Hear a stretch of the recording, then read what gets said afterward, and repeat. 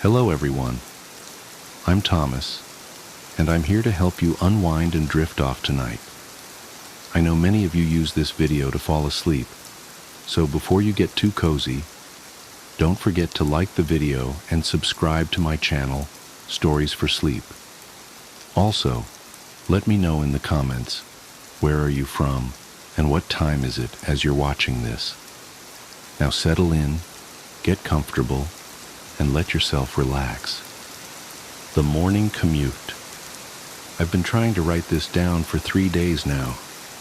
My hands still shake when I think about it, but I need to document what happened while the details are fresh. Maybe someone can make sense of it, because I sure can't. I keep checking news sites and local forums, but there's nothing. Just the usual traffic reports and weather updates. It started last Wednesday. Nothing special about that morning. Just another dreary February commute. I remember being annoyed because my travel mug was leaking slightly, leaving little brown rings on my center console. The heat was blasting to fight off the 28-degree chill, making that plasticky new car smell more noticeable than usual in my recently leased Civic. I always take the back roads to avoid I-95 traffic. There's this stretch of Route 27 that winds through the woods for about 4 miles before connecting to the industrial park where I work. Usually I zone out on autopilot there, just following the gentle curves while my mind wanders to the day ahead. But something felt off that morning, even before anything actually happened. The first thing I noticed was the radio. I always listen to NPR during my morning drive. Helps me feel somewhat informed about the world. But around 7:45 a.m., right as I was entering that wooded stretch, the signal started cutting out. Not unusual for that area, but this was different. Between bursts of static, I could swear I heard what sounded like backward speech. Not garbled nonsense, but actual words being played in reverse. I tried changing stations, but they were all doing it. I switched the radio off, deciding to drive in silence rather than deal with the unsettling noise. That's when I noticed how quiet everything was. No wind in the trees, no birds. Even my engine seemed muffled, like someone had thrown a heavy blanket over the car. The morning fog was thicker than usual too, clinging to the road in a way that made the yellow lines look like they were floating. I checked my phone. No signal, which wasn't completely unusual for that stretch, but the time display caught my eye. 7:47 a.m. I distinctly remember because I had just checked it 2 minutes earlier when the radio started acting up. Still 7:47 a.m. I watched for another 30 seconds or so. Still 7:47 a.m. The seconds weren't moving. My rational brain kicked in. Obviously, the phone's frozen. Force restart it later. But my skin was starting to prickle. That animal instinct that tells you something's wrong before your conscious mind can process why. I pressed the accelerator a little harder, wanting to get through the woods and back to civilization. That's when I saw the first one. At first, I thought it was just a trick of the fog, a darker patch that seemed to be moving wrong. You know how fog usually drifts with the wind? This patch was moving perpendicular to the rest, like it was cutting through it. As I got closer, it resolved into what looked like a person walking alongside the road. Nothing inherently scary about that, except they were walking backwards, perfect fluid backward steps, like a video being rewound. And they were wearing what looked like business casual clothes, slacks, button-up shirt. But the fabric was wrong.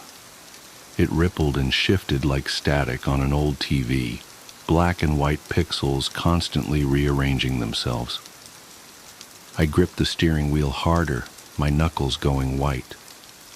Just someone exercising in weird athletic wear, I told myself.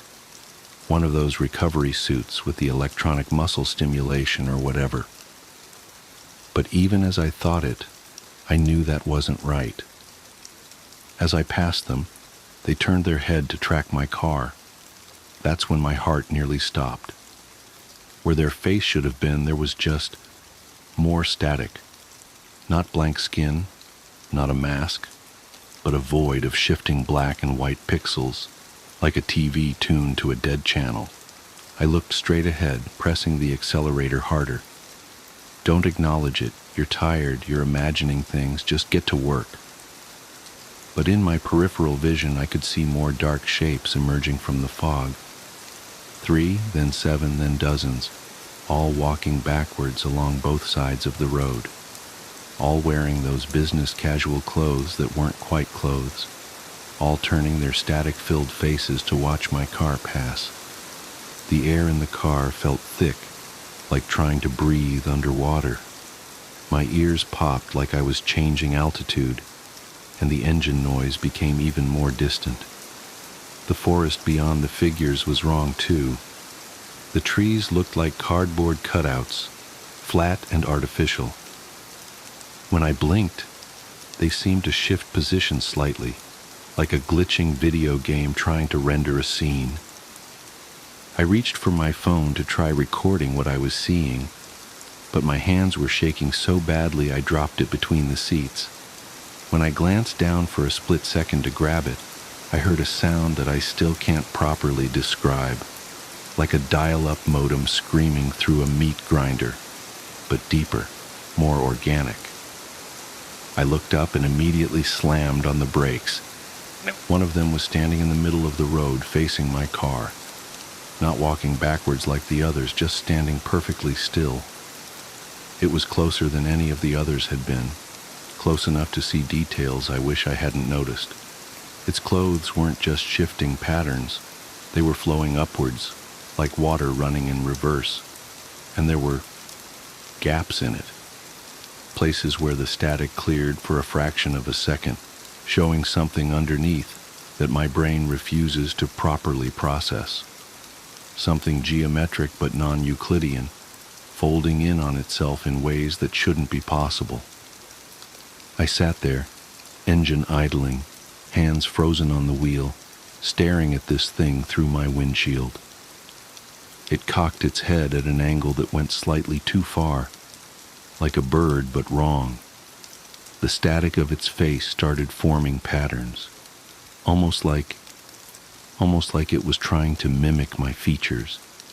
That's when I noticed the temperature display on my dashboard. 77.7 degrees. The same numbers kept flickering over and over, even though I could see my breath fogging in the freezing air. The clock read 7:47 a.m. The odometer was stuck on 7,177.7 miles. That's when I did something either very brave or very stupid. I laid on the horn. The sound came out distorted, stretched and warped, like it was being played at quarter speed. But it had an effect. The figure in the road spasmed, its form glitching violently, and then it moved. Not stepped or walked, but moved, like a video file corrupting. One frame it was in the road, the next it was beside my car, hand pressed against my driver's side window. The static of its face pressed close to the glass, forming and reforming into almost recognizable patterns. Was it trying to communicate? Trying to get in? I didn't wait to find out. I slammed the accelerator and swerved around where it had been standing. My tires found purchase on the wet asphalt and I shot forward, engine finally roaring at its proper volume. In my rearview mirror, I could see all of them turning to watch me go. Their movements jerky and wrong, like stop-motion animation at too few frames per second. The fog began to thin. My phone suddenly chimed with a dozen delayed notifications. The radio burst back to life mid-sentence, some story about local council elections. The clock jumped to 8:15 a.m. The temperature reading settled back to a realistic 29 degrees. Everything was normal again. I pulled into the first gas station I saw, hands trembling so badly I could barely put the car in park. The morning commuters filling their tanks and buying coffee gave me odd looks. I must have seemed crazy, sitting there hyperventilating in my car. When I finally got my breathing under control, I checked my phone. The photos I tried to take were corrupted, just blocky digital artifacts and strange patterns. But I did find something else. In my podcast app's recently played history, there was an entry from 7:47 a.m. It's just 30 seconds of what sounds like white noise, but if you play it backwards and adjust the speed, it almost sounds like words. I uploaded it to my computer and ran it through some audio software, but I still can't make out what it's saying. I called out sick that day, drove home taking the interstate, even though it added 40 minutes to my journey. I've been taking that route ever since, even though it means leaving an hour earlier and sitting in traffic. Better than the alternative. But here's the thing that really keeps me up at night. I decided to do some research into that stretch of Route 27. Found some old forum posts and local news articles. Over the past decade, there have been an unusually high number of single-car accidents there, always between 7:45 and 7:50 a.m. The police reports all read similarly. Driver lost control of vehicle. No obvious cause determined. Driver claimed mechanical malfunction, but no evidence found. And the victims? All commuters, all wearing business casual. I keep telling myself there must be a logical explanation. Bad cell reception and a frozen phone, fog playing tricks on my eyes, stress and an overactive imagination. But yesterday, I was reviewing some old work emails and I noticed something that made my blood run cold. Every email I've ever sent between 7:45 and 7:50 a.m. is corrupted. The text is replaced with strings of sevens and static characters. The timestamps are all stuck at 7:47 a.m. I have to drive to my sister's wedding next week. It's a 6-hour trip and I've mapped 3 different routes. They all intersect with Route 27 at some point. I don't know what I'm going to do, but if you're reading this and you commute through wooded areas in the early morning, do yourself a favor. Check your clock when the fog rolls in, and if it ever gets stuck at 7:47 a.m., don't stop driving. Don't look at the shapes in the mist, and whatever you do, don't honk your horn. They might just honk back. The hitchhiker's curse. Ever start dating someone where everything feels a little too good to be true? At first it's magical. You're floating on cloud 9, thinking maybe, just maybe, you hit the jackpot. But then the doubts creep in. Nobody's that perfect, right? And even if they were, why would someone so flawless pick you?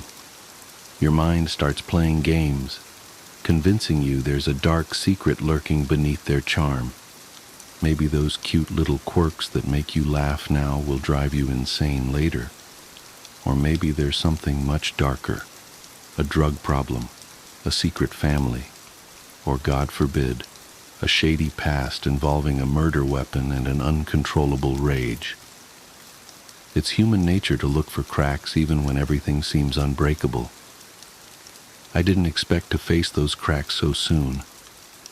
After just 2 months of dating, Emily, not her real name, suggested we take a 1,000-mile road trip. She thought it would be romantic. I thought it would be a prison sentence.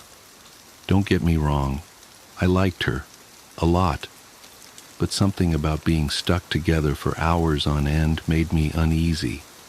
Still, I agreed. What could go wrong? The first 100 miles felt like a dream. We sang to the radio, laughed until our sides hurt, and shared goofy confessions. She teased me relentlessly when she found out I knew every word to Skater Boy. I teased her back for not knowing Bohemian Rhapsody. By all accounts, it was perfect. Then we saw the hitchhiker. Emily spotted him first, a man in a press suit standing by the freeway ramp, waving his thumb like he was hailing a cab. "Let's give him a ride," she said, her hand squeezing mine. I didn't even slow down. "No way, we don't know him. For all we know, he could rob us. Or worse." "He doesn't look dangerous," she replied, peering at him through the side mirror. "He's wearing a suit, for God's sake." "That just means he's already robbed someone," I muttered, gripping the wheel tighter. The guy gave me the creeps. He didn't even have a sign or luggage, just a strained smile and a wild, frantic wave. Emily sighed, but let it go. For a while we drove in silence, the tension between us thickening. But then, 20 miles later, we saw him again. The same man. This time his suit was streaked with dirt, and his face looked drawn, almost desperate. Emily noticed him first again. "How is he here already?" she asked, her voice tinged with unease.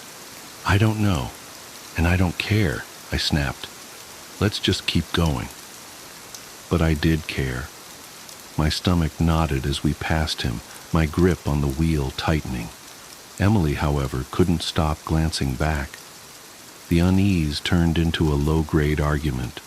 She accused me of being heartless. I accused her of being reckless. We bickered until we both agreed to drop it, but the tension hung in the air like a storm cloud. Another 30 miles passed, and there he was again. Only this time he looked worse. His jacket was gone, his shirt torn, and blood seeped through the fabric over his stomach. He stumbled along the roadside, his movements erratic, almost mechanical. Emily begged me to stop, but my instincts screamed at me to keep going. "We have to help him," she cried, her voice cracking. "No, we don't." "Something's wrong here," I said through gritted teeth. She didn't care about my gut feeling. I didn't care about hers. The argument reached a fever pitch when she grabbed the wheel, nearly sending us into the ditch. We drove the next 50 miles in cold, angry silence. Then we saw him again, face down on the side of the road. His shirt and jacket were gone, revealing long, bloody gashes across his back, like claw marks. Emily jumped out before I could stop her, kneeling beside the body. She looked up at me, her eyes burning with rage. "He's dead," she said. "Can I call the police, or is that too much of an inconvenience for you?" I nodded, numb. I couldn't process what was happening. While she waited for the police, I filled the gas tank, my mind racing. What the hell was going on? The cops asked a few questions, but neither of us mentioned that we'd seen him alive multiple times. How could we explain it without sounding insane?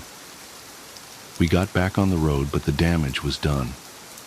Emily stared out the window, refusing to speak. I kept driving, desperate to end the trip. The sun dipped below the horizon and darkness swallowed the road.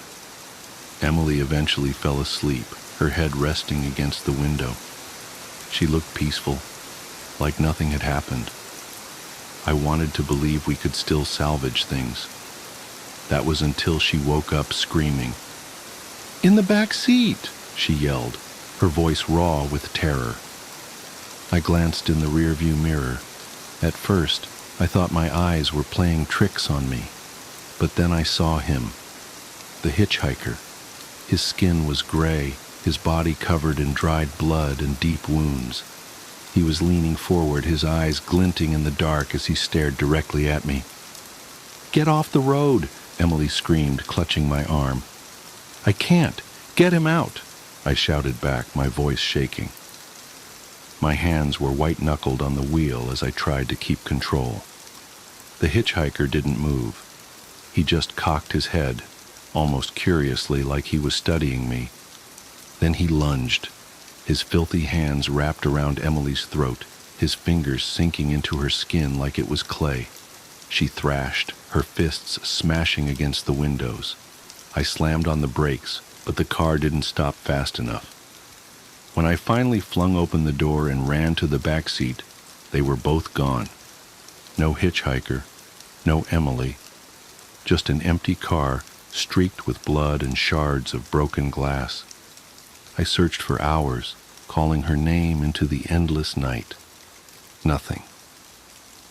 When I finally gave up, I got back in the car, my mind numb. I decided to drive home, to forget this nightmare and pretend none of it ever happened. But then, a few miles down the road, I saw her.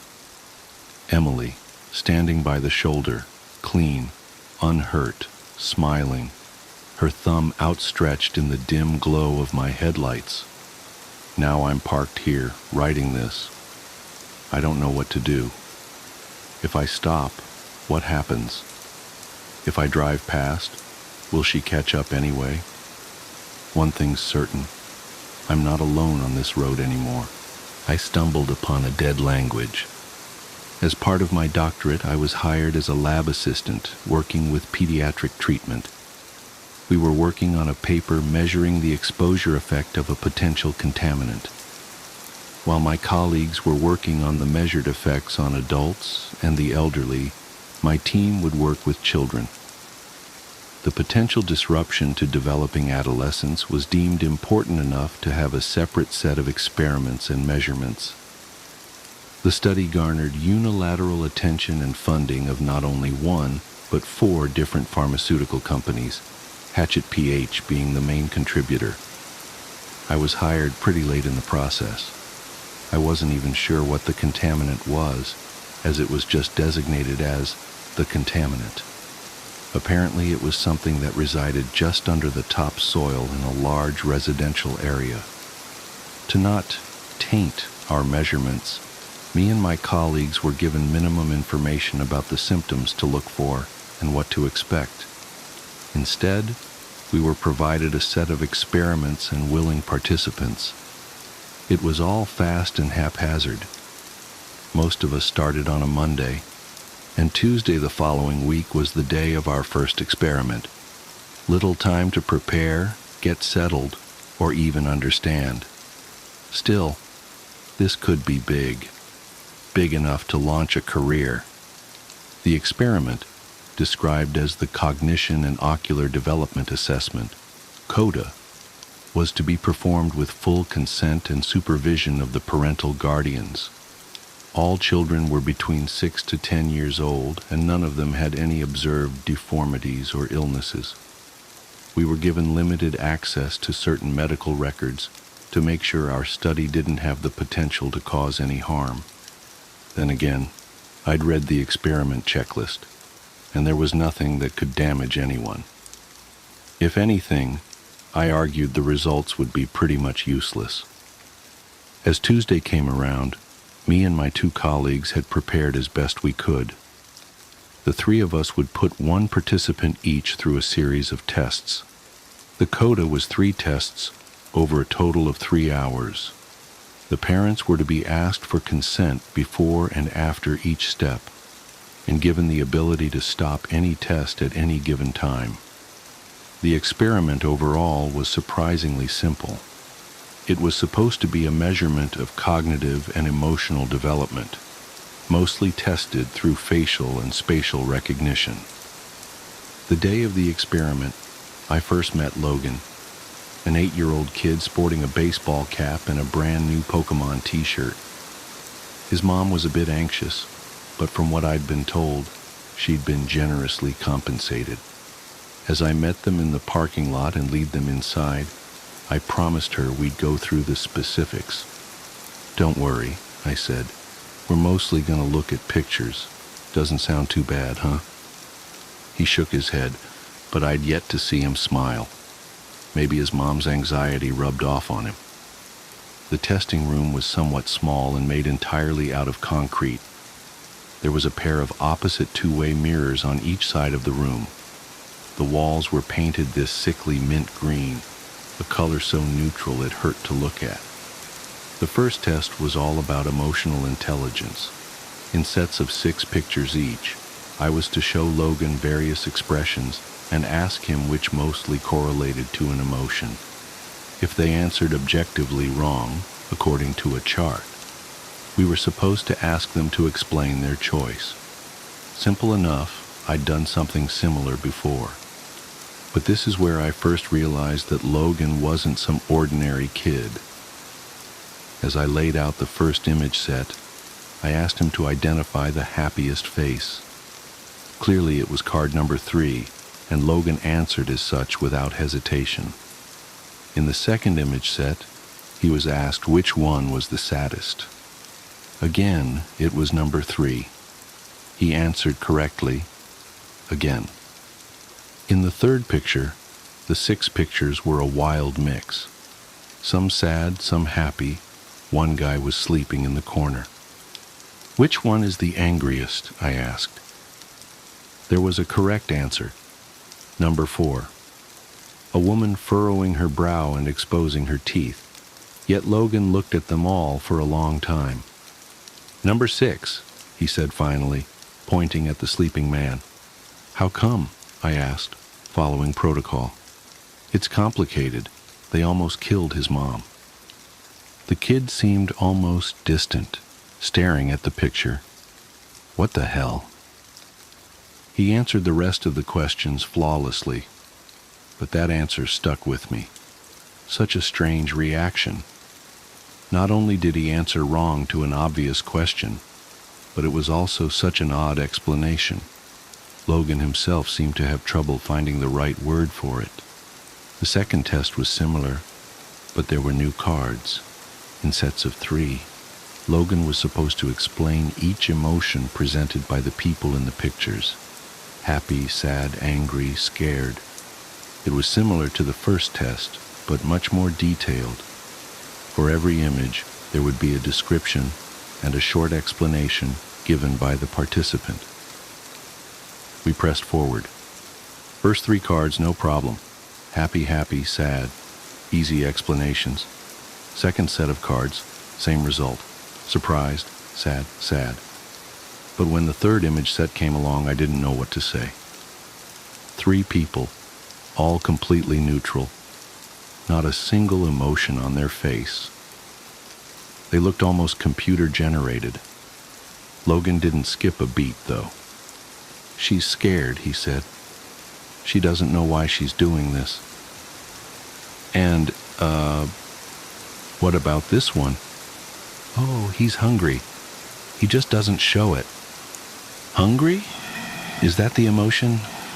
Yeah, he's really hungry. Dangerous. And the third one? Logan took a long, hard look. After a few seconds, he looked up at me, almost like he forgot about the picture for a while. Okay,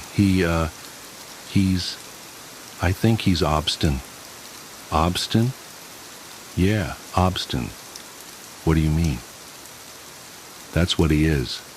I don't know a better word for it. So why is he, Obstin?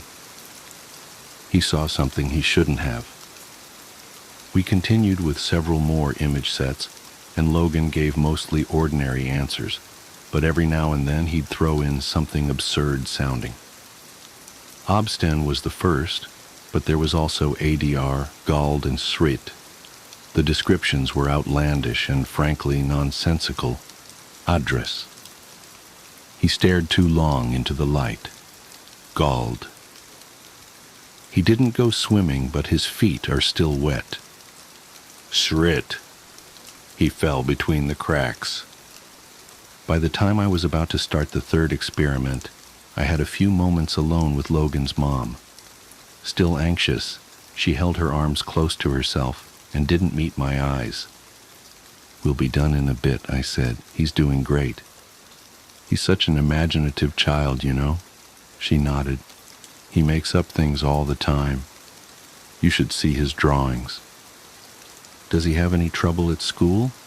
No, not really, no, she smiled. Well, mostly not. Some of the other kids can get a bit creeped out when he starts making things up. I checked the clock.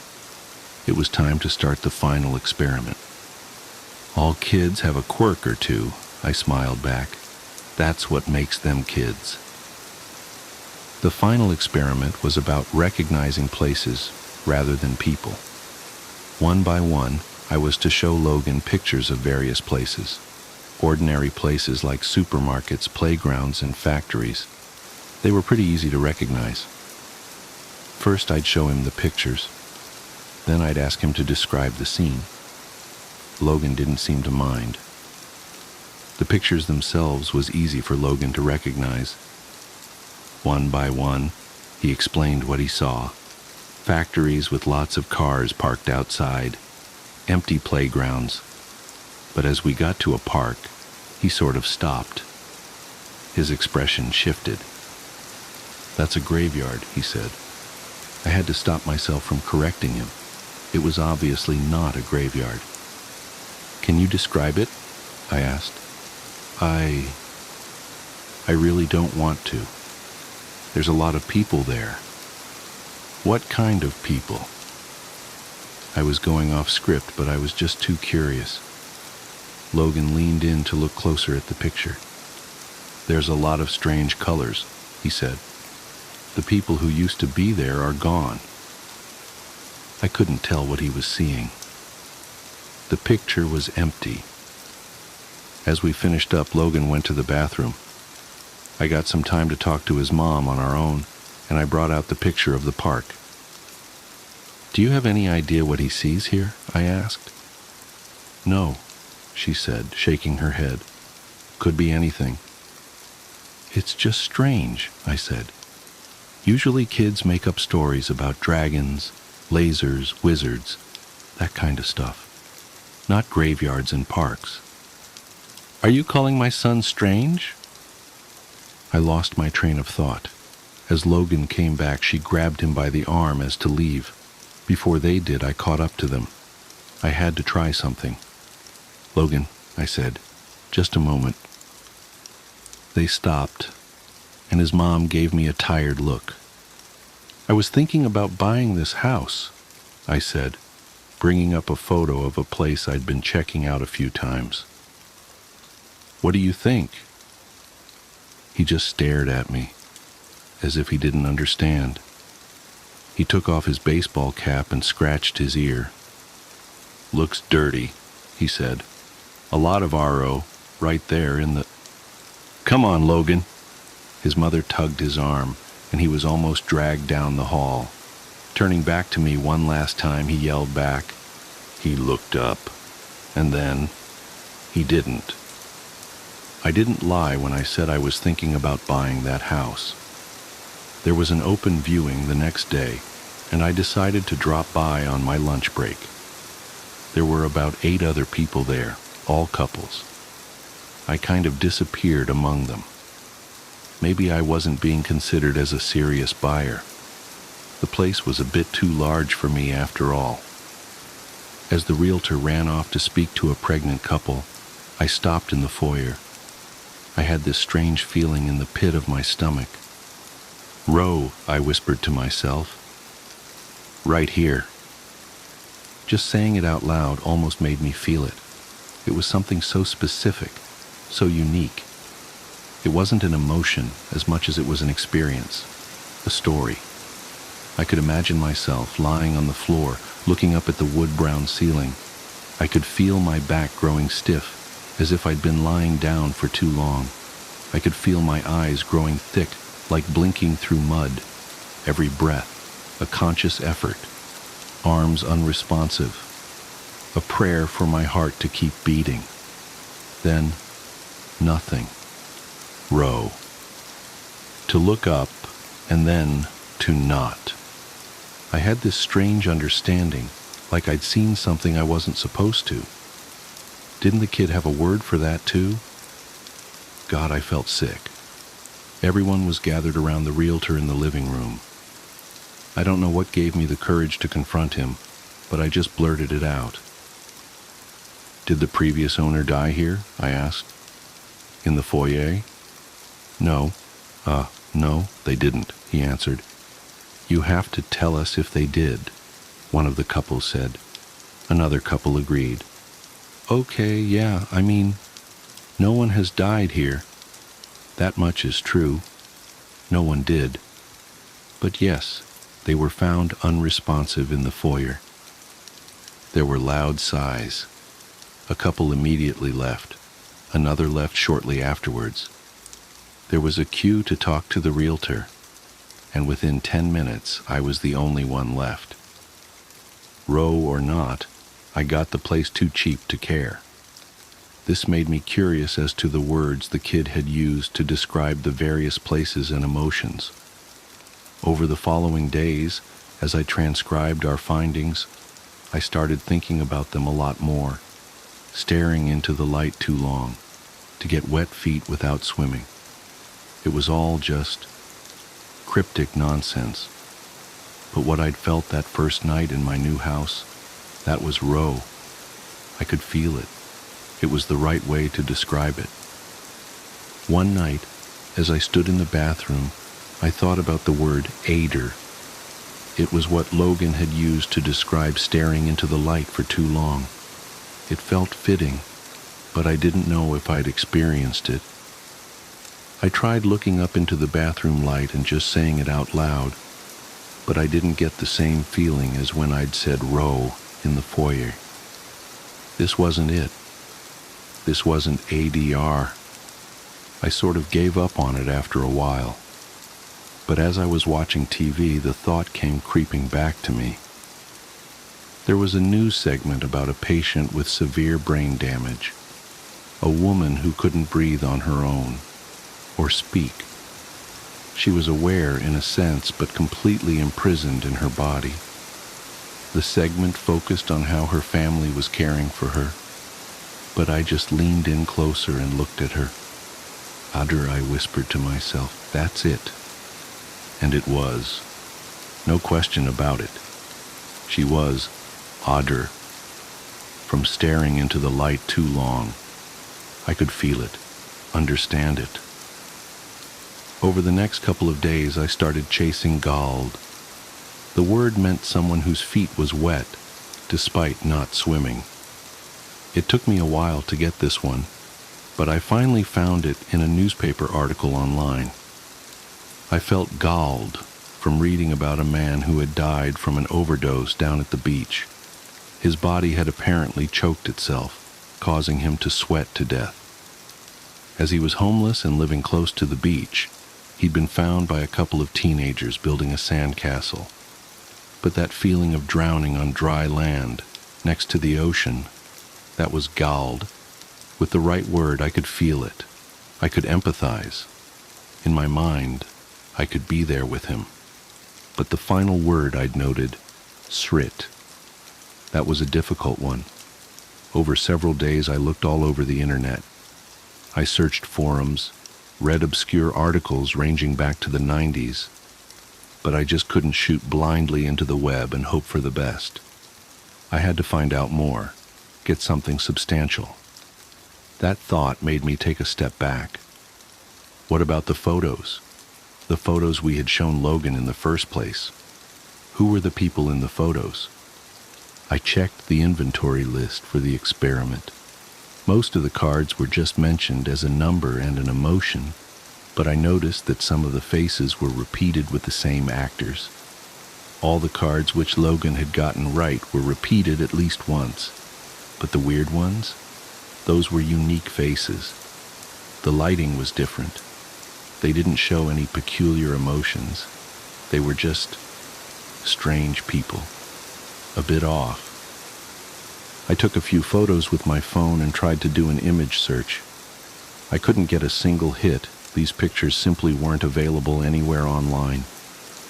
The ordinary emotions displayed could be found on various stock image sites, but not the strange ones that Logan pointed out. Finally, after a few hours and dozens of pages clicked through, I did find a picture that looked like one of the models, but in a completely different setting. And this was freaking weird. The picture I found online was from a social media profile. The profile, in turn, portrayed the user page of the very same homeless man that had drowned in his own sweat from an overdose. The same one I'd read an article of. But the article was written just a few days prior, and the picture must have been taken at least weeks ago. Listen, I don't know if you can get this, What Logan did was to perfectly describe, using one of his made-up words, was exactly what was about to happen to that man. The man who galled, who overdosed on the beach. I mulled the whole thing over in my head countless times, and finally, I just gave up. I had to talk to Logan again. I did the creepiest thing I've ever done. I tracked the kid down at his school. The following day, as he was about to get on the bus back home, I waved at him from across the parking lot. He was surprised to see me and couldn't place me at first. Then I could see him recognize me, like something lit up in his mind. "Hey," he called out. "Science man." "Hey, Logan," I called back. "How's it been?" "Good," he said. "You're not here for more tests, are you?" He stopped a few feet ahead of me. "Actually, I'm just here to ask you about that language of yours. Those strange words you use. How do you come up with them?" "That's easy," he said. "Once you start talking it, you kinda don't stop. After a while, you just feel them, you know?" "So where did you learn it?" I asked. "Anywhere special?" "I think I always knew." He shrugged. "Like, it's weird, like listening. But not to a sound, but like a color. It's just sort of there, inside." "So you can always see it? Because sometimes you said people in pictures were just happy or sad, ordinary things." "Well, sometimes those things are easier to see. You said I should answer fast, not, accurately. So you can see it now?" I chuckled. "Anywhere?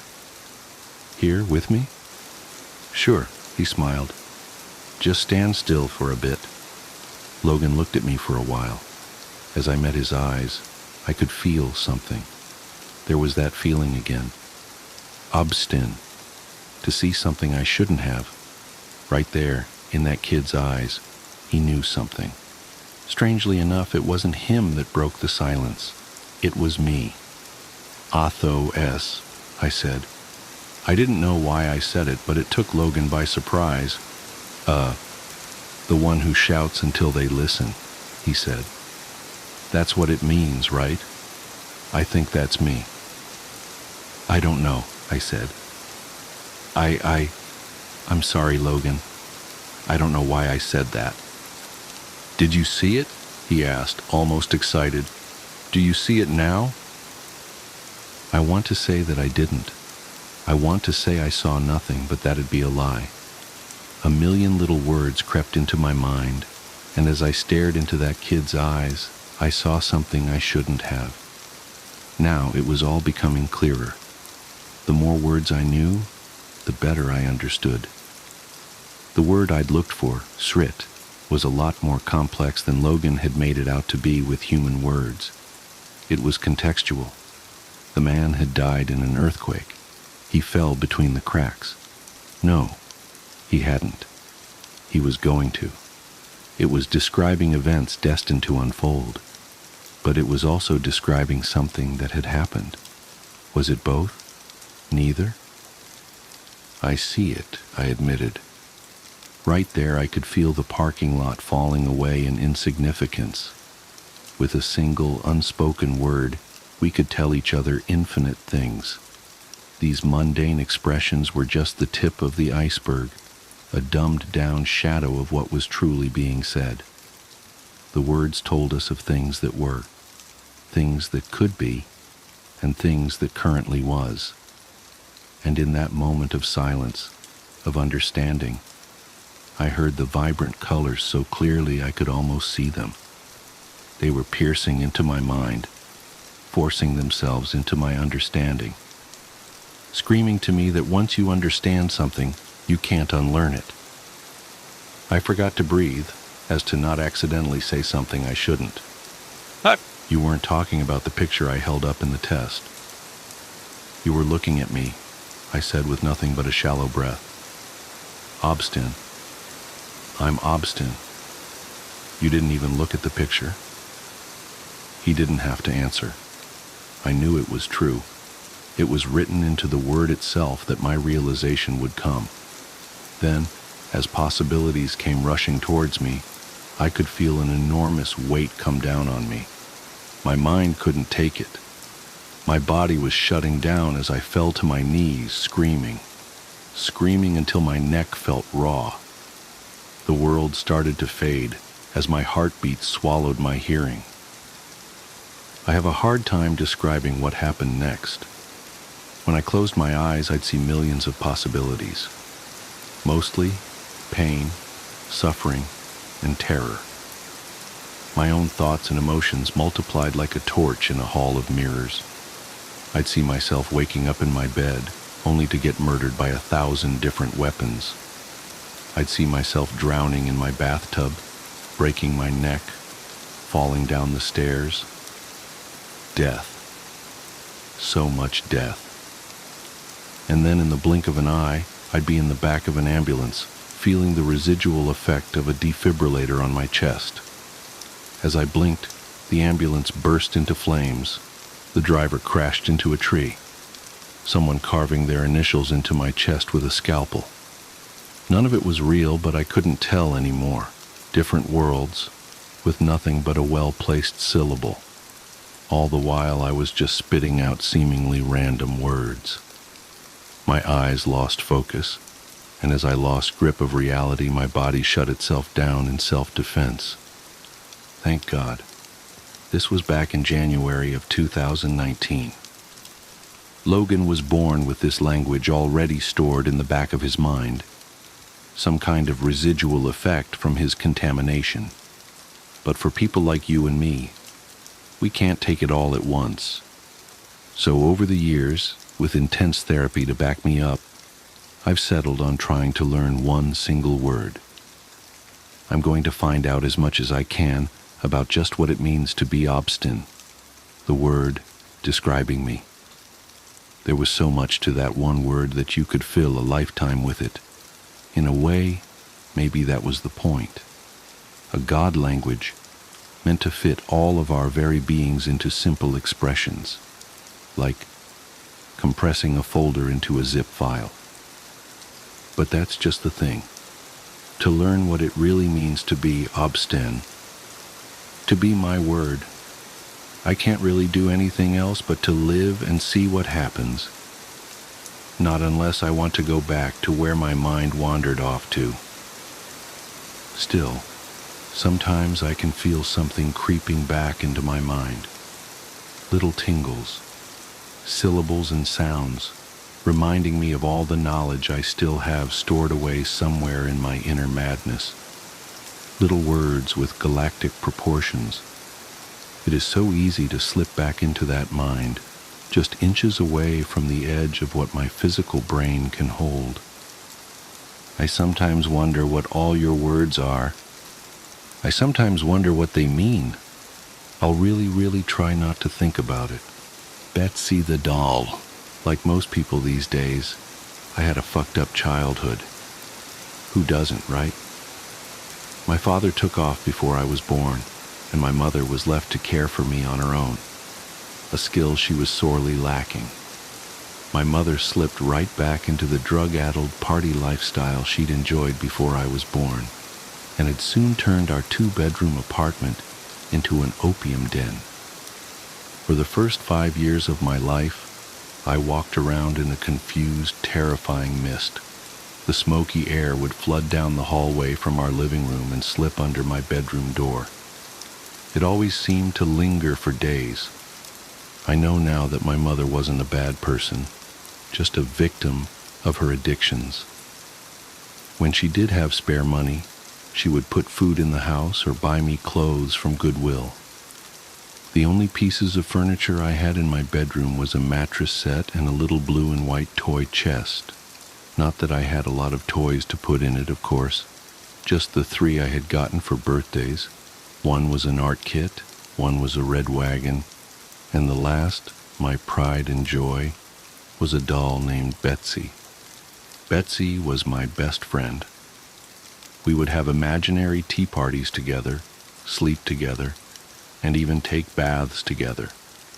Sometimes I even remember her voice. When I thought back on my conversations with the doll in adulthood, I realized that I was likely suffering from delusions, thanks to the always present butts of smoke that laid claim to the dingy hallways and drafty bedrooms of our small apartment. Still, I remember the sound of her voice, a pleasant, tingling lilt that was almost always coupled with a raucous giggle. I also remember the things that she said to me and the things she wanted me to do. She asked me to steal usual food or pens and pencils. She wanted me to bring her forks and knives and hit the bad man who slept on our couch. It was always something, and I would always get in trouble. But she wouldn't. When I told my mother who had put me up to these games, she would scoff and shake her head. She never believed me. Adults never do. Around my 6th birthday, I asked my mother for a birthday party. I wanted to invite the mean girls from school and serve them cake and ice cream to make them like me.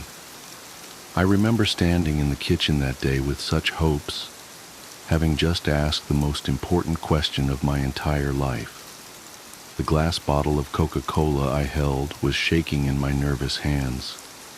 I waited with bated breath as my mother continued putting groceries away, almost as if she hadn't heard me, but I knew she had. Finally, just as I had failed a second time to muster the courage to repeat my question, she turned around and gave me a flippant shake of her head. "A birthday party? Laura, that's ridiculous. I can't afford to feed 15 children that aren't even mine. Hell, I can barely afford to feed you. You eat like an elephant, especially for a girl your size. Or, I'm sorry, Betsy does. There's barely anything left for me to eat around here, much less a classroom of other people's brats." My face fell as she shook her head, mumbled something else under her breath, and stumbled off into the living room. I heard the music go up then as more people walked in the door. Some left, some stayed. I never knew them either way. It simply wasn't fair. My mother threw parties all the time. What about me? I was a kid. All my friends had birthday parties, and now the mean girls at school would know I was too poor to have one, and they would tease me even more. I felt tears start to well in the corners of my eyes, and I choked back a sob while I ran to my room and slammed the door behind me. Betsy was lying on the bed and smiling. She was always smiling. Usually it made me feel better, but today it just made me angry. She just kept staring at me, smiling. She was going to tell me to do something bad, again. This was why Mother wouldn't throw me a birthday party. It was because of all the trouble I got into because of her. This was her fault. Betsy didn't have to go to school, and Betsy never got in trouble like I did.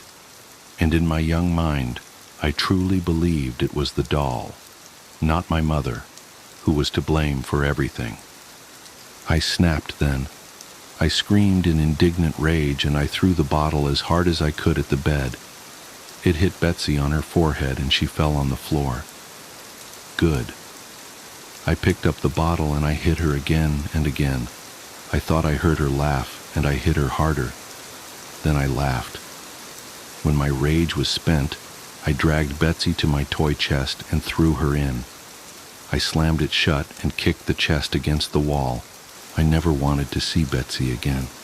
Ever. I never owned another doll after Betsy. About a week later, the police came and 2 nice ladies took me to live in a new home in a new state, with food and toys and no drugs. The trunk went into storage and the wagon disappeared. I never saw my mother again. As I got older, my foster parents admitted she was in jail, doing 25 years. That was fine with me. I felt nothing for her anyway. I still had nightmares because of my life with that woman. But then slowly, I began to heal. I focused on doing well in school, and I ignored my mother's letters from prison. She reached out to me several times in my 20s as well, but I always declined her calls. That is, until this morning. I'm 30 now, with my own children and a loving, honest husband. I have a beautiful house, 2 dogs, and a career as a social worker trying to make a difference for kids who had it bad like me. I'm happy, I'm steady, and I'm content. So when I got a voicemail from my mother informing me she had been paroled and that she wished to speak, decided to let her say her piece. Since the kids were home from school, I went out into our shed in the backyard to return my mother's call. The shed was the children's domain and they used it to play in the summer. I sat on my old toy chest, which was currently being used as tea party table, and dialed the number she had left me. 3 rings. Hello? Laura? Hello, Mother. How are you? Oh, Laura, thank you for speaking to me. I know you have your own life now and a family. I would love to meet them someday. I just wanted to tell you how sorry I am for everything. Mother, you are not meeting my kids, ever. And since you called me, I am going to what I have needed to say for years. The opium, the heroin, they destroyed you. And the worst of it is that you almost took me down with you.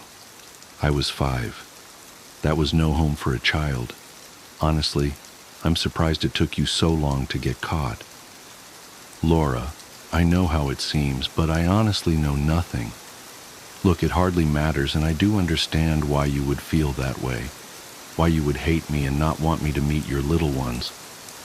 I learned a lot about forgiveness while I was away, and just, oh, Laura, I am so sorry about Betsy.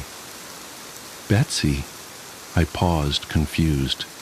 Why would you care about her? I know, Laura. Believe me, I do. It was all my fault, the drugs, the partying. And Betsy, oh God, if I had only paid attention, if I had only known. She's gone, and it's because of me. As my mother began to cry, I tapped my fingers on the toy box, impatiently. The drugs had clearly fried her brain. Mother, I sighed, why are you talking about Betsy? And why do you even care? I know where Betsy is, right underneath me. What are you talking about, Laura? Oh God, where is she? I shifted uncomfortably. Well, Betsy's in the trunk, where she's always been. There was a beat of stunning silence. What do you mean your sister's in the trunk? Sister? What the hell are you talking about? Back on drugs so soon? That's a record, even for you. Betsy is a goddamn doll. I locked her in my toy box a few days before you got arrested for possession. Laura. Oh God, no. Laura, what have you done? I wasn't arrested because of the drugs, Laura. I was arrested because of Betsy's disappearance. You always called her your little doll, but we thought you knew. Oh God, we thought you knew. Laura, no, what have you done to my baby? My mind had gone blank, and with no emotion I set the phone down next to me and stood up. I could hear the muffled sound of my mother's anguished cries and feel the dark clutch of possibility in my own chest. Memories were stirring in the back of my mind, threatening to flood forward into my consciousness. They pushed against a door in my mind that had been locked so tightly for so long that I had forgotten it was even there. Was it even possible? Could the trauma and the opium have really led me to believe that a small child was actually doll, begging for food and utensils to eat with, asking me to protect her from the bad man? No. I slowly turned around and brought my eyes down the makeshift tea party table. Surely it was too small. You couldn't fit a person in there. You couldn't. But then, what about a very small, starving, emaciated child? What about her? Would she fit? Would an investigator even bother looking for a person in this chest? I knew I wouldn't. It was just too small. And I was sure we had opened the toy box at some point over the years, hadn't we? Or had something swimming in the dark recesses of my memories always stopped me. I couldn't remember ever seeing it open. I knelt down to the ground and opened the clasps. It would be better to not look. After all that I had overcome, this new life that I had earned for myself, it could all be undone by opening this toy box. I shouldn't open it. I should throw it in a landfill and forget it ever existed. I should not look inside. I opened the chest. I never had a doll. My mother never could afford to buy me one. I never had a wagon either, for that matter. But I did have a toy box, a pretty blue and white toy box. And when I was 5, I beat my little sister to death and put her in it. The Longest Night, found among the personal effects of Astrid Nilsson, dated December 22, 2024. The following account was written in a leather-bound journal, with several pages torn out prior to the beginning of the entry. Local newspapers confirm unusual aurora activity during the period described. I need to write this down while I can still trust my own memories, while the stitches in my palm are still fresh enough to sting when I grip the pen. 3 days have passed since the winter solstice, but I haven't slept more than a few hours. I keep checking my phone, 3:27 a.m., always 3:27 a.m., even when hours have clearly passed, even when the dim winter sun briefly shows itself above the mountains. The time doesn't change, but I'm getting ahead of myself. I should start from the beginning, from before everything went wrong in Hoyfjella. I hadn't seen my sister Maya in almost 2 years when she called about the teaching position at the village school. "They're desperate for an English teacher up here," she said, her voice crackling over the poor connection. "The pay is amazing, and you'd have your own cottage. Plus," she hesitated, "I miss you, Astrid. We need to fix things between us." I almost declined. Our last fight had been brutal. Accusations about our mother's care, about the family property, about who had abandoned whom. But something in her voice sounded different, vulnerable, and maybe she was right about fixing things. So I accepted the job, packed up my life in Oslo, and drove north into the mountains as the first snow of winter began to fall. Hoyfjella was smaller than I expected, maybe 50 houses clustered around a small central square, with the school, church, and grocery store forming a triangle of community life. My cottage sat at the edge of the village, a rustic one-bedroom affair with a view of the mountains that would have been charming if it weren't so isolated. Maya lived on the opposite end of the village, which felt pointed somehow, but I tried not to read too much into it. The first few weeks were normal, mundane even. I taught English to children who struggled with the sounds and basic verb conjugation.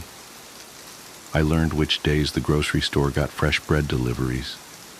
I got used to the constant darkness of winter, the way the aurora would sometimes paint the sky in shimmering curtains of green and purple.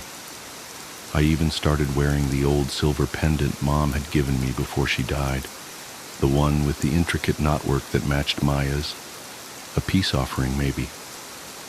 It was on the winter solstice that things changed. I was grading papers when my phone buzzed with a text from Maya. "Need to talk. Important. Come over tonight?" I bundled up against the cold and made my way through the village. The snow was falling heavily, muffling every sound except the crunch of my boots. The aurora was particularly bright that night, casting an eerie glow that made the snow look almost green. As I passed the church, I noticed a group of ravens perched along the roof ridge, silent and still, too still. I counted 7 of them, their black shapes stark against the shifting lights above. Maya's house was dark when I arrived, except for a single candle burning in the kitchen window. I knocked, but there was no answer. The door was unlocked, not unusual in a village this small, but something made me hesitate before stepping inside. "Maya," I called out, stamping snow from my boots. "It's Astrid." The house smelled wrong, like copper and something else I couldn't place, something organic and musty, like old leaves or damp wool. The candle in the window cast strange shadows on the walls, and I noticed that all the photographs, the ones of us as children, of our parents, of Maya's life here, had been turned to face the wall. Up here. Maya's voice drifted down from the second floor, but it sounded off, like she was speaking through something. I should have left then. Everything in my body was screaming at me to leave, but she was my sister, and we were supposed to be fixing things. I found her in the spare bedroom, sitting cross-legged on the floor, surrounded by what looked like sewing supplies.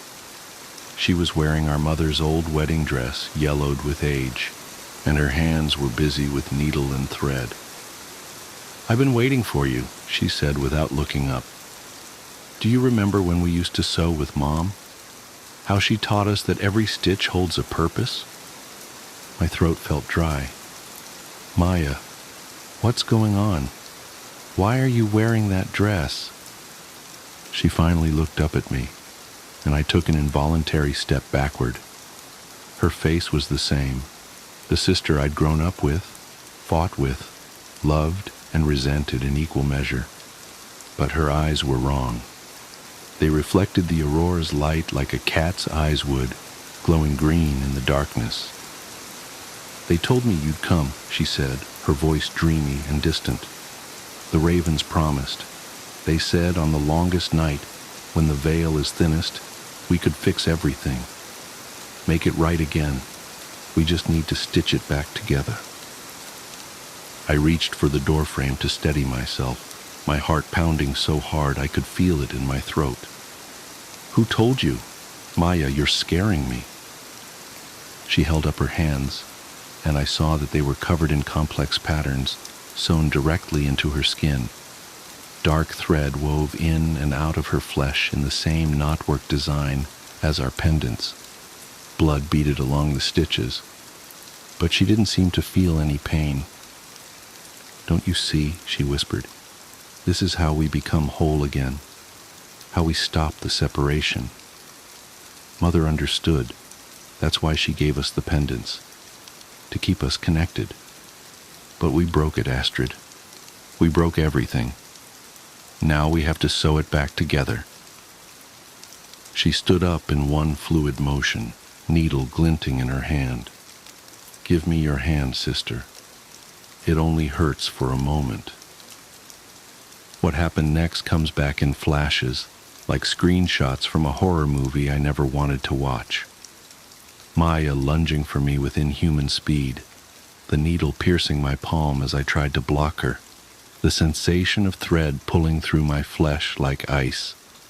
Ravens bursting through the windows in the explosion of glass and feathers, the pendant burning cold against my chest. I remember running through the snow, blood dripping black in the aurora's light. I remember the ravens following, their wings making no sound as they flew. I remember reaching my cottage, locking the door and huddling in the corner as their beaks tapped against every window, keeping time like a metronome. Tap, tap, tap. When I looked at my phone, it was 3:27 a.m. It's been 3:27 a.m. ever since. The police came the next day, but they found nothing strange at Maya's house. No blood, no broken windows, no sewing supplies. Just my sister, confused about why I'd run out during our conversation about Mom's estate. The officers were kind but dismissive. "Stress," they suggested. "The darkness gets to everyone eventually. But the stitches in my palm are real. I can trace their pattern, identical to the knotwork in the pendant I no longer dare to wear. Sometimes I think I can feel them moving under my skin, trying to complete a design I can't fully see. And every night at 3:27 a.m., I hear the ravens outside my window. Tap, tap, tap. Maya still teaches at the village school.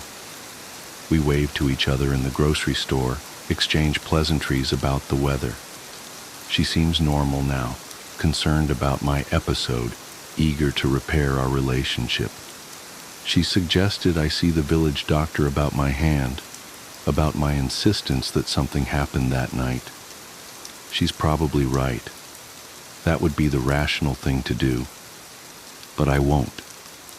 Because sometimes, when the aurora is particularly bright, I catch a glimpse of her hands, and beneath her skin, I swear I can see the threads moving, weaving patterns that pull at something deep in my blood, calling to the unfinished stitches in my palm, reminding me that on the longest night of the year, when the veil is thinnest, there are debts that must be paid in thread and silver and sisterhood. I think I understand now why Mom gave us the pendants, why she made us promise to always wear them. What I don't understand, what keeps me awake as the ravens tap their endless rhythm against my windows, is whether she meant them to protect us from what lives in the darkness of Høyfjellet, or to mark us as its own. The journal entry ends here. Astrid Nilsson's current whereabouts are unknown. Her sister Maya continues to teach at Høyfjellet school, and when asked about Astrid, she simply smiles and touches the silver pendant at her throat. Wrong way, Charlie. Do you remember your very first best friend? I do. Midnight was giving birth in the closet at the end of the hall. The repeating pattern of deep growls and shrieks woke me. Kittens, I nearly shouted as I crawled down from the top bunk. My sister stirred on the bottom bed. I paused on the ladder, held my breath, hoped she wouldn't open her eyes. After a moment, she rolled onto her side and fell back into deep sleep. I was glad she didn't wake. I wanted the kitties all to myself. Midnight continued to scream. I cracked open my bedroom door and saw my parents kneeling in the hallway, peering into the closet. They noticed I was standing there and told me to get back in bed. But I want to make sure Midnight is okay, I protested. She was mine too. I should have been allowed to check on her. Dad refused to let me come out of the room. He said he would get me when it was over. Mom agreed with him. She said I was too little to watch. Too little? I was 4 years old and knew that babies came from a mommy's belly. Plus, I had been waiting forever to see the kittens. My parents weren't being fair. Please let me, I begged. I'll be good. Mom commanded me to go back to bed. I crossed my arms and shook my head. Dad threatened to spank me. I stomped my foot and cried, thinking a tantrum would make them understand that I was right, and they were wrong. Dad didn't care much for my new approach. He picked me up by the arm and carried me to my bed. He said to keep quiet, or else he would take the nightlight and lock me in the dark. It's not fair, I screamed, instantly regretting it. Dad squeezed my arm so tight that I began to cry for real. When he let go, I rubbed the spot, trying to make it look worse than it really was. He told me I was punished, then pulled the nightlight from the wall. No, don't, I cried out. Ignoring my pleads, Dad went back into the hall and slammed my door shut. I heard my sister sobbing from on the lower bed. I felt bad that she had to suffer for my mistake, so I climbed down and cuddled up next to her. I told her I was sorry. She was terrified of the dark, more so than I. But eventually she relaxed and fell back to sleep while holding my hand. I couldn't rest, though.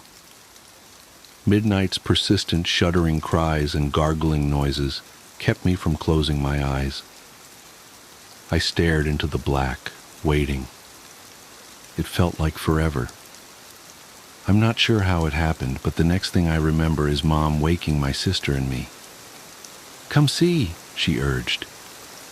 The sunlight coming through the window lit up her smile. The kittens were tiny versions of Midnight, 8 of them in total. all the same jet black color, except for one. He had a speck of white fur above his nose, with white front paws to match. That one period. That one was mine. I knew the moment I saw him. Dad said we could give them names. It wasn't an easy task, since they all looked the same. After several failed attempts to remember which was which, my sister decided the best thing to do was to call them Kitty Cat, but she was only 2 years old and pronounced it Ki-Ka. The oddball was the only exception. He was mine to name, so I named him Charlie. Charlie was more playful than the rest of the litter. Whenever my sister and I were allowed to pick them up, he would roll on his back to let us pet his belly.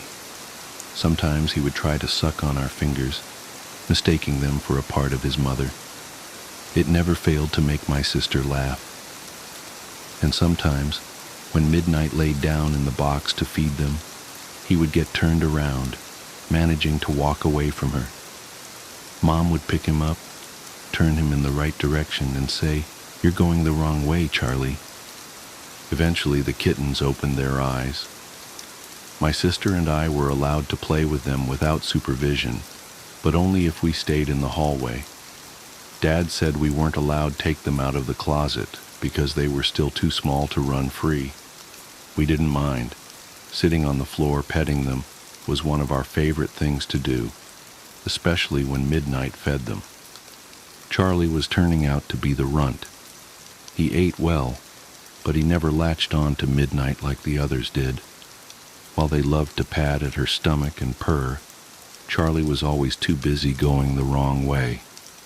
No matter how many times we picked him up and faced him in the right direction, sooner or later he would get turned around again. Time went on, and the kittens got bigger. They meowed whenever someone would walk down the hall, demanding us to stop and play.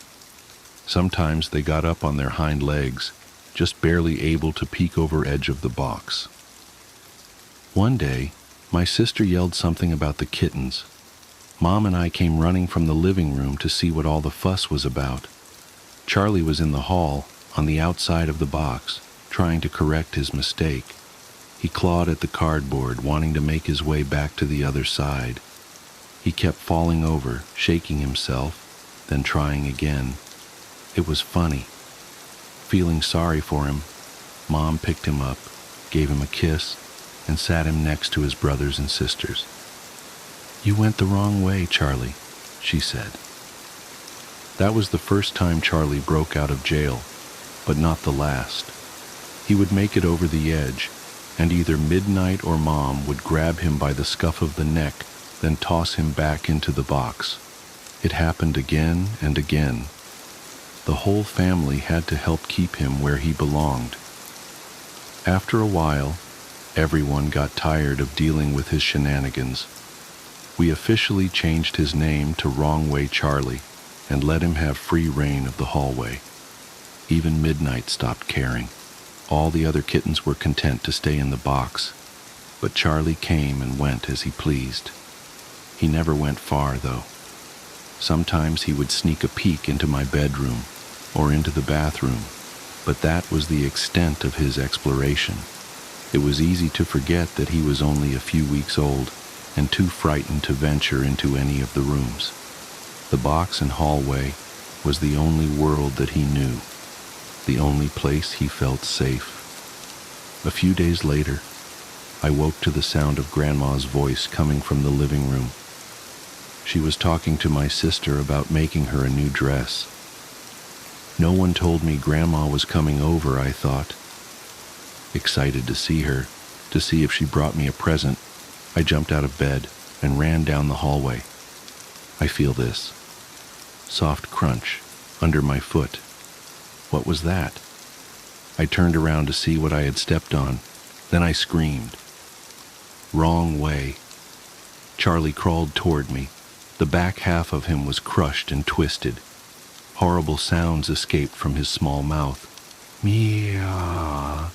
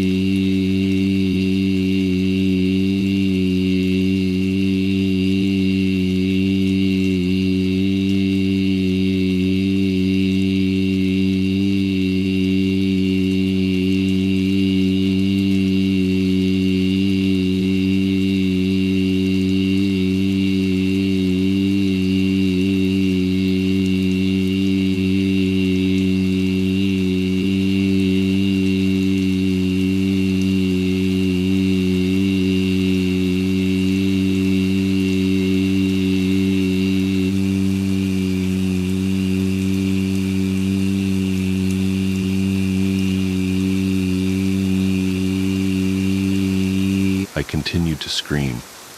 Charlie was still trying to crawl toward me while making that resounding, awful sputter. His body trembled, and his little head twitched incessantly. Mom came running down the hall, my sister right behind her. Blood was everywhere, a trail of gore soaking into the carpet. All I heard was screaming, screaming, screaming, screaming. It echoed down the hallway and throughout the years. Midnight leaped out of the closet and ran toward me.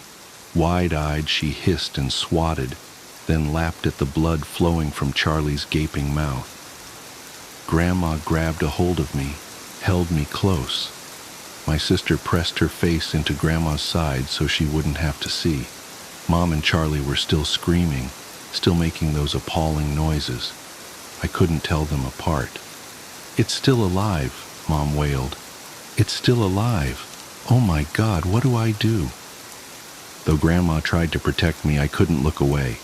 Charlie was crying in agony.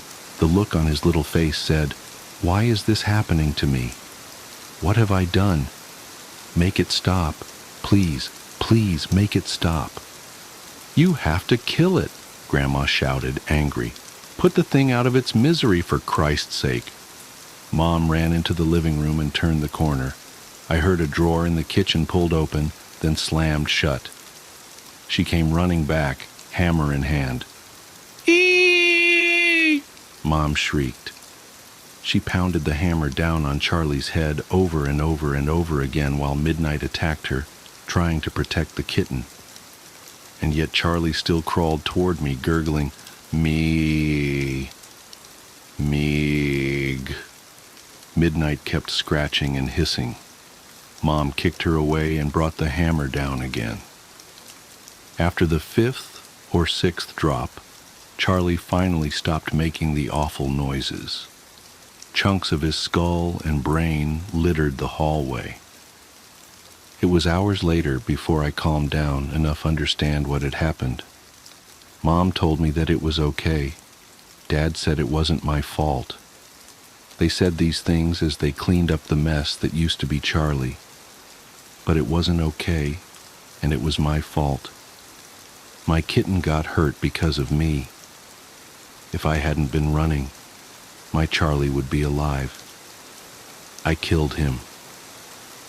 Plus, plus, plus, plus. Charlie was my first best friend, my first responsibility, and my first introduction to death. He'll always be with me, even now, after all these years. Every time I walk down a fucking hallway, I see wrong way. Charlie's mangled little body crawling toward me. Balloons! When I was 5 years old, I went to an elementary school that, from what I've come to understand, was really adamant about the importance of learning through activity. It was part of a new program designed to allow children to rise at their own pace. And to facilitate this, the school encouraged teachers to come up with really inventive lesson plans. Each teacher was given the latitude to create his or her own themes, which would run for the duration of the grade, and all the lessons in math, reading, etc. would be designed in the spirit of the theme. These themes were called groups. There was a space group, a sea group, an earth group, and the group I was in, community. In kindergarten in this country, you don't learn much except how to tie your shoes and how to share, so most of it isn't very memorable. I only remember 2 things very clearly. I was the best at writing my name the right way, and the balloon project, which was really the hallmark of the community group, since it was a pretty clever way to show how a community functioned at a really basic level. You've probably heard of this activity. On one Friday, I remember it being Friday because I was excited about the project and it being the end of the week. Toward the beginning of the year, we walked into the classroom in the morning and saw that there was a fully inflated balloon tied off with string taped to each of our desks. Sitting on each of our desks was a marker, a pen, a piece of paper, and an envelope. The project was to write a note on the paper, put it in the envelope, and attach it to the balloon which we could draw a picture on if we wanted. Most of the kids started fighting over the balloons because they wanted different colors, but I started on my note, which I had thought a lot about. All the notes had to follow a loose structure, but we were allowed to be creative within those boundaries. My note was something like this: "Hi, you found my balloon. My name is Name, and I attend elementary school. You can keep the balloon, but I hope you write me back. I like Mighty Max, exploring, building forts, swimming, and friends. What do you like? Write me back soon. Here's $1 for the mail." On the dollar I wrote for stamps right across the front, which my mom said was unnecessary, but I thought it was genius, so I did it. The teacher took a Polaroid of each of us with our balloons and had us put them in the envelope along with our letter. They also included another letter that I assume explained the nature of the project and sincere appreciation for anyone's participation in writing back and sending photos of their city or neighborhood. That was the whole idea, to build a sense of community without having to leave the school and to establish safe contact with other people. It seemed like such a fun idea. Over the next couple weeks, the letters started to roll in. Most came with pictures of different landmarks, and each time a letter would come in, the teacher would pin the picture on a big wall map we had put up showing where the letter had come from and how far the balloon had traveled. It was a really smart idea because we actually looked forward to coming to school to see if we had gotten our letter. For the duration of the year, we had 1 day a week where we could write back to our pen pal or another student's pen pal in case our letter hadn't come in yet. Mine was one of the last to arrive. When I came into the classroom, I looked at my desk and once again didn't see any letter waiting for me. But as I sat down, the teacher approached me and handed me an envelope. I must have looked so excited because as I was about to open it, she put her hand on mine to stop me and said, "Please don't be upset." I didn't understand what she meant. Why would I be upset now that my letter had come? Initially, I was mystified that she would even know what was in the envelope. But now I realized that, of course, the teachers had screened the contents to make sure there was nothing obscene. But all the same, how could I be disappointed? When I opened the envelope, I understood. There was no letter. The only thing in the envelope was a Polaroid, but I couldn't really make out what it was. It looked like a patch of desert, but it was too blurry to decipher. It appeared as if the camera had been moved while the picture was being taken. There was no return address, so I couldn't even write back if I wanted to. I was crushed. The school year pressed on, and the letters had stopped coming for nearly all of the other students. After all, you can only continue a written correspondence with a kindergartner for so long. Everyone, including myself, had lost interest in the letters almost completely. Then I got another envelope. My excitement was rejuvenated, and I reveled in the fact that I was still getting a letter when most of the other pen pals had abandoned their involvement. It made sense that I received another delivery. There had been nothing but a blurry picture in the first one, so this was probably to make up for that. But again, there was no letter at all. Just another picture. This one was more distinguishable, but I still didn't understand it.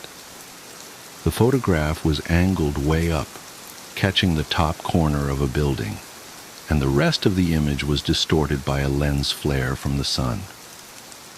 Because the balloons didn't travel very far, and because they were all launched on the same day, the board became a bit cluttered, and so the policy for the students still exchanging letters became that they could take the photographs home. My best friend Josh had the second highest number of pictures taken home by the end of the year. His pen pal was really cooperative and sent him pictures from all around the neighboring city. Josh took home, I think, 4 pictures. I took home nearly 50. The envelopes were all opened by the teacher, but after a while I stopped even looking at the pictures. However, I saved them in one of my drawers that housed my collections of rocks, baseball cards, comic book cards, Marvel metal cards for those who might remember, and little miniature baseball batting helmets that I'd get out of a vending machine at Winn-Dixie after t-ball games. With the school year over, my attention turned to other things. My mom had gotten me a small snow cone machine for Christmas that year, and Josh had really coveted it. So much so that his parents bought him a slightly nicer one for his birthday, which was toward the end of the school year. That summer we had the idea that we would set up a snow cone stand to make money. We thought we'd make a fortune selling snow cones at $1. Josh lived in a different neighborhood, but we eventually decided that my neighborhood would be better because there were a lot of people who cared for their lawns. The yards in my neighborhood were slightly bigger. We did this for 5 weekends in a row until my mom told us that we had to stop, and I've only recently come to understand why she did that. On the 5th weekend, Josh and I were counting our money. Because we both had a machine, we each had a separate stack of money that we put together into one stack, and we then split it evenly. We had made a total of $16 that day, and as Josh paid out my $5th, a feeling of profound surprise consumed me. The dollar said, "For stamps." Josh noticed my shock and asked if he had miscounted. I told him about the dollar, and he said, "That's so cool, man." As I thought about it, I came to agree. The idea that the dollar had made it right back to me after changing so many hands floored me. I rushed inside to tell my mom, but my excitement, coupled with her being distracted by a phone call, made my story incomprehensible, and she responded simply by saying, "Oh wow, that's neat." Frustrated, I ran back outside and told Josh I had something to show him. Back in my room, I opened the drawer and took out the stack of envelopes and showed him some of the pictures. I started with the first picture, and we went through about 10 before Josh lost interest and asked if I wanted to go play in the ditch, a dirt ditch down the street from my house, before his mom came to pick him up. So that's what we did. We had a dirt war for a while, but it was interrupted several times by rustling in the woods around us. There were raccoons and stray cats that lived in there, but this was making a little too much noise, and we traded guesses at what it was in an attempt to scare each other. My last guess was that it was a mummy, but in the end, Josh kept insisting that it was a robot because of the sounds that we heard. Before we left, he got a little serious and looked me right in the eyes and said, "You heard it, didn't you? It sounded like a robot. You heard it too, right?" I had heard it, and since it sounded mechanical, I agreed that it was probably a robot. It's only now that I understand what we heard. When we got back, Josh's mom was waiting for him at the kitchen table with my mom. Josh told his mom about the robot. Our moms laughed and Josh went home. My mom and I ate dinner, and then I went to bed. I didn't stay in bed for long before I crept out and decided that, due to the day's events, I would revisit the envelopes since now the whole affair seemed much more interesting. I took the first envelope and set it on the floor and set the blurry desert Polaroid on top. I laid the second envelope right next to it and placed the oddly angled Polaroid of a building's top corner on top, and did this with each picture until they formed a grid that was about 5 by 10.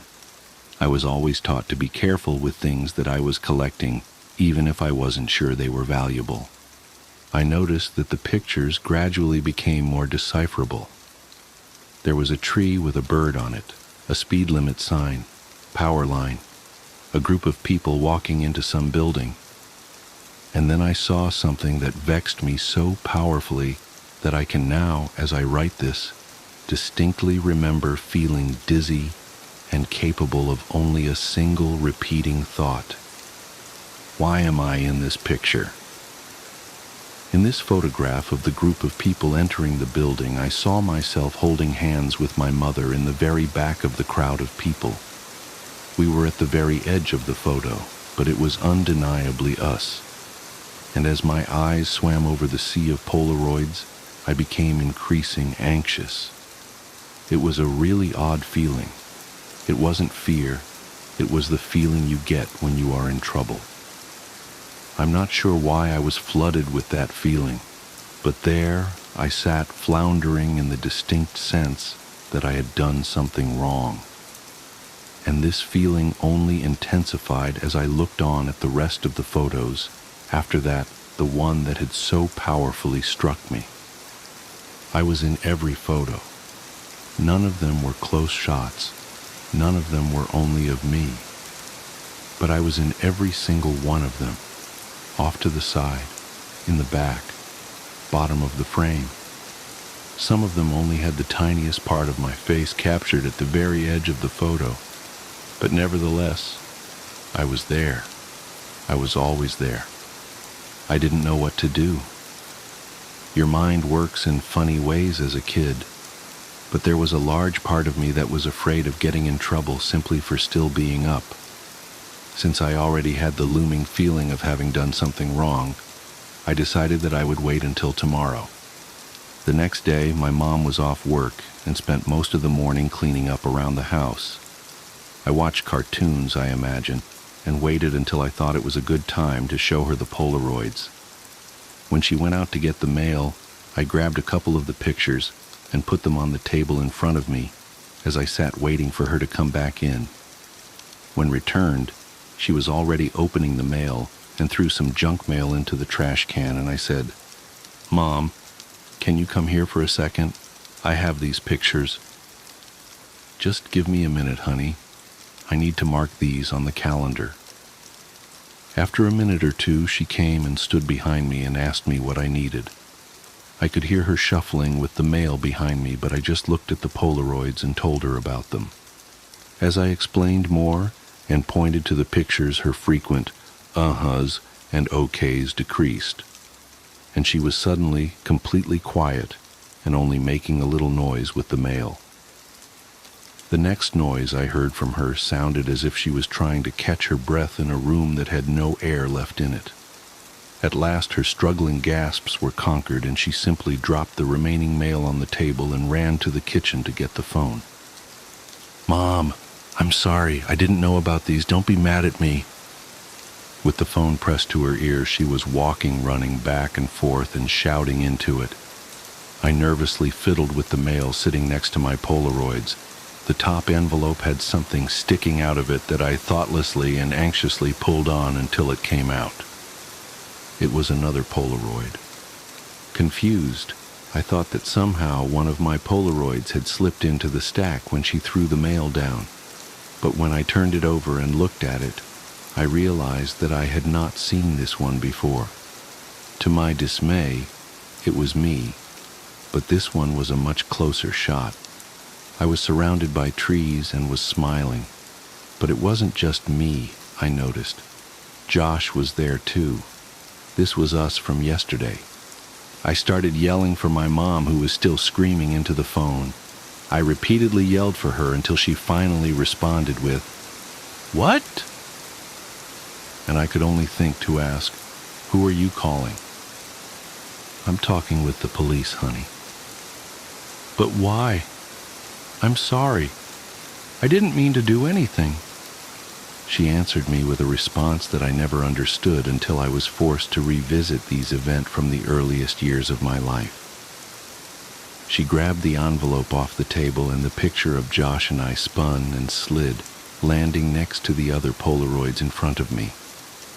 She held the envelope up to my eyes, but I could only look at her and watch as all the color began draining out of her face. With tears welling up in her eyes, she said that she had to call the police because there was no postmark. The dollhouse tapes. It started last October when Jenny, my oldest friend from college, called me out of the blue. We hadn't spoken in months. Life, jobs, the usual drift.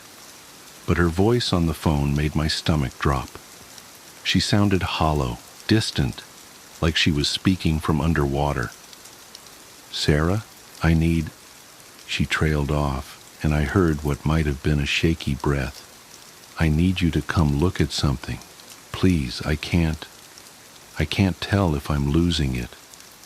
"Jenny, what's wrong?" The autumn wind rattled my apartment windows, and I pulled my cardigan tighter. "Are you okay?" Can you come over? Tonight? Please?" There was something raw in her voice that scared me.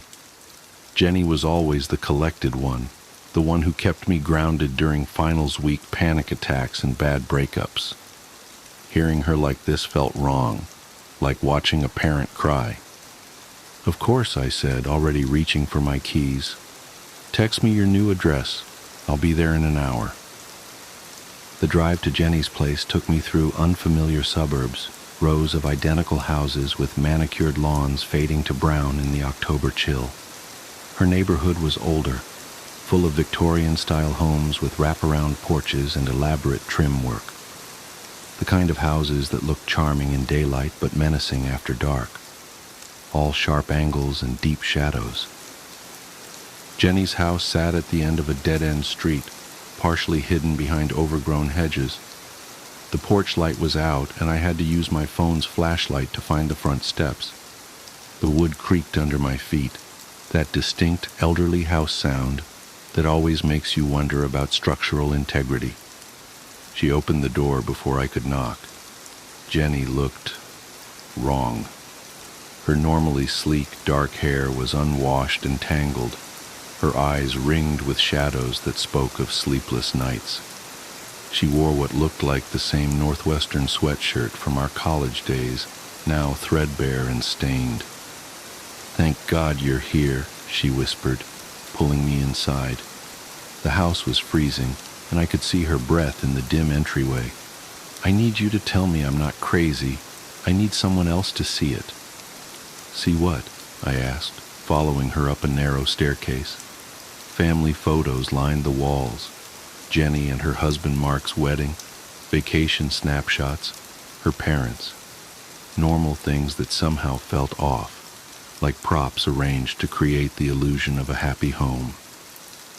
"Jenny, you're scaring me. Where's Mark?" "Conference in Seattle.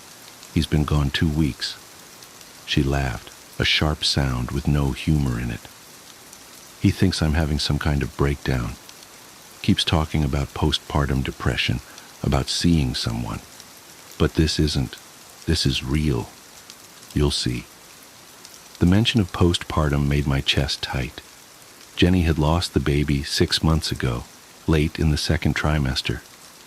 I should have been there more, should have called more often. Some friend I was. We reached the second floor, and Jenny led me to what must have been meant as a nursery. The walls were a soft yellow, but the room was empty except for a large dollhouse in the center of the floor.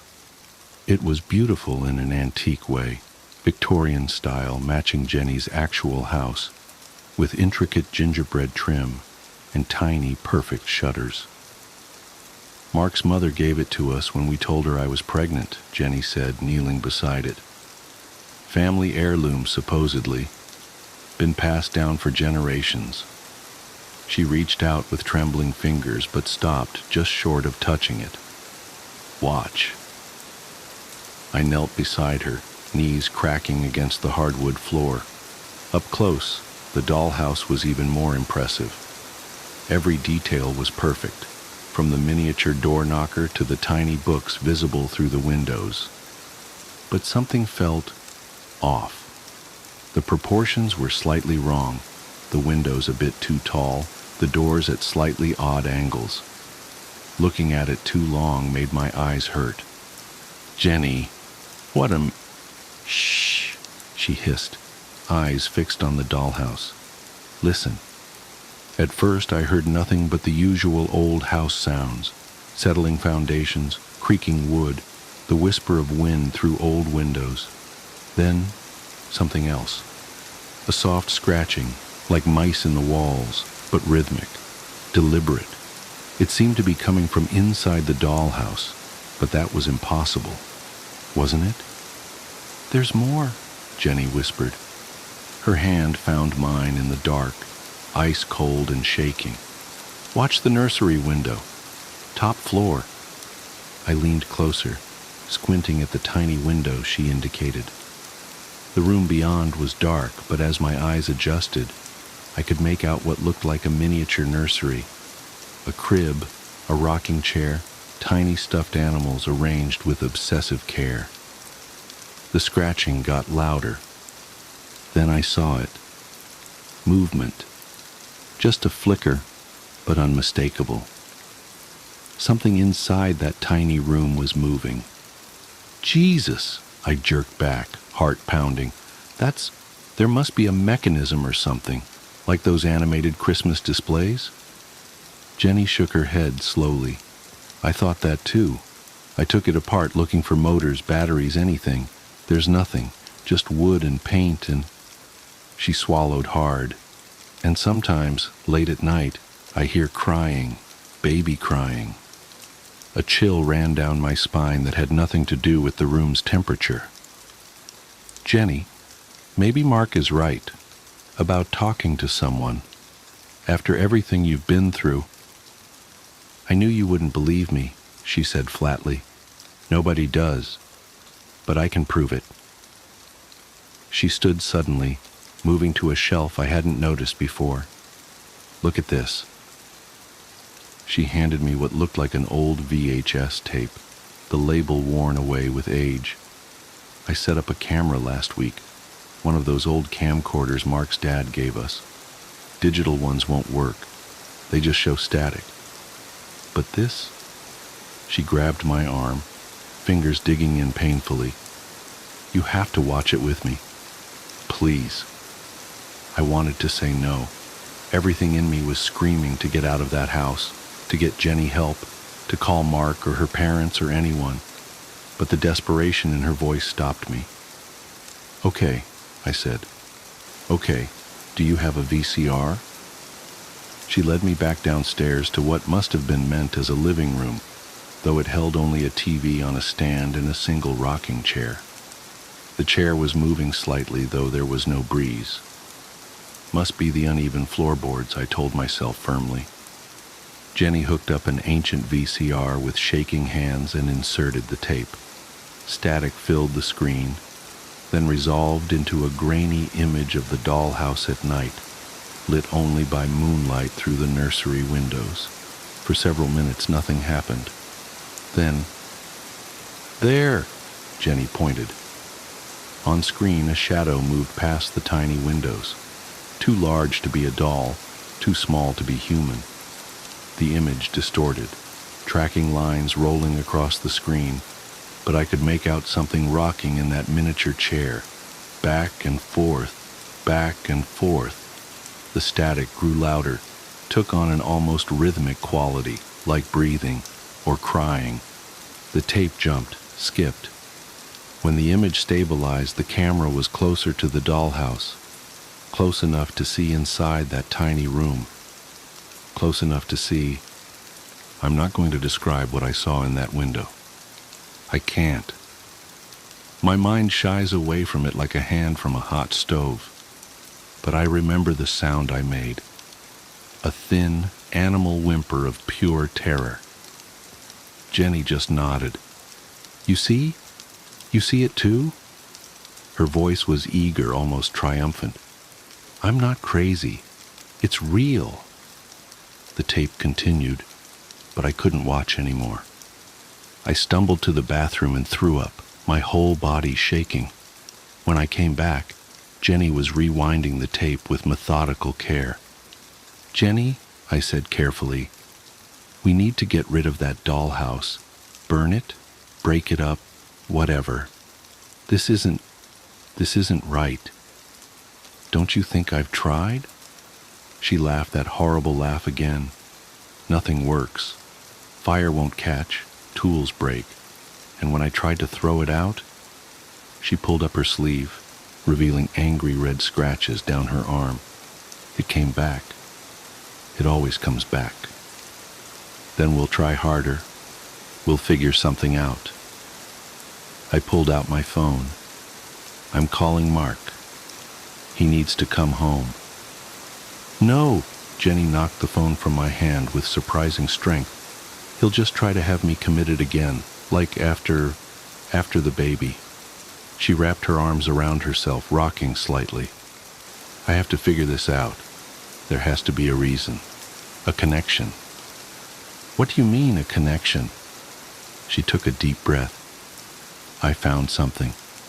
In Mark's mother's attic when we were cleaning out her house last month. Look.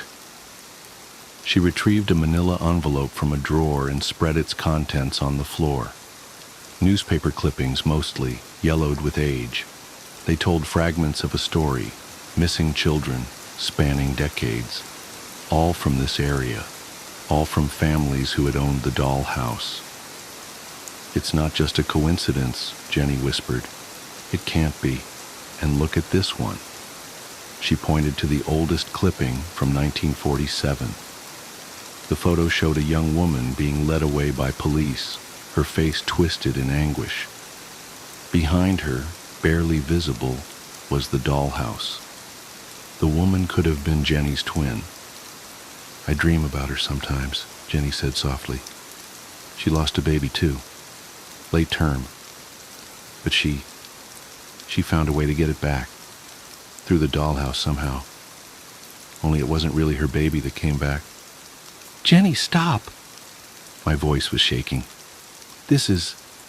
We need to get you help. Real help. She wasn't listening. I hear it at night, crying, coming from the nursery, the real nursery. But when I go look, there's nothing there, just the empty room and that damn rocking chair moving by itself. Her voice dropped to a whisper. Sometimes I think if I just went in the dollhouse, if I could make myself small enough. Stop it! I grabbed her shoulders. Listen to yourself. This isn't the answer. Whatever this thing is, it's feeding on your grief. You can't let it. For a moment, I thought I'd gotten through. Then her face hardened. You don't understand. You can't. Just go. I shouldn't have called you. I'm not leaving you alone with that thing. Get out! She screamed, shoving me toward the door. Get out! Get out! Get out! I stumbled backward, caught off guard by her strength. As I fell, my elbow knocked against something, the VCR. The tape ejected with a mechanical shriek, and I grabbed it without thinking. Jenny lunged for it, but I was faster. I ran, taking the porch steps 2 at a time, her screams following me into the night. I drove home in a daze, the tape burning a hole in my passenger seat. I tried calling Jenny the next morning. No answer. Same the next day, and the next. I called Mark, but it went straight to voicemail. Finally, I drove back to the house, heart pounding the whole way. The police were already there. They found Jenny in the nursery. The official report says she died of exposure, hypothermia, despite all the windows being closed and the heat being on. The temperature in that room was 30 degrees below the rest of the house, and they never figured out why. The dollhouse was gone, no sign of it anywhere. But they found something else, something that didn't make it into the official report. My friend on the force told me later, voice shaking. In the corner of the nursery, they found tiny footprints in the dust, baby-sized, leading to the wall, then stopping. Like something very small had been walking there. And on the rocking chair, the real one, life-sized, they found a single perfect scratch mark. Too big for a doll, too small for a human hand. I still have the tape. I know I should destroy it, but I can't bring myself to. Sometimes late at night, I swear I can hear it calling to me from the drawer where I keep it. A soft scratching sound, like tiny fingers on wood. And sometimes, in my dreams, I see Jenny. She's in a beautiful Victorian nursery, rocking a baby that isn't quite right. She looks up at me through the window and smiles, but her face isn't quite right either, like a doll's face, painted on. She's still rocking. Always rocking. I guess I should mention I'm pregnant. Just found out last week. And yesterday I got a package. No return address. Inside was a beautiful antique dollhouse. I haven't opened it yet. But sometimes, late at night, I hear crying. The vanishing camper. I'm not sure how to start this story. Even now it feels unreal, like something out of one of those campfire tales meant to spook kids. But it happened. I lived it. And every time I think about it, a cold shiver crawls up my spine like a spider's legs. Maybe writing it down will help. Maybe it won't. But at least you'll know what happened to us that weekend in the woods. It started innocently enough. My best friend, Jake, had been nagging me for weeks to join him and some of our old college buddies for a camping trip. One last hurrah, he'd called it, like we were still 21 and invincible. I wasn't keen on the idea.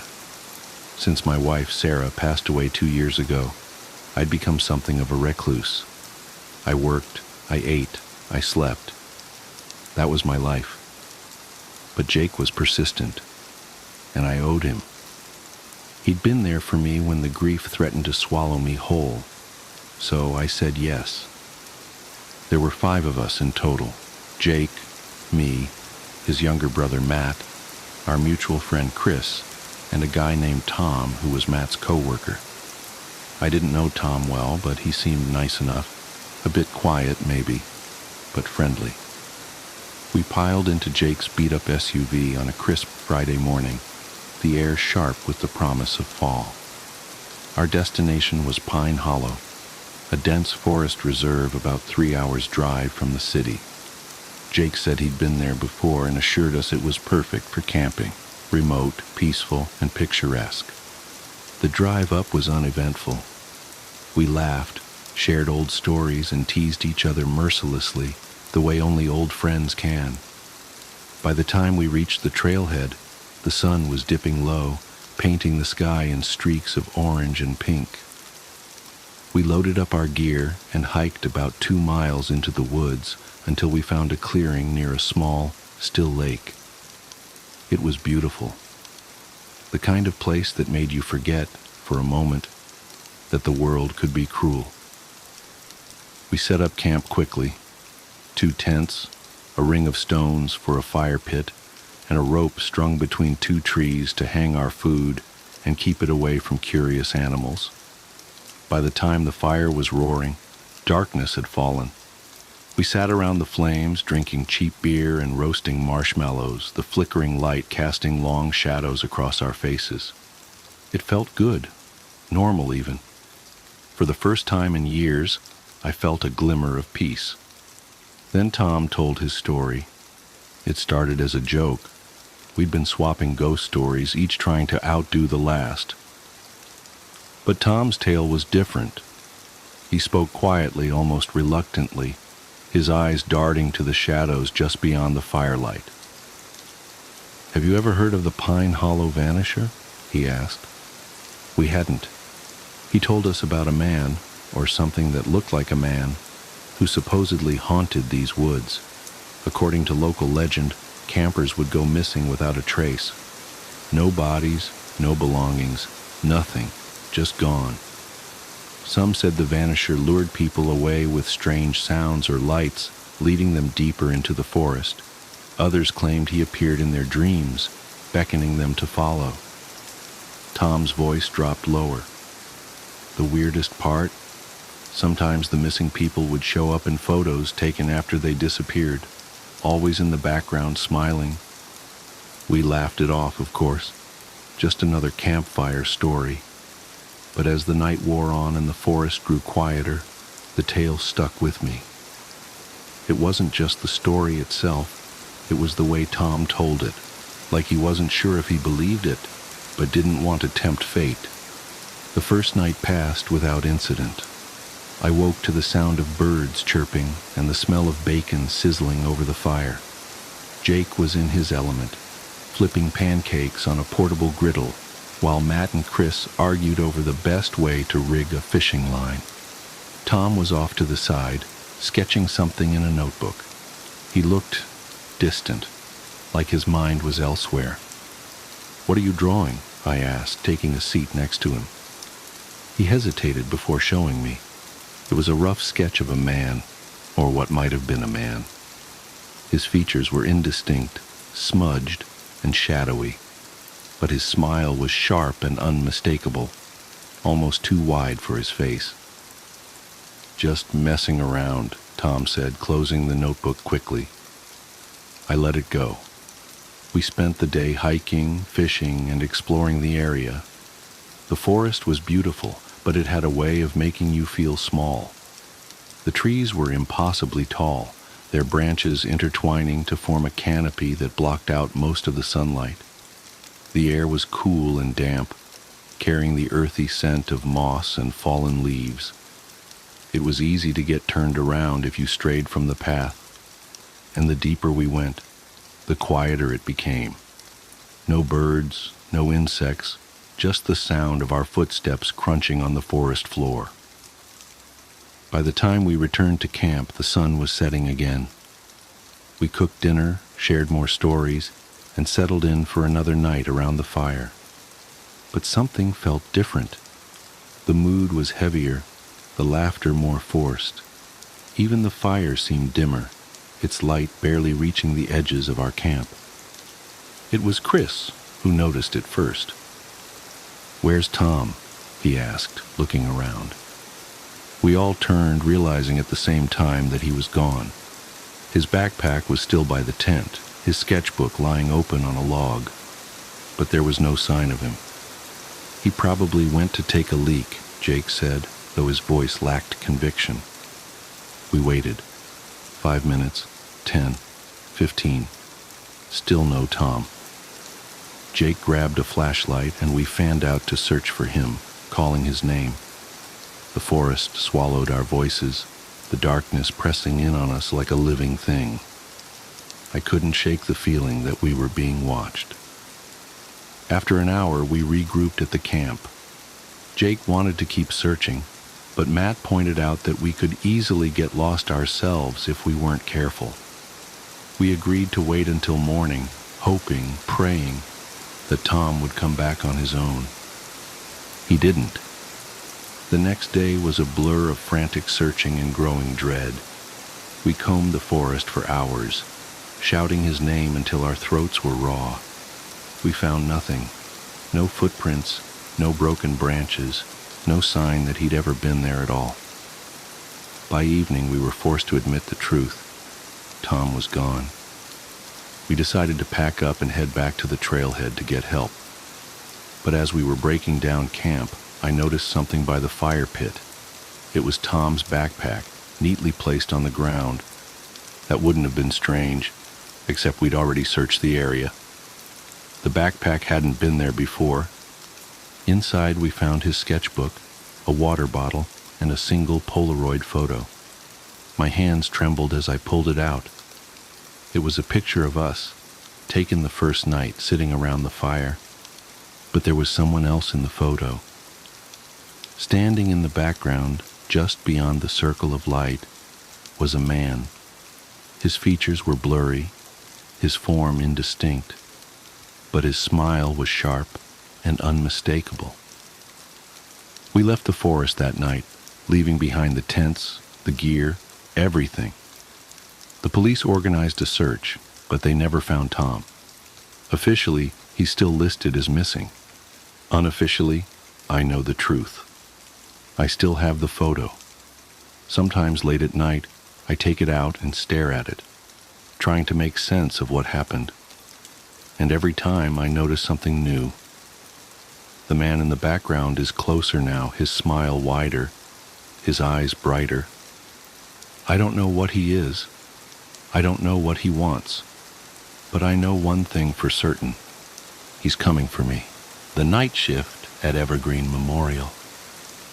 The fluorescent lights in Evergreen Memorial's morgue had a peculiar way of humming.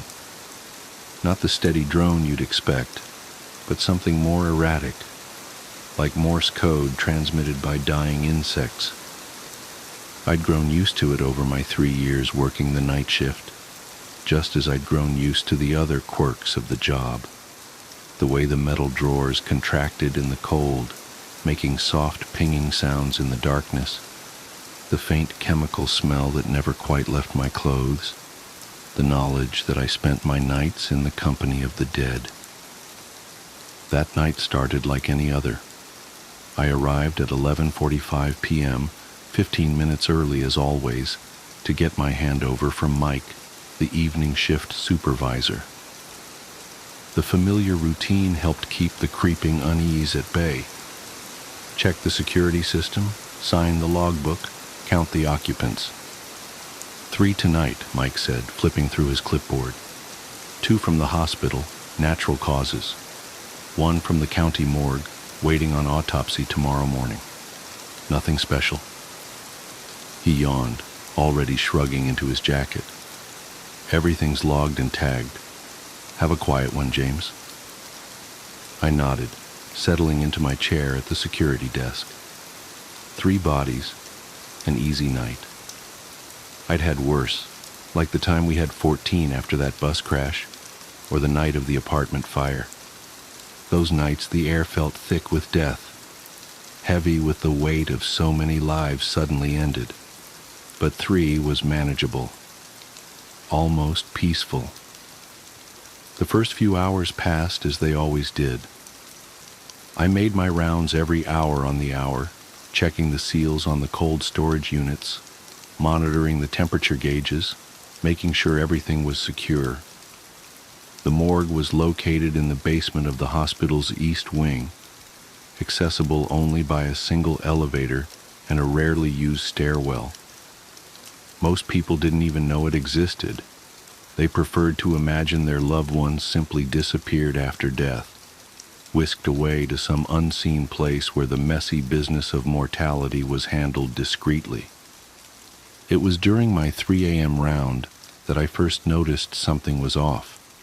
The temperature in cold storage unit 4 was slightly higher than it should have been, 38 degrees Fahrenheit instead of the standard 35. Not enough to cause any problems, but unusual enough to note in the log. I made a mental note to have maintenance check the unit in the morning. That's when I heard it. A sound so faint I might have imagined it, the soft scrape of metal on metal, like someone slowly opening one of the storage drawers. I froze, flashlight beam fixed on the temperature gauge. The sound didn't repeat. After 30 seconds of straining to hear anything beyond the usual ambient noise of the morgue, I convinced myself it had been nothing, just another of the building's many nocturnal voices. But when I turned to continue my rounds, the beam of my flashlight caught something that made my blood run cold. A single droplet of water on the floor, directly beneath storage unit 6. As I watched, another drop fell, joining the first. Condensation wasn't unusual in the morgue. The temperature difference between the storage units and the main room often caused it. But Unit 6 was empty, had been empty all week, according to the logs. I approached slowly, my footsteps echoing in the silence. The handle of Unit 6 was cold under my fingers as I pulled it open, dreading what I might find. Empty, just as it should be. The stainless steel interior gleamed in my flashlight beam, completely dry. I shut the drawer, shaking my head at my own paranoia. 12 years working in morgues, and I was still jumping at shadows. I turned to head back to my desk, and that's when I saw it. A wet footprint on the floor. A single bare footprint, as if someone had stepped out of a shower, and it hadn't been there a moment ago. I swept my flashlight beam across the floor, following a trail of similar prints that led toward the main storage area. They were spaced oddly, too far apart for a normal stride, as if whatever had made them had been hopping, skipping. The logical part of my brain kicked in, trying to make sense of it. A leak in the ceiling, maybe, or someone playing a prank, though who would be sick enough to break into a morgue in the middle of the night just to leave wet footprints was beyond me. I followed the trail, my heart pounding so hard I could feel it in my throat. The footprints led to storage unit 12, one of our 3 occupied units for the night. According to the log, it contained John Doe, 247, a drowning victim found in the lake 2 days ago, awaiting identification. The handle of Unit 12 was wet. I should have called security. Should have backed away, returned to my desk, and called for backup. That's what protocol demanded. That's what any sane person would have done. Instead, I pulled open the drawer. The body bag was unzipped, empty. A drop of water fell on my hand and I looked up. He was on the ceiling. John Doe, number 247, naked and dripping, his waterlogged flesh pale as milk in the beam of my flashlight. He was crouched like a spider, hands and feet somehow adhering to the ceiling tiles, head twisted at an impossible angle to stare down at me with milky eyes. His mouth opened, far wider than any human mouth should be able to open, revealing rows of needle-sharp teeth that hadn't been there during his intake examination. A sound emerged, like water rushing through pipes, forming words that no dead throat should have been able to produce. I brought friends. That's when I heard the other storage units beginning to open, one by one. The sound of metal on metal no longer soft but sharp and deliberate. And other sounds, wet sounds, slithering sounds, the pop and crack of rigor mortis giving way to impossible movement. I ran. God help me, I ran as fast as I could, abandoning my flashlight, abandoning everything except my desperate need to escape.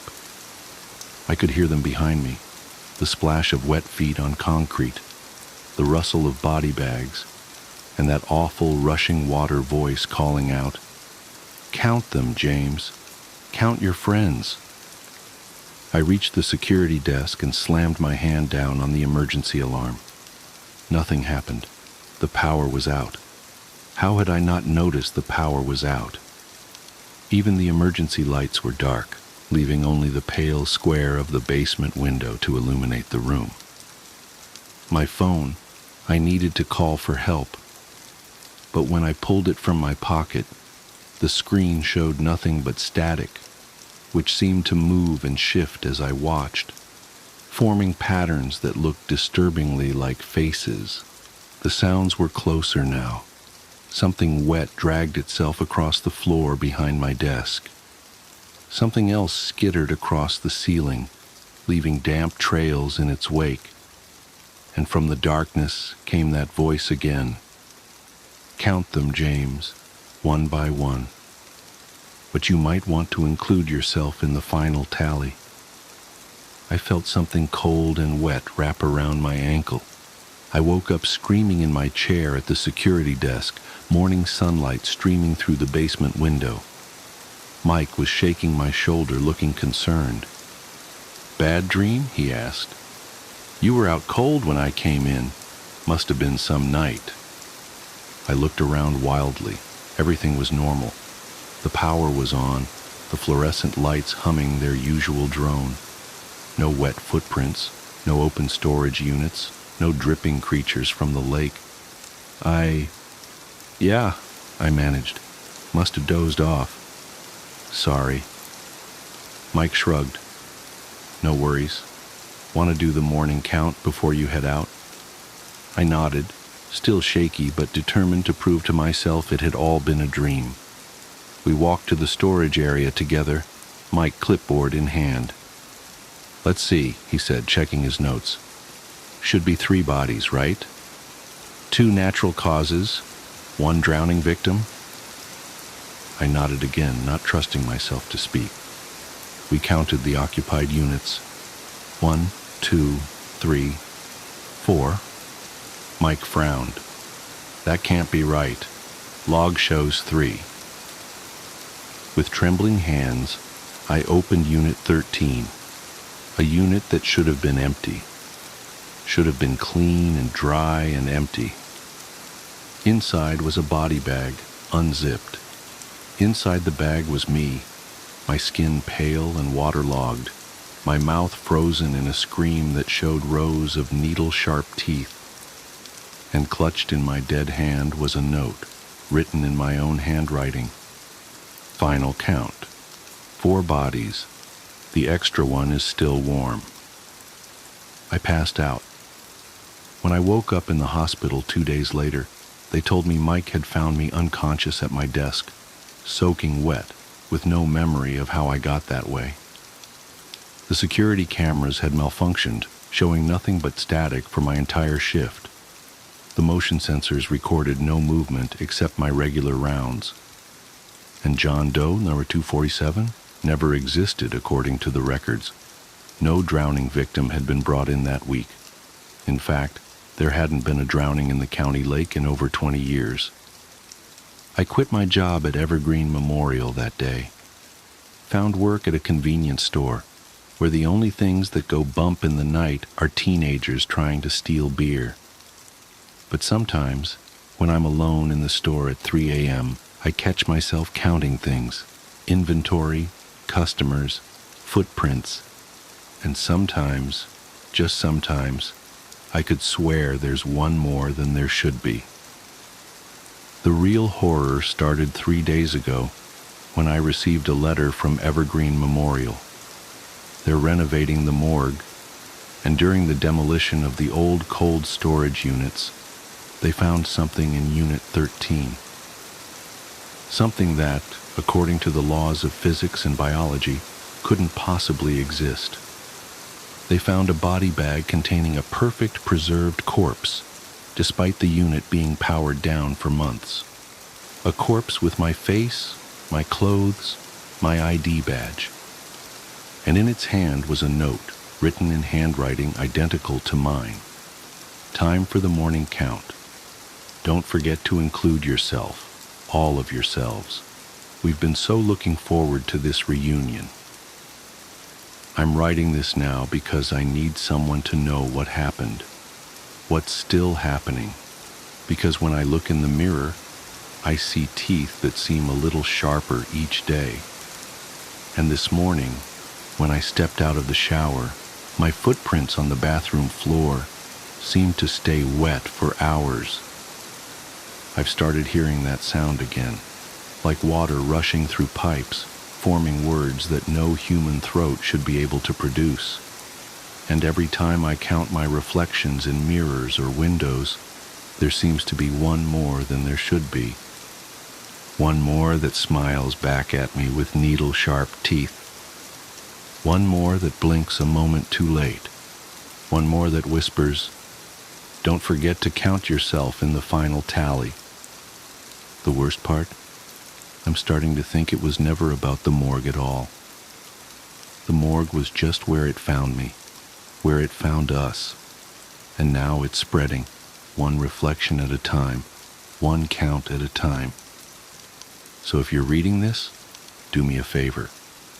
Count the shadows in your room right now. Count them carefully. Then count them again. I bet there's one more than there should be. And it's probably smiling. The orangutans are skeptical of changes in their cages. "Is this a new couch?" I asked. The psychologist looked at the couch. Number, same as always. New chair? No.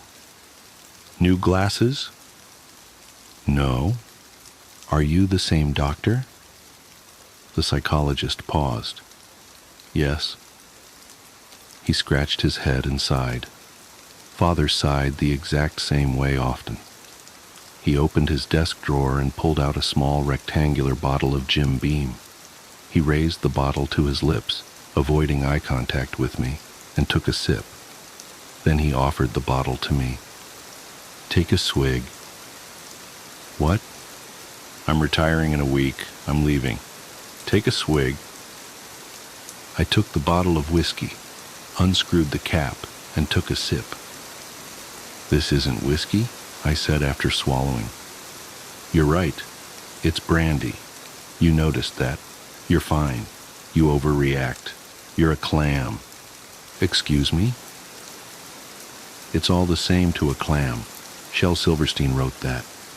Would you call a clam stupid because it doesn't notice when prodded by a fish or stepped on by a human? Maybe. The clam functions well enough. But I'm not a clam. And this wasn't whiskey. I shook my head. I'd guessed that it wasn't whiskey. I had no idea that it was actually brandy. The psychologist must have realized this. I wish he did. You don't think my problem is a problem? I asked. It's not. It's a peculiarity. Nothing more. Your mother's been missing for 6 years and you never noticed. It's unobservant, but not abnormal. Your father has accused you of her murder. I've seen families more dysfunctional.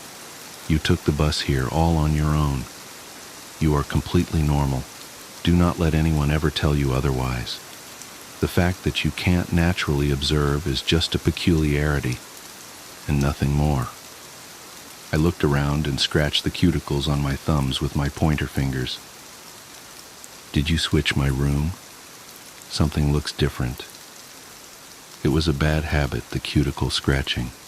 All of my habits were, I suppose. My cuticles were red and raw with hints of blood. I rested 2 fingers against my lips every once in a while, a habit reminiscent of my time as a smoker.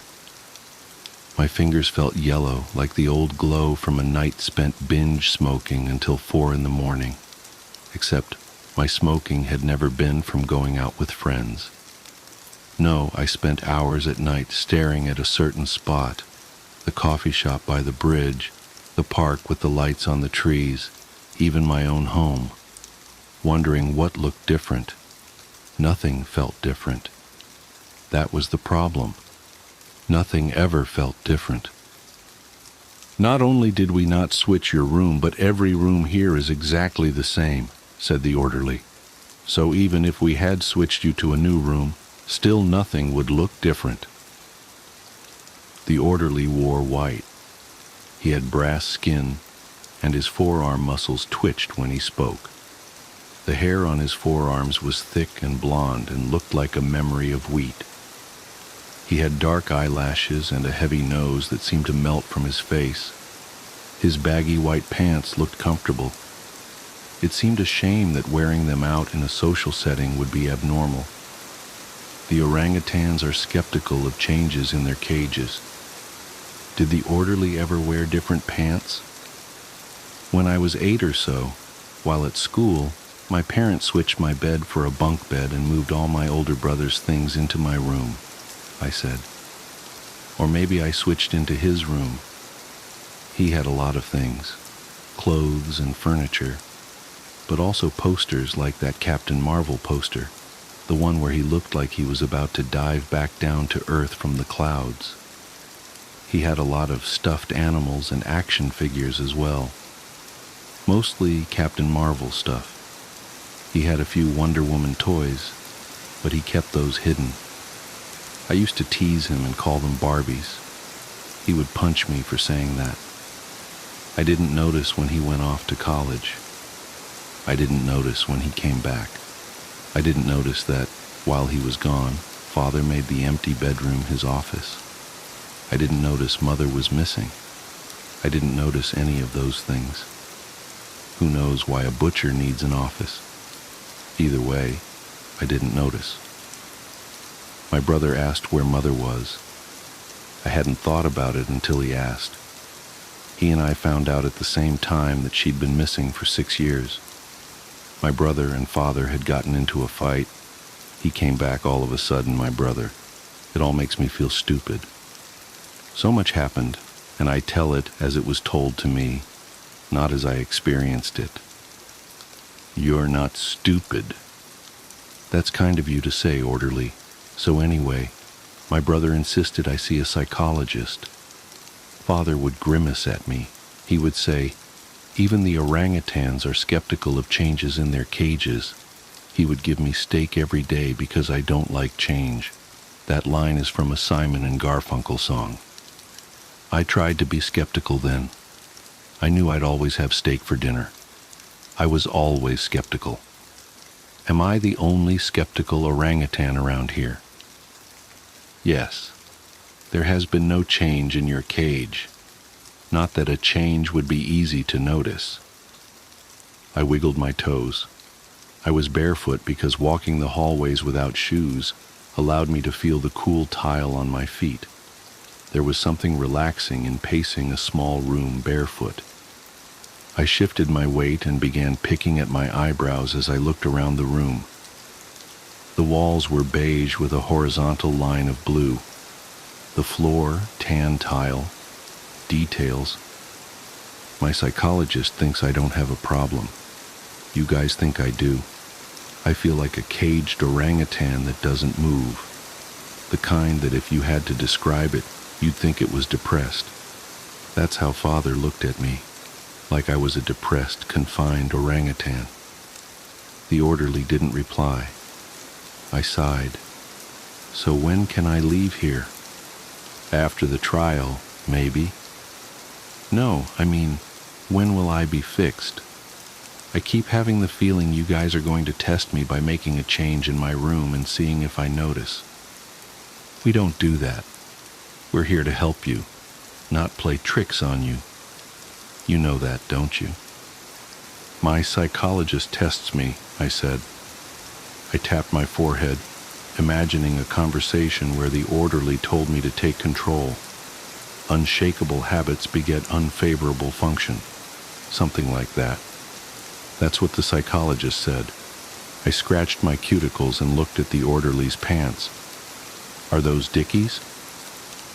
My pants? Yeah, they look comfortable. Is that an elastic waistband? You have the same pants except yours are blue. I felt my waist. I hadn't given my pants a thought. If someone had blindfolded me, I'd haven't the slightest idea what pants I was wearing. Is that normal? Yeah, everyone here wears the same pants. Sorry, not that. I was thinking that it's strange that I'd have no idea if what I'm wearing is different than normal. Isn't that odd? That's not for me to decide. I'd like to be able to notice change, I said. The orderly scratched his head. The doctor has diagnosed you with neophobia. Do you know what that is? A fear of change. Exactly. But I'm not afraid of change. I just wish I'd notice it naturally. The orderly shook his head as he left the room. I don't know what to tell you, but I believe you. I don't think you murdered your mother. A lawyer looked at me with an eyebrow raised, but also with his nose crinkled a little. So you never noticed your mother's absence, he said. I shook my head. Number Father never mentioned it. I know this is my second day in court, but I'm not sure if you're the same lawyer I spoke to yesterday. The courtroom didn't look like a courtroom. It looked like a room. Yes, the judge sat on a raised platform, but everyone else sat on folding chairs. Yes, the jury sat behind a wooden bar, but the room was carpeted, and there were only 3 people in the audience who all looked vaguely familiar. Everyone looked vaguely familiar when out of context. The lawyer turned to the jury. Why is that something that would need mentioning if you already knew? I didn't know. Are you the same lawyer as last time? I asked. The lawyer raised an eyebrow and turned back to me. I'm not your lawyer. I work for the DA. How did you not know? I thought I already answered this to the other lawyer. Isn't that why the judge sent me to the facility? Don't you already understand? I'm not an orangutan. There was a second lawyer.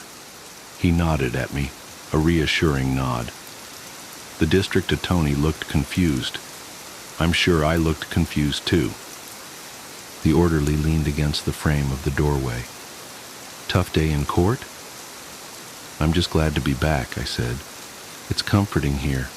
I like the padded floor and walls. I don't like it out there. I can never shake the feeling that everyone's playing a big trick on me, moving things around and laughing because I don't notice. I hate it when people laugh at me.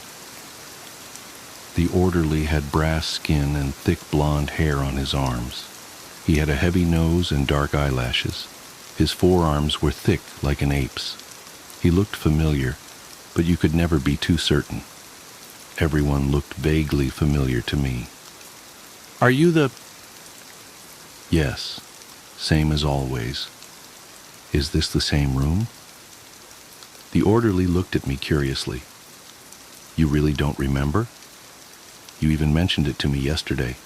The tan walls with the blue horizontal stripe. Now today, padded walls.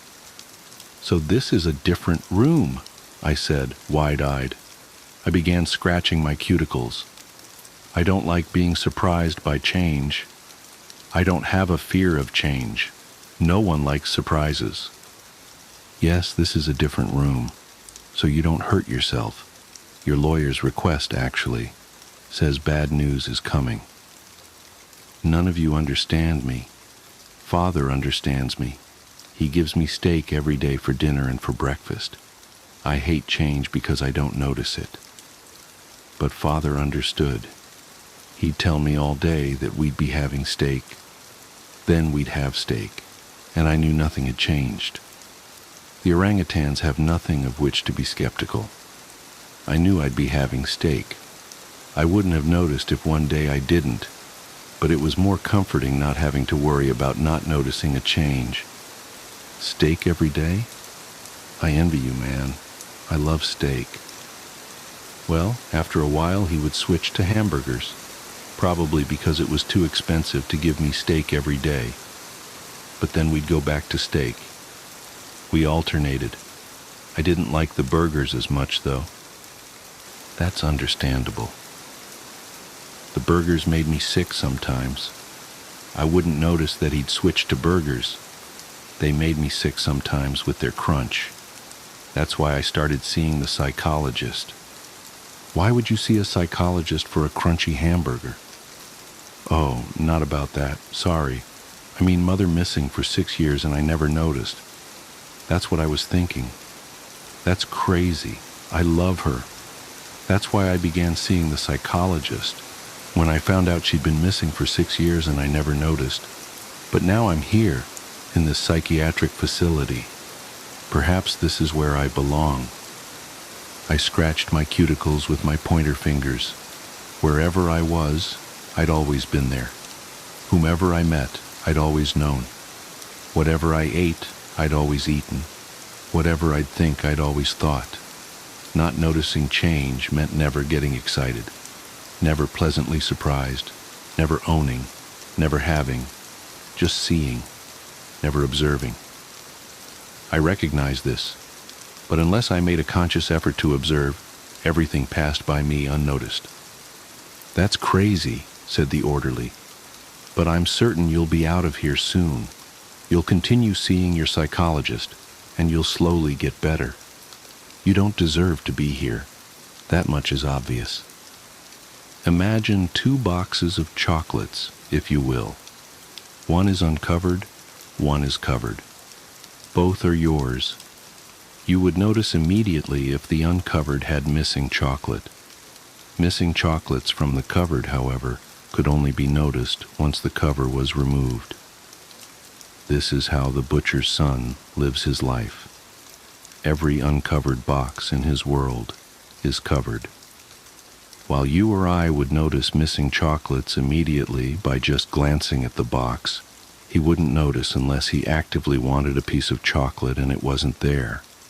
A favorite sofa, even if it were the only piece of furniture in his otherwise empty home, would only be noticed as missing once he intended to sit on it, and not a moment before. The rest of us would notice the second we set foot inside the home. and his father kept feeding him steak.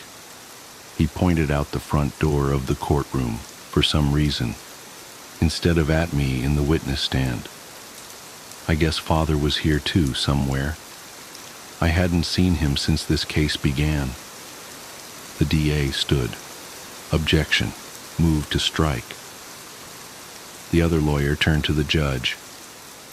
It's all about the evidence, Your Honor.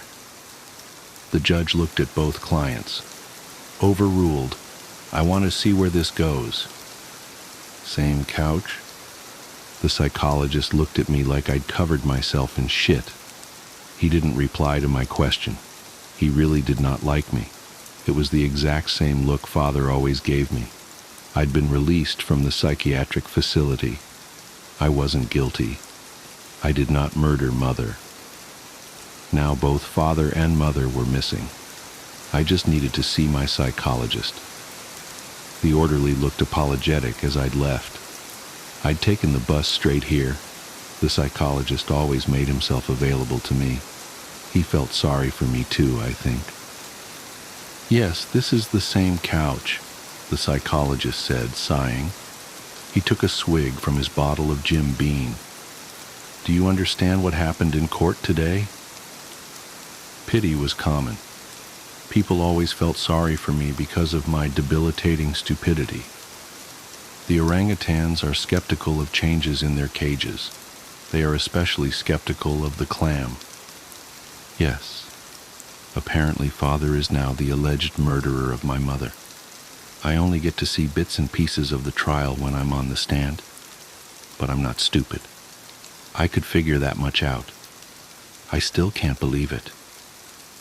The psychologist stood from his chair and walked to the window. He stared at the parking lot down below. I watched him, wondering what I missed. That's why I hated change. I obviously missed something, but I had no idea what. I missed something. The psychologist's complexion became slightly pale, but also a tinge green, as if he suffered from food poisoning. He turned, grabbed his keys from the desk and coat from the hook by the door. Come with me, he said. This will all be over soon. We're going out for lunch. Lunch? The psychologist held the door open for me. Yes, let's go. I wrapped my fingernails on the table. Why were we out to lunch at Outback Steakhouse? The waiter approached. What will we be having today? One steak, said the psychologist. For the young man across from me. You're not eating? I asked. Not right now, no. That's all, thanks. The waiter nodded and left. I looked around the restaurant. A giant boomerang hung from the wall. Do Australians actually use that? The psychologist cleared his throat. Do you understand what happened in court? I nodded. Father is wanted for the alleged murder of mother. They think he did it. I didn't do it. Mother's body was never found, so I'm not sure why they think there's a murder to be solved. Maybe she just left. That's what I've been saying. No, she didn't just leave. She was murdered. Your father is guilty. I grimaced. I don't think so. But either way, he's been missing since the verdict. I'm sure he's off trying to find her now. The psychologist spoke slowly. Your father, the butcher, cooked you steak every day. Yes. He understood how I didn't like change. I don't notice it, and it makes me nervous and uncomfortable. He'd tell me we'd have steak, and that I'd always be having steak, and I always did. If he never repeated himself, then one day gave me fish or chicken or something, I'd never notice. I know it doesn't sound like a big deal, but I hate not realizing that something is different. I'm smart enough to realize how brain dead this all makes me. I wish so badly I could notice change, because then I'd be completely normal. But I can't, and I hate that so much. Most messed up people like me can't imagine what they're missing. I can. I can imagine it. I see normal And no, I'll never be that. But I've accepted that, I guess. The waiter returned and placed the steak in front of me. Is this definitely steak? I asked. The waiter looked at the psychologist and then back at me with a slight grin. He thought I was joking. I wasn't. It's definitely steak. Okay. The psychologist frowned at me. Try it. A strange bubbling grew in my stomach. I began to feel nauseous. I really did not want the steak. It didn't look good at all. It looked weird. I scratched my cuticles. I'm not really hungry. Eat the steak. I really don't want it. I scratched my cuticles harder. The scabs made way for fresh blood. I'm not going to ask again. Eat the steak now. I stared at the psychologist. He glared back at me. I really did not want the steak. Now, he repeated. I begrudgingly stabbed the beef with my fork, cut off a chunk, and placed it in my mouth. Notice anything? He asked as I chewed. I felt nauseous, but forced it down. I placed the fork down and took a large sip of water. I did not want to be here, and I did not want to eat this steak.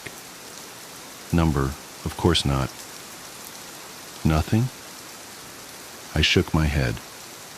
Nothing. Take another bite now. What you have there is a T-bone steak. That's an expensive cut, from the short loin and, if the butcher did it right, a tiny piece of the tenderloin. That's my favorite part of the T-bone steak. The psychologist pointed again. Take another bite. I forced myself to pick up the fork, cut off another piece, and chew. It doesn't taste different to you? The nausea subsided. I chewed slower. I suppose I'm enjoying this taste more than I remember enjoying the taste of Father's steak. So you notice a difference. I suppose I do. Yeah. So I'll just tell you exactly what someone without your condition would notice. He would have immediately noticed that the steak he's eating now tastes far different from the steak his father fed him. He would have noticed it looked way different, smelled way different, and even felt way different. He would. Immediately. You never liked your father's steak. That's true. But you like this steak? I kept on eating. Yeah, I guess I do. The psychologist pressed on, his hands clenched on the table, a weird grin on his face. Your mother's body was never found. We can't even be sure that she was murdered. I already told you she was murdered. You never had steak for dinner, the psychologist said. He looked excited. He was smiling. Yes, I did. I had steak for dinner and for breakfast. The psychologist shook his head, smirking. You didn't. You had steak before your mother died, but after she died, Father cooked steak every day. No. The psychologist's smile broadened by the second. He looked deranged now. You never had steak for dinner because you wouldn't know the difference. The orangutans are skeptical of changes in their cages. The clams, well, it's all the same to the clam. Your father killed your mother. Your father killed a lot of people. You had meat for breakfast and dinner, but it wasn't beef. No, it was never beef. Your father had a room, your brother's old room. That room became your mother's. Your father prepared your every meal every day, but it was never steak. I dropped my fork. It clanged on the table. I dropped the knife too. It was hard to breathe now. I missed something. The psychologist began laughing hysterically. He grabbed his mustache and pulled. It came right off. He took off his glasses. I missed something big. It was hard to breathe. He was laughing so hard. You still don't recognize me. You're so stupid. This disguise cost $2. He took a handkerchief out of his pocket and dabbed tears from his eyes. The handkerchief was stained heavily with blood. You never had steak. For dinner you had your psychologist, he said, wagging the handkerchief. And for breakfast, you had your mother.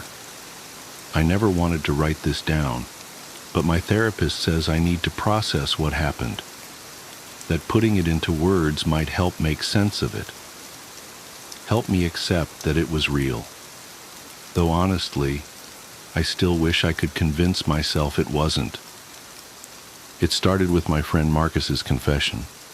We were having our usual Friday night drinks at O'Malley's, that dive bar downtown where the neon beer signs barely cut through the perpetual haze of cigarette smoke that seems embedded in the walls. I remember everything about that night with this weird, sharp clarity. The way the ice clinked against his glass as his hand trembled. How his voice dropped to barely above a whisper when he finally told me. I found something in the church basement, he said, staring into his whiskey. Something that shouldn't be there. I should mention that Marcus was the maintenance guy at St. Augustine's, this ancient Gothic revival church that looms over the east side of town like something out of a Victorian ghost story. The place had been around since the 1800s, all weathered limestone and creeping ivy, with those towering spires that always seemed to scratch at the belly of the clouds. Marcus had worked there for almost a decade, knew every creaking floorboard and dusty corner. What do you mean? I asked, watching him drain his glass. His hands were shaking so bad he almost missed setting it back down on the sticky bar top. Like what kind of something? He wouldn't look at me, just kept staring straight ahead, his face gone this sickly shade of gray in the dim bar lighting. I was doing the annual inspection of the confession boxes, he said, checking for termites, rot, that kind of thing. But when I opened up the maintenance panel in the back of the north box, the one that's been out of order for years, he trailed off, rubbing at his face like he was trying to scrub away the memory. There was wax, he continued finally. All these little rivulets of it, dried in these weird patterns on the wood. At first I thought maybe it was just from old candles, you know. But then I noticed the holes. Holes? Tiny ones. Hundreds of them, maybe thousands, all through the wood. Like something had been eating its way through. And when I shined my flashlight in deeper, he grabbed my arm then, his fingers digging in so hard I could feel his nails through my sleeve. It moved, Dave. Whatever was in there, it moved. I remember trying to laugh it off, even as something cold slithered down my spine. Come on, man. Probably just rats or something. Old buildings like that. It wasn't rats. His voice had gone flat, dead. I know what rats look like. It was like a rope, but it was segmented, and there were so many legs, all of them moving at once, like a centipede, I supplied, immediately regretting it when he flinched so hard he knocked over his empty glass. Bigger, he whispered, so much bigger. And the sound it made, this weird scratching, clicking noise, like dozens of little mandibles working all at once. I slammed the panel shut so fast I almost broke it. But I could still hear it in there, moving around. And I think it heard me too. I tried to rationalize it, of course. Told him he was probably just stressed, maybe needed some sleep, but he wouldn't let it go. Kept insisting that something was wrong with that confession box, that the whole out of order sign had been there for a reason, that maybe someone else had found it too, and instead of dealing with it, they'd just tried to seal it away. I have to go back, he said suddenly, standing up so fast his bar stool almost toppled. I have to make sure it can't get out. Whoa, hold on, I grabbed his arm. You're in no shape to drive. Let me call you a cab. No time, he muttered, already pulling away. It's after midnight. Church'll be empty.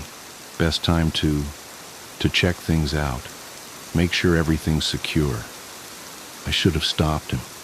Should have insisted on going with him or called someone or, I don't know, something. Instead, I just watched him stumble out into the night, telling myself he'd sleep it off and laugh about it in the morning.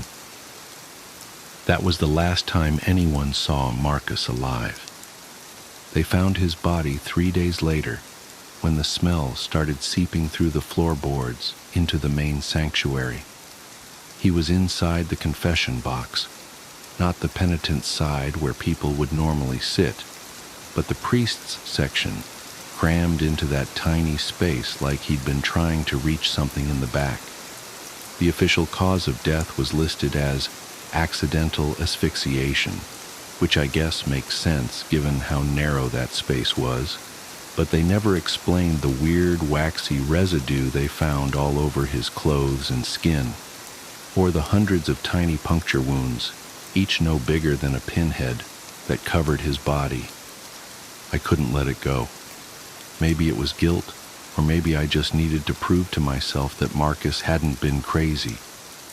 But a week after the funeral, I found myself picking the lock on St. Augustine's side door at 2 a.m., armed with nothing but a heavy-duty flashlight and a crowbar I'd borrowed from my garage.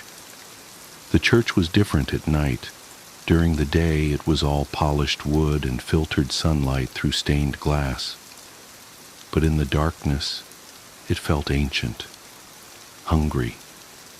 My footsteps echoed off the vaulted ceiling, despite my attempts to walk quietly, and the air had this thick, waxy smell that caught in the back of my throat, like old candles, but wrong somehow. Too sweet, with this underlying note of decay that made my stomach turn. The confession box looked innocent enough from the outside, just another piece of antique furniture, its dark wood gleaming dully in my flashlight beam. The out-of-order sign was still there, yellowed with age and curling at the corners. I tried the door to the priest's side, locked of course, but the maintenance panel Marcus had mentioned was just where he'd described it, hidden behind a decorative molding at the back. My hands were shaking so bad it took me 3 tries to work the crowbar into the seam. The wood creaked in protest as I pried, and then suddenly gave way with a sharp crack that seemed to echo through the entire church. I froze, heart pounding, but the silence that followed was absolute. The panel swung open with a whiff of that sickly sweet smell, so strong it made my eyes water. I had to swallow hard against the urge to gag as I shined my flashlight into the space beyond. The beam caught countless threads of dried wax, forming these intricate, almost organic-looking patterns across the wood. And the holes. God, the holes. They were everywhere, turning the solid wood into something that looked more like lacework. Some were fresh, the edges still pale and raw. Others were older, darkened with age, and other things I didn't want to think about. And then I saw the movement. It was subtle at first, just a suggestion of motion in the shadows at the back of the space. But as I watched, unable to look away, something began to emerge from one of the larger holes. Something long and segmented, its chitinous body reflecting my flashlight beam in a way that made it look almost crystalline, almost beautiful, in the same way a spider's web can be beautiful right before you realize you're caught in it. The legs came next. So many legs, each one tipped with something that looked unsettlingly like a tiny human finger. They moved in this horrible undulating wave as the thing pulled itself forward, and I could hear this dry, rustling sound that reminded me of old paper being crumpled. Or maybe that was just the sound of my own ragged breathing. I don't know how much of it I actually saw emerge before my nerve broke. Probably only a few segments, though it felt like feet. But what I remember most clearly was the moment it turned what I guess you'd call its head toward me. Because that's when I saw the face, or rather, faces. Dozens of them, tiny and distorted, pressed against the translucent surface of its carapace like fossils in amber. Some of them were moving. I think I screamed. I must have, because my throat was raw afterward. I remember dropping both the flashlight and the crowbar, remember stumbling backwards so fast I slammed into one of the pews. By the time I scrambled to my feet, I could hear that clicking, scratching sound Marcus had described, growing louder and faster, like something picking up speed. I ran. I ran until my lungs were burning and my legs felt like they were going to give out. Ran until I was halfway across town, before I finally collapsed in front of an all-night diner. The waitress must have thought I was having some kind of breakdown, the way I was shaking and crying and babbling about faces in the wax. Maybe I was. They found my flashlight the next morning, still lying on the floor in front of the confession box. The crowbar was gone. So was the maintenance panel, just smooth wood where it had been, like it had never existed at all. When I tried to tell the police what I'd seen, they just gave me this look. The same look people give me now when I try to explain why I can't go into churches anymore, why I flinch at the sight of candles, why I wake up screaming sometimes, convinced I can hear that dry, clicking sound coming from inside my walls. The confession box is still there, still marked out of order. Sometimes I drive by St. Augustine's late at night and I swear I can see a faint light flickering behind those windows, like candlelight. And sometimes, if I listen carefully, I think I can hear something that sounds almost like whispered prayers, almost like screaming. But the worst part, the part that keeps me up at night, that makes me question everything I think I know about reality. It's not the memory of what I saw in that church. It's not even the guilt about Marcus. It's the dreams I've been having lately. Dreams where I'm back in that confession box.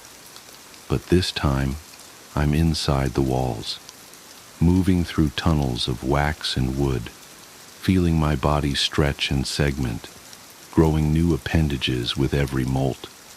Dreams where I'm not alone, where I can feel others moving with me, through me, becoming part of me.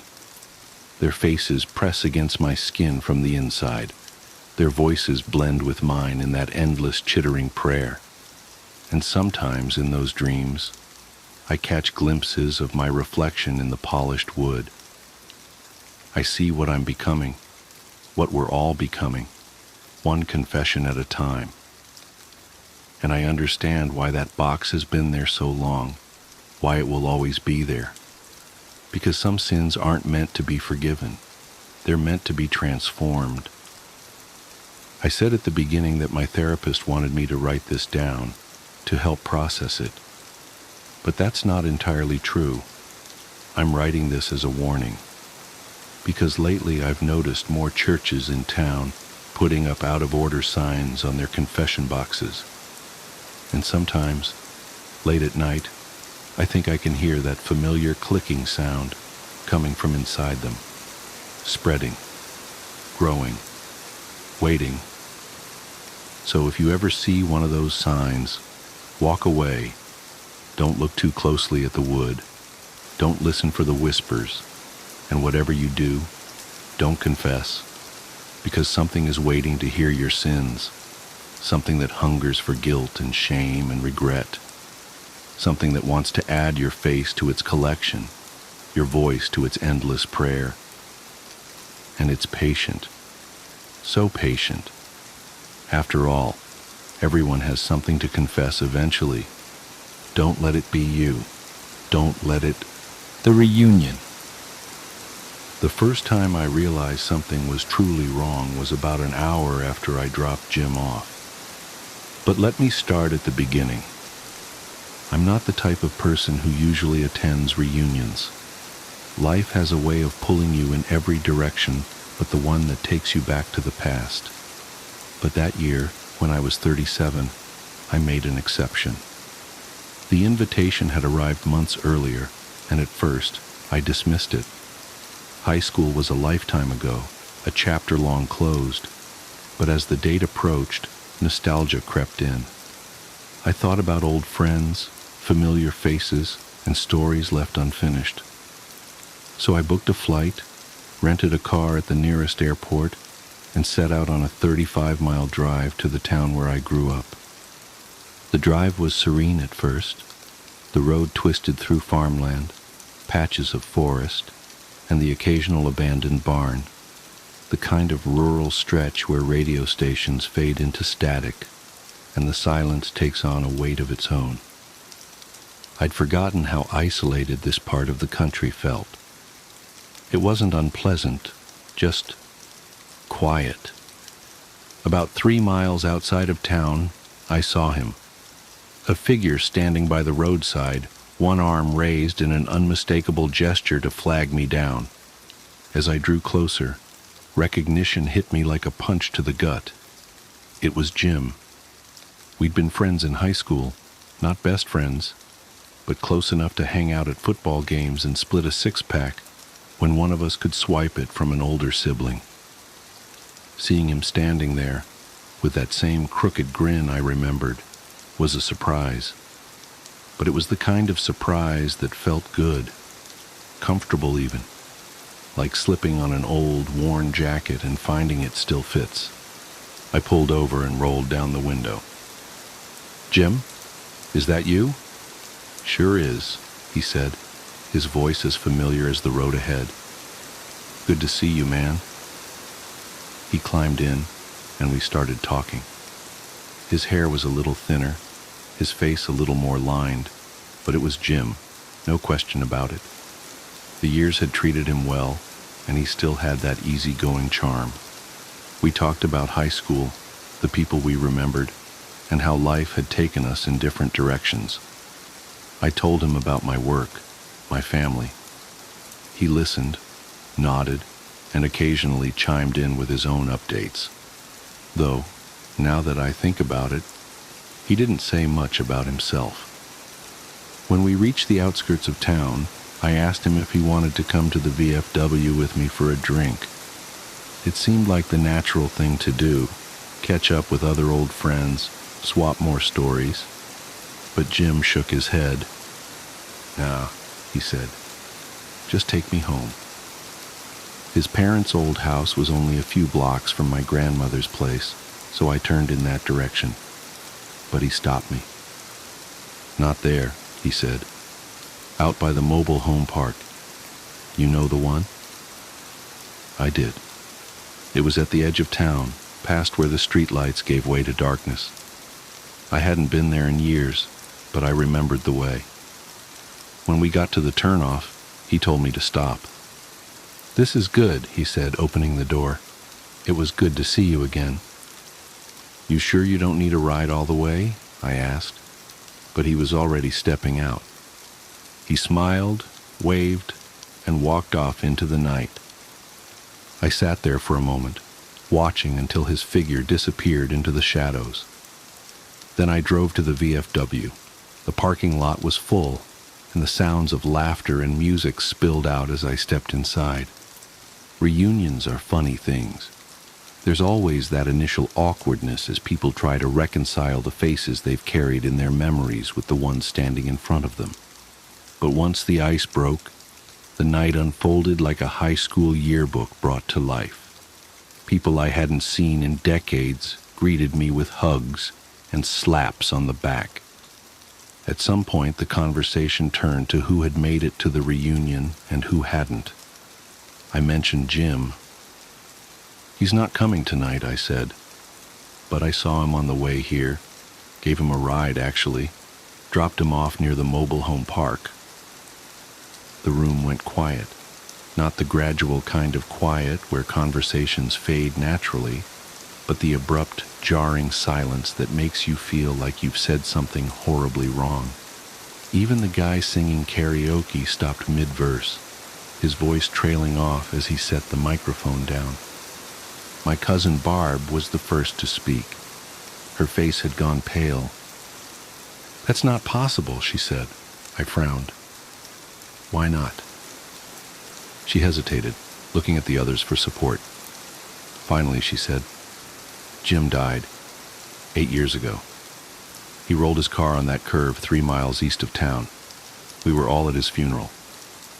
I laughed, a nervous, brittle sound. "That's not funny. I just saw him, talked to him, gave him a ride." Barb shook her head. "I'm serious. Jim's gone. We buried him." My stomach turned. My hands felt suddenly clammy and the room tilted slightly. "No," I said, but my voice lacked conviction. That can't be right." Without another word, I turned and walked out to the parking lot. I needed air, needed to clear my head. The cool night breeze hit my face as I opened the car door. That's when I saw it. On the passenger seat was a newspaper, yellowed with age, its edges curled and fragile. The date at the top was 8 years old, and there, on the front page, was Jim's obituary. The rest of the night is a blur. I remember driving back to my hotel, my hands gripping the wheel so tightly my knuckles turned white. I couldn't bring myself to look at the passenger seat again.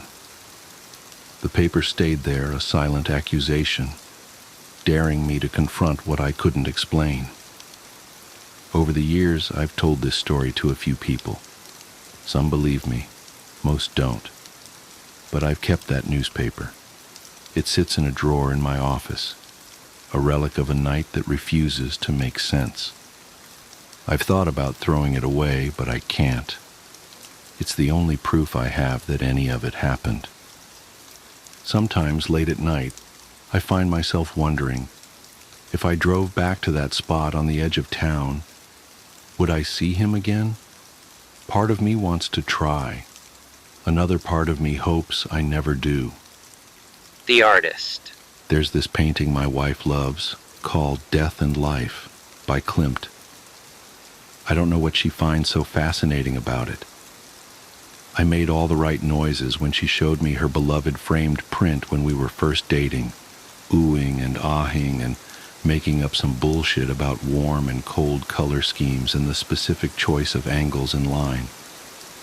She was an artist. Our first few dates involved long walks through museums, starting in Picasso's Blue Period and ending in heavy petting and blue balls. I took an art history course as an elective when I was finishing up my doctorate. I remembered enough of the lingo to charm my fantastically gorgeous future wife and lure her back to my stupidly filthy apartment.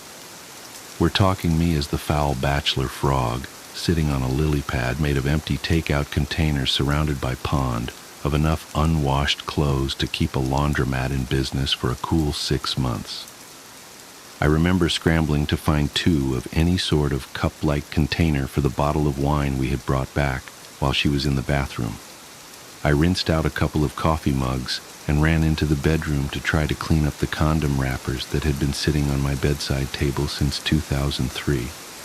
On the bed, neatly laid out against the rest of the chaos, were my wife's dress, bra, and panties. She came out of the bathroom completely nude aside from a pair of high heels, took the wine from me and took a swig straight from the bottle. I fell totally, completely, and irrevocably in love. I have no head for artistic things. I work in finance. I get creative with numbers, not paint, but I really love her stuff. She's made a name for herself over the past few years. Critics call her the American Damien Hirst. One of her first exhibits was composed of a dozen oil paintings of rotting pastries surrounding an actual cake filled with thousands of dead ladybugs being fed to a mummified tarantula dressed up as Little Miss Muffet. I have no idea what it meant, but it was sick, successful, and catered by Balthazar, so I ate about 20 croissants. They did not have bugs in them. I checked. She was amazing. She had the body of a Laker girl and the face of a Modigliani model, and still does. She's charming, charismatic, deep, the kind of person people flock to, want to be around constantly. She made love like she had something to prove. She had a twisted sense of humor. As soon as I hooked a job with enough figures to keep a girl like her satisfied the way she should be, I proposed, bought her a historical brownstone in the city with a garden full of roses and hardwood mahogany floors. And for the first few years, she seemed happy. We were the kind of couple you see in New York Magazine and scoff at because they're just too damned lucky. But we had a rough spot, like all married couples do. She was still superficially the same woman I fell in love with, looked amazing. People always asked me when she was going to host the next dinner party. She still had an amazing eye for art. I knew, though. I knew she was miserable. I could see it, the misery in the corners of her eyes and the curve of her mouth. It happened gradually. First, it was the shower curtain. She bought 3 or 4 from a small boutique downtown, brought them home so we could choose one out together. We decided on one, pale blue, made of material that was impractical and way too expensive for a drapery in a bathroom, but we had the money, and it made her happy, so why the hell not? A few days later, I was shaving and realized she still hadn't put the curtain up. It wasn't until about a month after that I caught a glimpse of it hanging up in her studio, cut to shreds and dyed, till it was almost unrecognizable. I chose to ignore it because I had learned it's usually not the best course of action to call an artist out on their creative license, unless you want to start an all-out war with no discernible end. A year after that, though, I had no choice. She had been so on edge it was like she was standing on a razor. She usually had a show every 3-4 months or so, and if anything, she had too many ideas. The galleries always asked her to trim down her collections. When the year passed, without so much as a single finished painting, I started to worry, both about her well-being and our bank account. We were extravagant spenders, and each of her shows would bring in a cool $20,000 that paid for a few months of European beaches and ski trips in Aspen. The final straw, though, is when she burned down the roses. It turned out she had finished dozens of projects over the year. She had hated all of it and had either destroyed or painted over everything. While I was at the office, she flew off the handle, doused about 16 canvases in lighter fluid, and set the yard on fire. When I got the call from the fire department, I rushed home to find her sitting in the back of the ambulance covered in ashes, blonde hair singed at the ends. She was smoking a cigarette. I looked over the burnt flowers, the skeletons of her paintings, the ruined limbs of broken sculptures, and asked her what happened and why. She took a drag of the cigarette and said it was mine to burn. She took big, fancy pictures of the inferno, a family of bunnies suffocated in the smoke. She had them stuffed and mounted in size order on a baking soda volcano, like the kind you see in middle school science fairs. She gathered up a few of the charred bits and pieces, wired it together, and made some warped, pained-looking kind of phoenix thing weighing in at 400 pounds and easily over 8 feet high. She called the whole thing From the Ashes, and the reviews in the Times called it incendiary. Her first foray into becoming a true artist. Someone bought the phoenix. I pity the person who wakes up every day and looks at that strange thing, suspended in constant agony. We were both drunk, at a random, expensive, vaguely Dante's Inferno-themed bar in San Francisco when I finally got a chance to ask her what was bothering her. We had been making dark jokes all night about the beautiful irony of her show and our current locale. At first she vehemently denied anything was wrong, angrily pointing out that we had made 4 times as much off of her last show as anything before it, that it had more than covered the damages, that it had paid for the vacation we were on. I stayed silent. She tossed her newly cropped hair and looked like she was going to open up for a second. I saw her soft blue eyes fill with tears. Then she took a shot of whiskey from a glass that had a bull's head and smirked. "Well, for starters," she slurred, nonchalantly dangling the glass from the bull's nose ring, "I'm fairly certain I'm pregnant." She let the glass drop from her finger and it shattered on the floor as she slid out of her seat and stumbled to the exit. I sat there for a while and drank more, feeling furious, confused, and miserable. I remembered her face when she showed me that Klimt painting. I remembered how she wore glasses back then, and how she pushed them up the bridge of her nose when she smiled, as I talked about the warm and the cold colors and the angles and lines.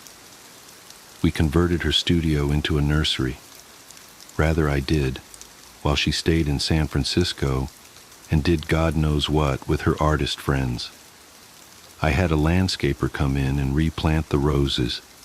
I worked a lot of overtime, drank myself to sleep while I skimmed through parenting books. She came back when she was almost full term. I came home from work one night to find sonogram pictures posted all over the fridge of 2 healthy-looking twins, big baby girls. I walked into our bedroom and saw her dead asleep on top of the covers, belly swollen, smelling faintly like pot and paint thinner. She had a rainbow of dried paint on her fingertips. I loosened my tie and walked to the nursery. She had been busy. The canary yellow I had chosen was covered in a layer of translucent blue, and she had covered one wall in Klimt-esque patterns and curlicues. The creamy plush carpet was covered in paint splatters. She had worked furiously to finish. She had cut a swath from one of the new rose bushes and made a giant bouquet, shoving them so tightly in the vase that some had escaped and made their way from their perch on the changing table to the floor. She had scattered them in the bassinet on the windowsill. It was chaotic and beautiful. The next few years were peaceful, for the most part. We bonded over raising the girls. Despite my wife's less than careful prenatal preparation, they were wickedly smart and beautiful. They both looked like her, with long curly blonde ringlets and blue eyes. Sometimes when I put them to bed, I wondered if any of my DNA was in them at all. They were like miniature versions of her. My wife agreed to see a psychiatrist for a little bit. She took some medication for a while, Xanax, some mood stabilizers. Eventually, she and her doctor decided her crisis had been hormonal and temporary. We started having dinner parties again, soothed the gossip that had infected our social circles. She stopped painting and took up teaching at a university. She seemed content again, even happier than she was before. Every once in a while I would catch a look in her eyes like repressed artillery fire, like she was ready to explode at any second. But it never lasted for longer than a few seconds before they went back to the soft cornflower blue I knew so well. And who doesn't get a little agitated every once in a while? I rose through the ranks at work. I loved the feeling of power that came with promotions. I loved my girls. And by God, I loved her. My crazy, disgusting, beautiful, hateful, and loving, extraordinary wife. Then came today. Today, I came home from work early. Today, my wife took the day off to be a chaperone on a class trip to the Metropolitan Museum. They were after her for months because of her expertise in the art world. They wanted the children to experience the culture in the most sophisticated way possible. I thought it was ridiculous, They were 1 to 3-year-olds in a private daycare. They saw more beauty in Cheerios than in Monet's water lilies. But they wore my wife down, and she was given a gaggle of toddlers and wide-eyed teachers to tour around the museum. I came home for lunch because I had forgotten my iPad that had notes on it for a presentation I was giving that night. I walked through the rose garden and noticed a tiny piece of sculpture left over from the Ashes exhibit from so long ago. It was half of a tiny bird. It had the kind of exquisite detail that my wife used to be so famous for. I was pretty sure it was an actual bird that she had cast in clay. I thought I could see a small piece of feather in one of the cracks. I idly wondered why I hadn't noticed it before. I went inside and poured myself a glass of orange juice.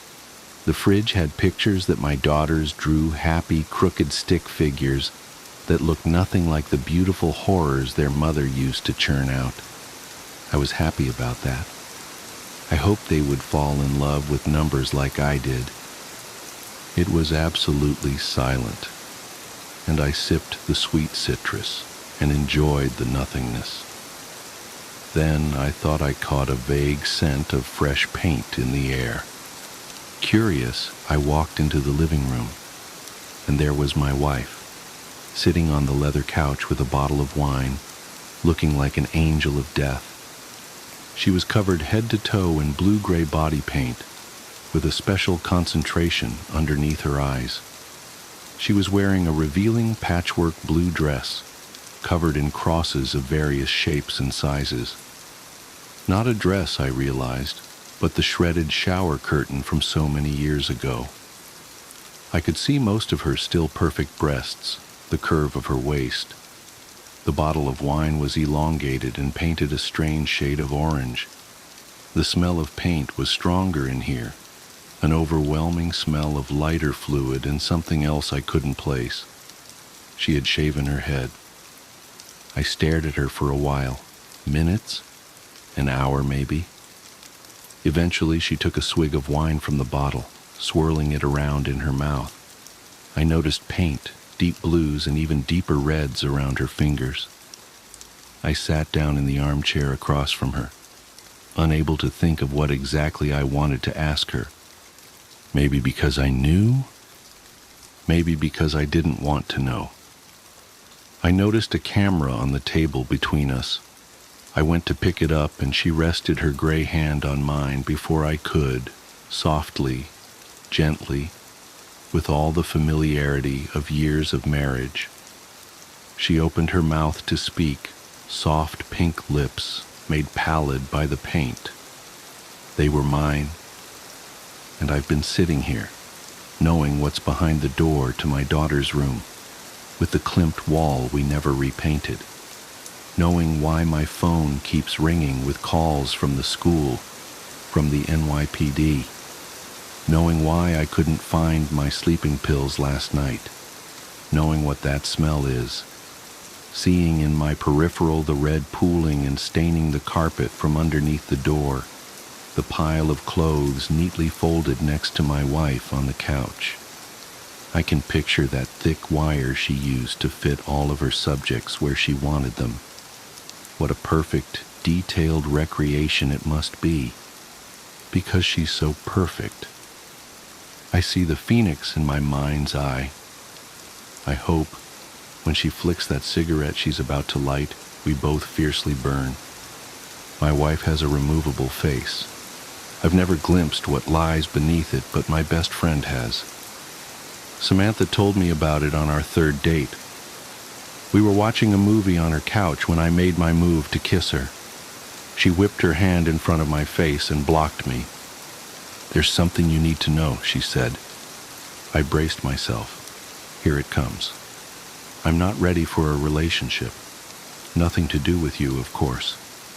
It was the absolute last thing that I wanted to hear, because I was already crazy about her. "Okay," I said. "I have a removable face." That's a new one. "You have a what now?" I was about to laugh, but she was wearing a deadly serious expression. I have a removable face. Is that like a metaphor or something? No, my face is literally removable. Look, closely. She lifted her chin and traced her jawline with a finger. You can see the seam. After admiring how beautiful her neck was for a dizzying moment, I leaned in for an inspection. It was very hard to see, but it did look like there was a slightly unnatural transition there from her face to her throat. I grew dizzier as a dozen questions rushed into my brain. Don't bother asking why or how or anything like that, said Samantha. I can't tell you that. If that's going to be a problem, you should leave now. I'm letting you know this because I like you and I want to take the next step, but this is non-negotiable. Okay, I said, unsure of what was happening. Not a problem. So what? You have a removable face. Who cares? It looks good. There's something else. Once a day, usually in the evening, I have to remove the face and disinfect the inside of it. If I don't, it will rot. This takes about an hour, give or take, depending on how my day went. During this time, you must never ever look at my real face. Never. Do you understand? Yes. Got it. Don't ask about it. Don't look at your real face. Samantha stood up. Now, I'm going to go into the bathroom and clean my face. That will give you plenty of time to think about what I've told you. If you're here when I'm done, that's great. I would like that. But if you're gone, I'll understand. She turned and walked into her bedroom. I sat in stunned silence as I heard the bathroom door close. I gave the thing some serious thought. It was possible that it was a joke of some kind. It was possible that it was a delusion. Was it possible that it was true? Well, it was certainly possible to transform an actor's face with movie makeup, so I supposed it was possible that Samantha wore a removable face every day. Maybe she had had a horrible accident where her flesh had been mangled. Maybe her face had been melted by acid or burned by fire, or the skin shorn off by heavy machinery. If it had, I would never know, because she would never tell me, and I would never see it. I pictured a face of raw, naked muscle rotting away. Could I kiss her, if that was what I was kissing? But wasn't that what we all were, under the skin? Just muscle and bone and blood and squishy organs. I paced around the living room, running my hand through my hair. I liked Samantha a lot. She was smart and funny and beautiful. But was that beauty real? Did it count? Did it matter if it was real or not? Was I being superficial, even worrying about it? When she came out of the bathroom, I was still there. I looked at her face. She smiled, and I was in love. We dated. We moved in together. We decided to get married. For the most part, it was a completely normal relationship, typical of two young people in love, building a life together. During the day, it was easy to forget about the face altogether. It looked natural enough, and only in certain positions, in certain lights, was there ever any indication that it wasn't natural. But every night was the same. Samantha would close herself in the bathroom, sometimes for an hour, sometimes for 2, and clean the inside of her face. The curiosity never left me. I would sit there and wonder what was under that face. I came so close to barging in on her a few times, but I never did. I did occasionally ask her about it. About what, if anything, had happened. About how it was possible to make the removable face look so real. About what it really looked like underneath. I tried to coax her into showing me, assuring her that I loved her no matter what, and didn't give a damn what her real face looked like. I was just curious, that's all. She never showed me or told me the story behind it. She didn't get upset at me, unless I was really badgering her. She'd just shrug and say, "You know you can't see it. You know I can't tell you about it." I never told anybody about Samantha's removable face. It's not that she asked me not to. I just didn't think it was anybody's business. Except once, I did tell somebody. It was during my bachelor's party. We had rented several cabins in Big Sur and spent the night drinking and packing our noses with powders that we shouldn't have been packing our noses with. Everyone else had passed out and the sun was creeping up behind us as I stood on the majestic cliffs with my friend Chris, looking down on the Pacific waves crashing against the rocks. Chris was my best friend, as close to a brother as I'd known. We'd grown up together and visited each other at college often, and spent the summers together. After college, we'd moved to different cities, but we stayed in close contact. Standing there on the cliffs, I told Chris about Samantha's removable face. At first, he thought I was joking. Then he had 1,000 questions, most of which I couldn't answer. "What's underneath?" "I don't know, man. I don't know." "Doesn't that drive you crazy, not knowing?" I shrugged. "Lots of stuff I don't know. Don't know how to do calculus, and I don't know what happens when we die." "But dude, she's about to be your wife, and you don't even know what she looks like. I mean, I'd have to take a look.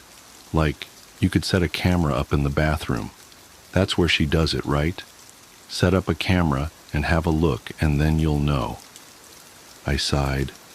"Yeah, it drives me crazy. I've asked her 1,000,000 times, but she told me I could never look. Gotta respect that, man, even if I don't like it. That's love." Chris laughed. "You telling me to respect a woman? Up is down now."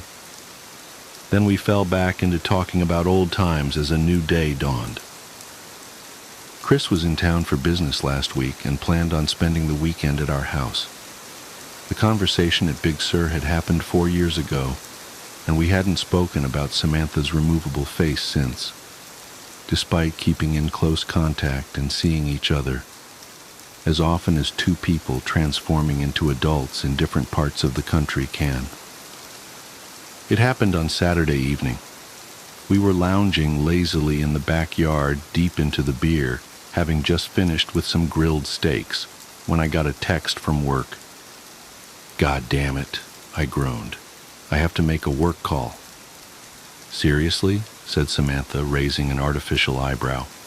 "On a Saturday night?" "My biggest client, baby. Sorry." "It is what it is, I guess," said my wife. "I'm going to head inside and get cleaned up.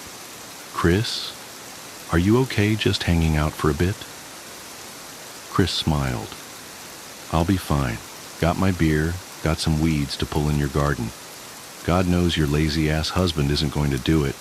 Those tomatoes are choking to death. It's a tragedy." I rolled my eyes and went into the side yard to make my call. 15 minutes into it, I heard the screams coming from inside. Both my best friend and my wife were wailing in terror. I dropped the phone and ran into the house and down the hall to our bedroom. Through the open door, I could see that the door to the master bathroom was also standing open. "Don't come in," screamed Samantha. "I don't have my face on. Call an ambulance. He looked. Oh God, he looked." She sounded desperate and truly horrified. That made me desperate and horrified, and I wanted to rush into the bathroom, but I knew suddenly that that would be a mistake. I knew suddenly that Samantha didn't want me to look at her real face, not out of a sense of vanity, but for my own safety. Chris staggered backwards, out of the bathroom. He was holding a straightened-out paperclip, which he had used to pick the privacy lock. Now he was stabbing it again and again into his eyes, shouting gibberish. He was clearly in the depths of madness, and it turned my stomach to see him mutilate himself. "Call an ambulance," my wife screamed. "Don't come in here. He looked." I turned and ran back to the side yard where my phone was lying in the newly mowed grass.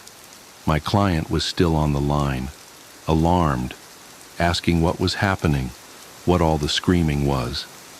I hung up on him and called 911. When the paramedics arrived, Chris was having a seizure in the hallway. Samantha was stroking his head, sobbing. Her face was on, but it had been done hastily, and everything looked a little off. My world has been dark this past week. My best friend is in a psychiatric hospital under suicide watch. He's completely blind and mostly catatonic, except when he slips into a violent, babbling mania. The doctors are optimistic that his state is temporary, but they don't know the truth about what caused it, because I told the paramedics that Chris had taken a large dose of psychedelic mushrooms and fallen into psychosis. I saw no good reason to tell the truth about what had happened. Who would believe that one look at my wife's real face would make somebody insane? At best, we would be the subjects of a long investigation. At worst, we would have to prove that what we were saying was true by showing somebody Samantha's face. Then the same thing would happen again. And what after that? I had no idea and no interest in finding out. For Samantha's part, I knew that she would never consent to show anybody her real face, no matter what the consequences of refusal were. I did get a follow-up call from the police asking me to confirm my story. The hospital found no traces of psilocybin in Chris's blood, though that's not unheard of, since it has a short half-life. If they end up testing his hair, I will likely be in a lot of trouble. But that's truly the least of my concerns. Samantha is in a state of her own.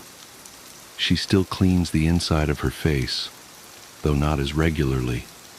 And when she puts it back on, it's always crooked now. It is beginning to smell a little bit. I've tried to assure her that it wasn't her fault. He knew, I said. I told him that nobody was ever allowed to look at it. He knew, and then he broke into the bathroom. This is not on you, baby. Please, talk to me. Not on me? That one look at my face makes people insane? Please, I just need some time alone. As for me, I am doing my best to hold it together. Do you know what's strange, though? Despite what happened to Chris, I still find myself curious about what my wife's real face looks like. More curious than ever, really. My sister discovered a universal language, but she hasn't spoken a word since 2003. My sister is a genius. When she was about 13, she made this device that honestly still blows my mind. I've spent my entire life studying physics, and I still don't know what she did, or how, which is probably for the best considering how this all played out. I don't know how she did it, but what I do know is, in the summer of 2003, the laws governing matter and atomic mass didn't seem to affect her anymore. She was invisible to the human eye, and she was speaking a universal language we've never been able to identify or reproduce. Before I get into this, though, have you ever seen Firefly? Allow me to quote, I am very smart. I went to the best medikid in Osiris, top 3% of my class, finished my internship in 8 months. Gifted is the term. So when I tell you that my little sister makes me look like an idiot child, I want you to understand my full meaning. This could have been written about me and my sisters. We come from a long line of gifted people. My father is a neurologist, my mother works for SpaceX, and my eldest sister is an artist whose work has been featured in galleries since she was 12. I'm a full-time research associate of high-energy density physics at a university I can't name without risking my career. And like Simon Tam from Firefly before me, I don't tell you all of this to flaunt our intelligence or to make us look special. I tell you this so you can fully understand what I mean when I say Nerali made us all look like idiot children. In 2003, I was about to turn 17. My interests weren't like most teen girls, so I won't bore you with the details of what I found more entertaining than TV, books, or the mall. But more often than not, I was occupied with personal research projects. The first time Nerali made herself invisible, I was in the middle of a research rabbit hole. I was deep into some really heady academic articles when I heard Nerali pipe up behind me. "They're wrong, you know." I groaned inwardly. We'd had the knocking talk, but she was still so bad at respecting boundaries. "Nerali, what did we say about knocking?" "Oh," she said, and sounded genuinely surprised. "I didn't think about the door." "What?" I frowned and spun my chair around to look at her. My room was empty. "Wait, empty?" I looked around briefly before rubbing my eyes, wondering when I'd slept last and already writing the conversation off as an auditory hallucination. Shaking my head, I started to turn back to my computer when I heard her giggle. "All right, jerkhole, where are you?" "Right here," she giggled, her voice coming from directly in front of me. "What the? How? Did you hide the speakers again?" I stood up, taking a moment to really look around the room. She'd pulled a prank like this before, hiding a complex set of speakers she'd modified to create a confluence of sound she could manipulate. It would sound like someone was anywhere in the room, she specified. She'd even made it sound like she was moving around. It was really impressive, especially since she'd only been 10 at the time. This time, though, she'd either gotten much better at hiding the speakers or something else was going on. She giggled again. "No speakers, just me." "Okay, just me, but how?" I folded my arms, looking in the direction of her disembodied voice. "That's going to be hard to explain." That was Nerali for "you won't get it." "Try me," I said, "because I'm stubborn." She did, though, and I didn't. I had the beginnings of a migraine chewing on my right eye by the time she was done. Almost none of it made sense. There was something about atomic frequencies and post-dimensional drift, superliminal desynchronization, and something she dubbed the Planck supertemporal parallel. It was all way over my head. "Okay," I said, rubbing my temple as I tried to digest it all. "But how did you get here?" I walked. Infuriating. "I mean, how did you get in here?" I gestured widely to the door, which was closed, and the walls around us. "Oh."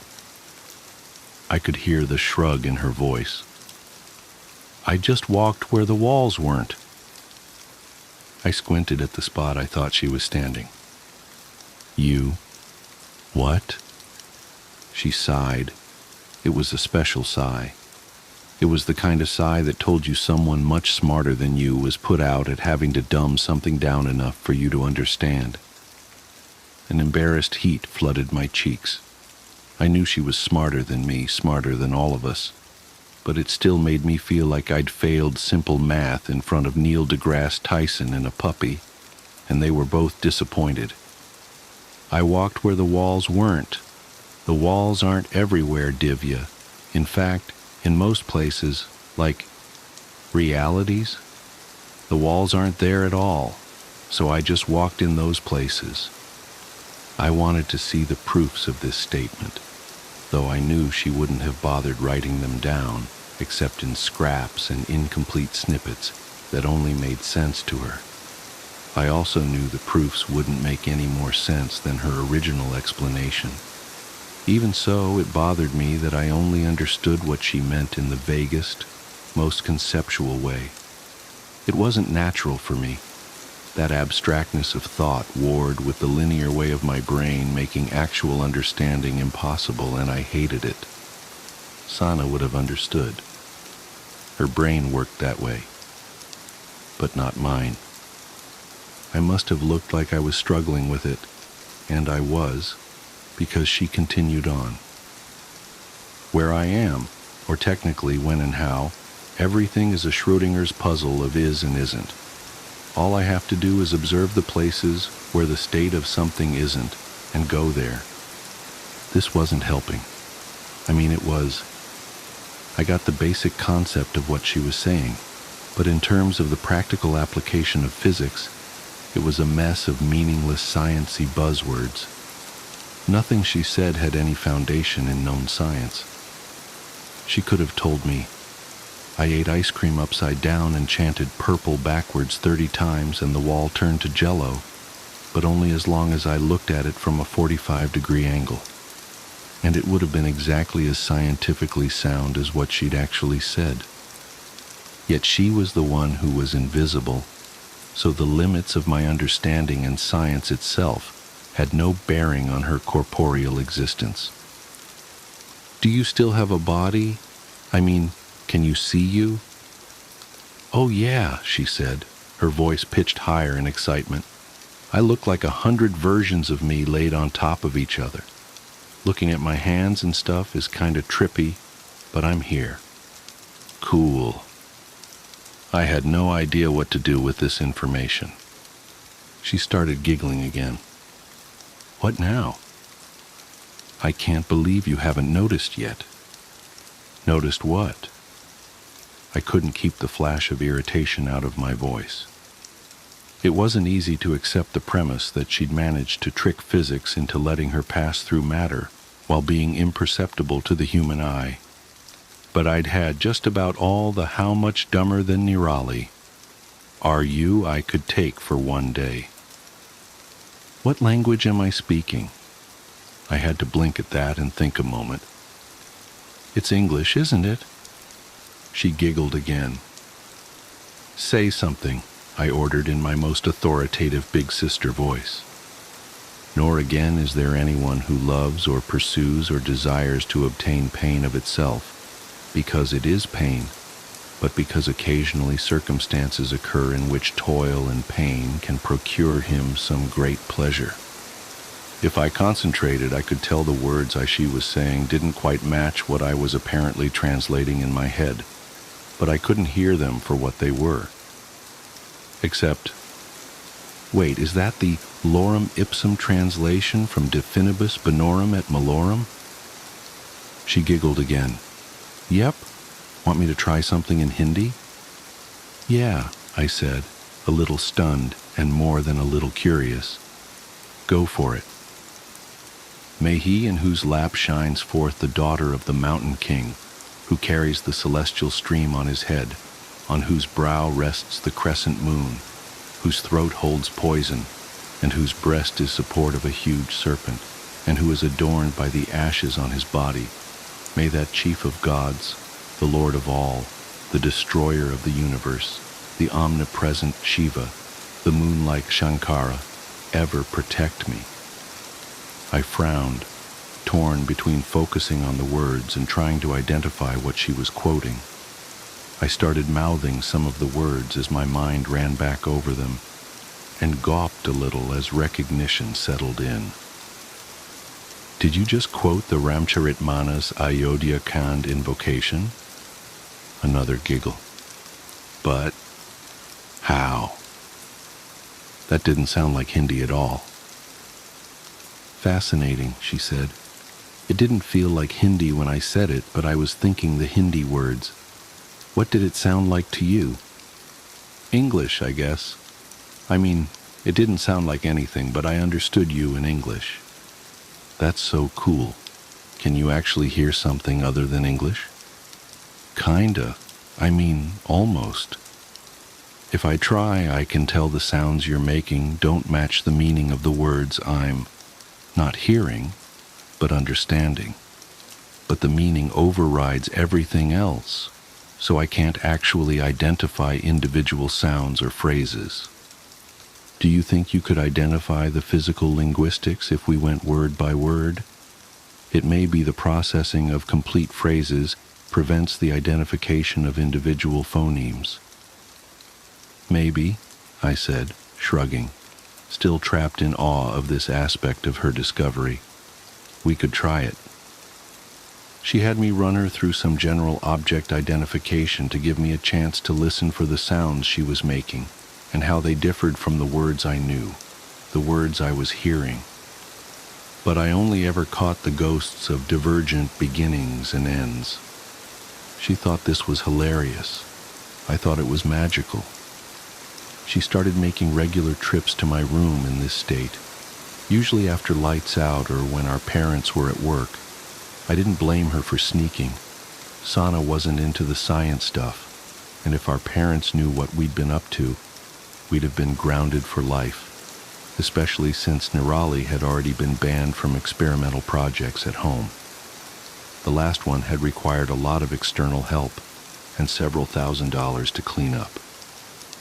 But someone had to try and catalog this universal lexicon, and this was the only way we had access to it. One night, as we lay awake on the floor naming objects, we'd tried making individual sounds before, but without the intent of meaning behind them, there was no divergence. Nirali froze. I couldn't see her, of course, but something changed. She stilled to the point I worried she'd maybe phased through the floor or something and left me alone.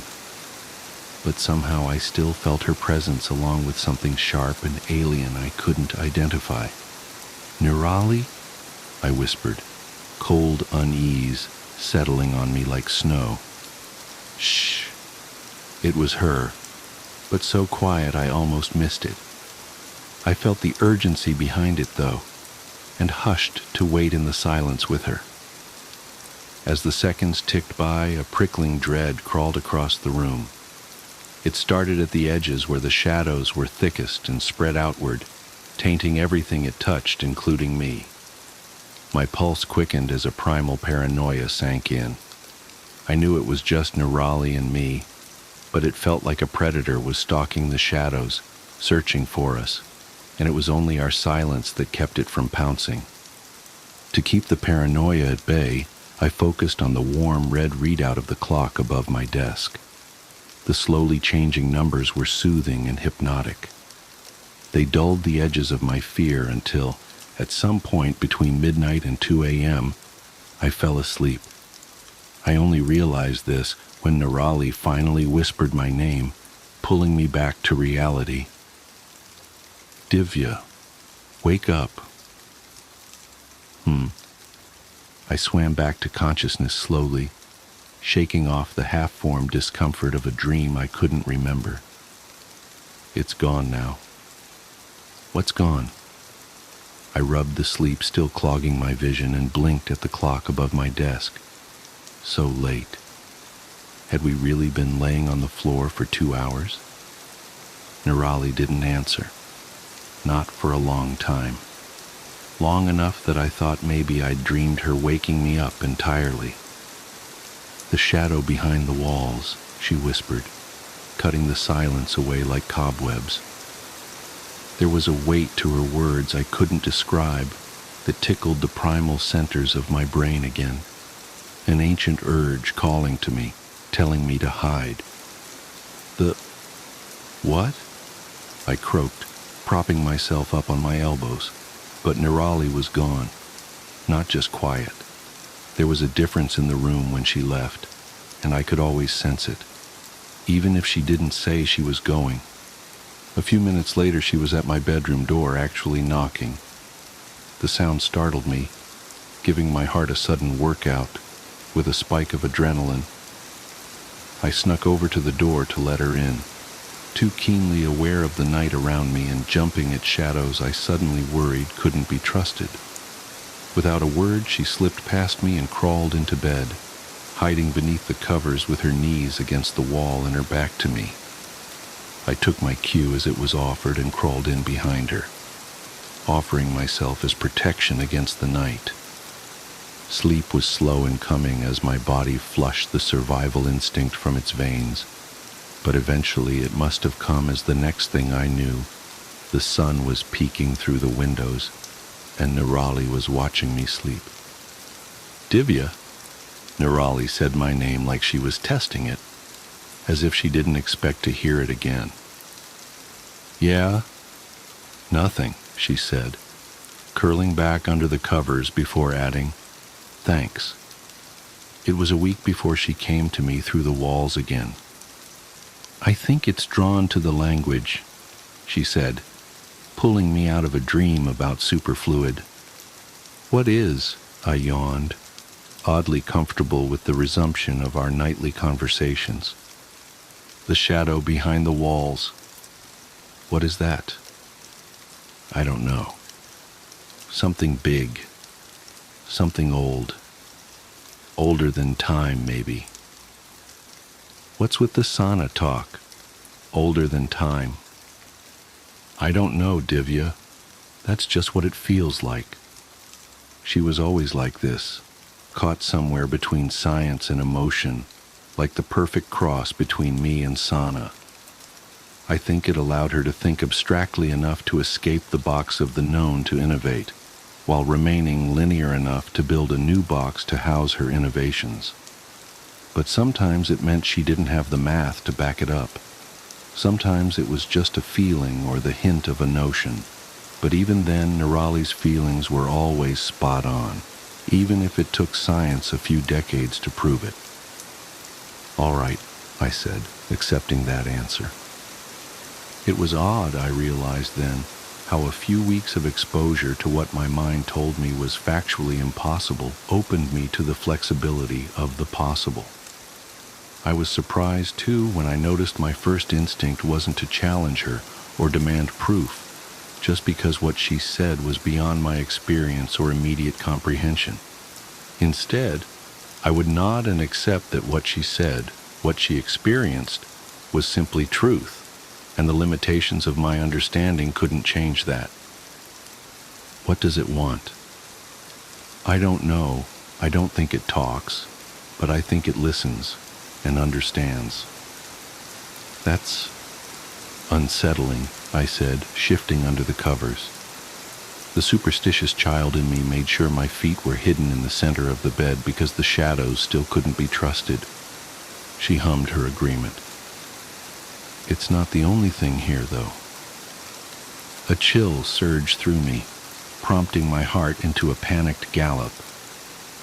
"What do you mean?" "I mean there are other things, big things, old things. Most of them can't see me, I think. I'm not really where they are, same as I'm not really where you are, but they can hear me, same as you." "Are you safe?" Nirali was silent. My stomach churned, because I knew it meant something big and old and dangerous was near enough to pose a threat. After several minutes passed, she answered, "Sometimes, only sometimes."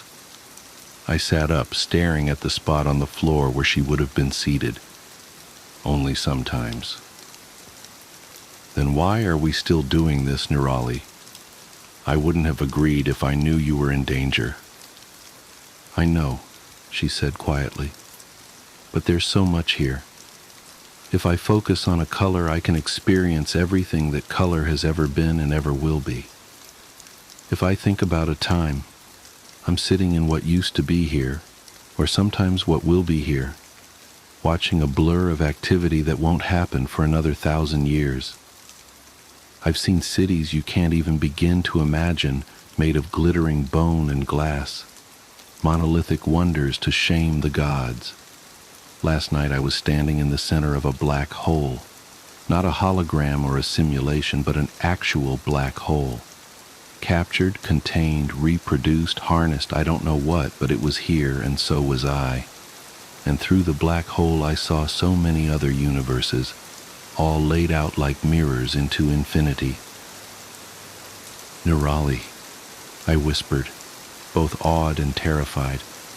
Had she been experiencing these things every night? All the hours we talked about nothing and nonsense?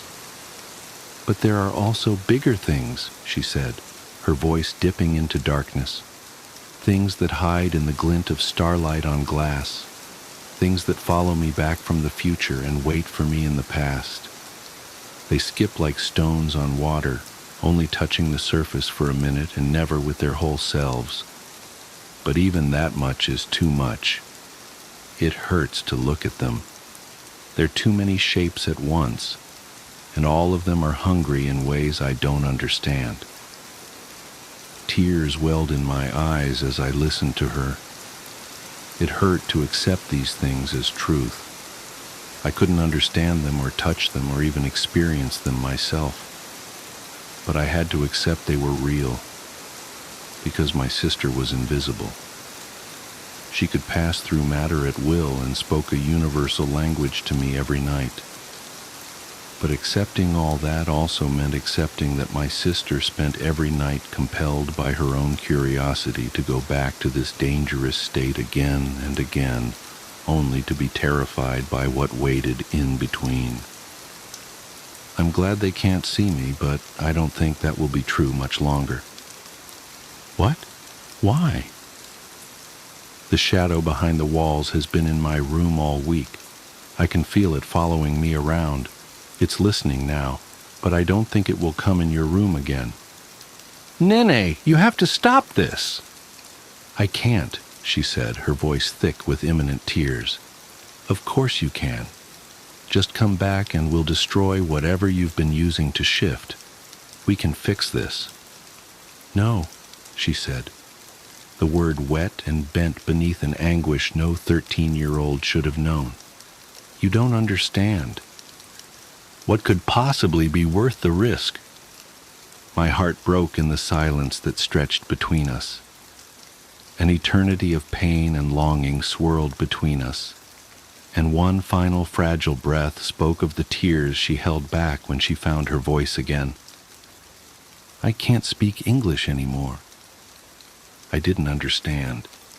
Like the first time she described the math to me, this statement defied understanding. What do you mean you can't speak English anymore? I mean I can't speak anything but this stupid between language, Divya. I tried and tried all week, but all that comes out now is this ugly mess of gurgles and scrapes and noises I don't recognize, and I'm so scared. I'm so scared, because they can still hear me when I'm out there with you, and out there I'm not invisible. And you, and Sana, and Mom and Dad aren't invisible, and none of us are safe when I'm out there, and the only time I can talk right is when I'm in here, she sobbed. When I'm here with you. My heart turned somersaults in my stomach. I let this happen. I should have stopped her the day she showed me her stupid, science-shattering trick. Nene, I whispered, and all I wanted to do was hold her until everything was right. You have to come back. I don't know what we'll do to fix this, but you can't stay there. I know, she said through a heavy veil of tears. I just didn't want to lose you, to lose us. You still have me, but I won't out there, not like this. I didn't have a good answer for her. We'll find a way to fix it, was all I could say, and we both knew it wasn't enough. We also knew that it had to be, because we didn't have a choice. I felt her presence fade, and a few minutes later there was a quiet knock at my door. Nirali stood on the other side, shaking as silent sobs racked her narrow frame. I gathered her up, shutting the door behind her, and together we curled around each other on the floor and cried. We cried until we passed out from exhaustion and woke up long after the sun had risen. I woke to Nirali watching me again and blinked away the haze of tear-stained sleep. Nirali? She nodded, mute, a sadness hanging over her shoulders. Can you? She shook her head. Nothing? She glanced up, looking over me and toward the hall as someone passed by. I could tell a million thoughts were flitting through her head in that moment, most of them conflicting, but after a minute or so, a stony resolution had settled in her eyes, and she scooted closer, waving for me to do the same. Her mouth was almost against my ear when something unimaginably foul rattled from her lips. A shudder of revulsion rocked through me at the sound of each mangled phoneme. I've never been so disgusted and terrified in my life. I could hear her voice, but it was dripping with caustic venom, dragging over hot coals, buried in the deepest ocean and clawing at the edges of sanity with angry talons. It was wrong. And to this day, it was the most vile, viscerally upsetting experience of my life. The words, this language, was never meant to be spoken by man. Science won't support me, but I know in my bones these words have power man wasn't meant to use. And yet, despite my mind rebelling from the mere sound of her voice warped around these hideous words, I still knew what she'd meant, as if she'd said it in English. Don't tell Mom and Dad. I've been trying to leave my bathroom for the past 30 minutes. I can't leave my bathroom. About 30 minutes ago, I got out of the shower and dried off, put on my PJs, opened the door and walked out, only to find myself back in my bathroom, staring at the closed door. I stopped and tried to rationalize what had just happened to me. I convinced myself that I had simply imagined that I had opened the door and stepped out, so I tried again. I pushed the door handle down, opened it, stepped out, and yet again found myself in my bathroom, standing in front of a closed door. This has happened every single time I've tried to leave. I keep my phone in the bathroom with me when I'm showering.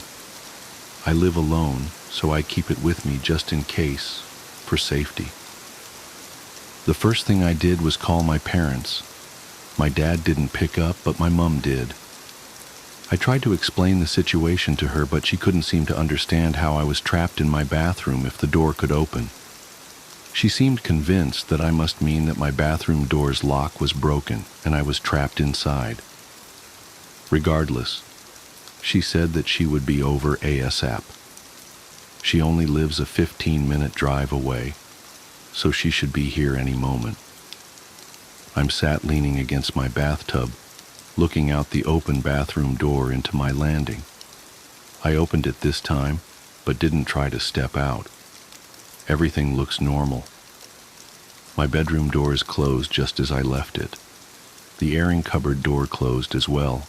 The stairs leading down to the hallway and the front door, all normal. The door's shut. I don't have any recollection of how it shut, when it shut. Only that it must have happened in the last few seconds after I wrote that last paragraph. I've just reread and reread that paragraph. It's proof that I'm not going crazy and imagining this. My mom just texted me to ask if I'm in the house.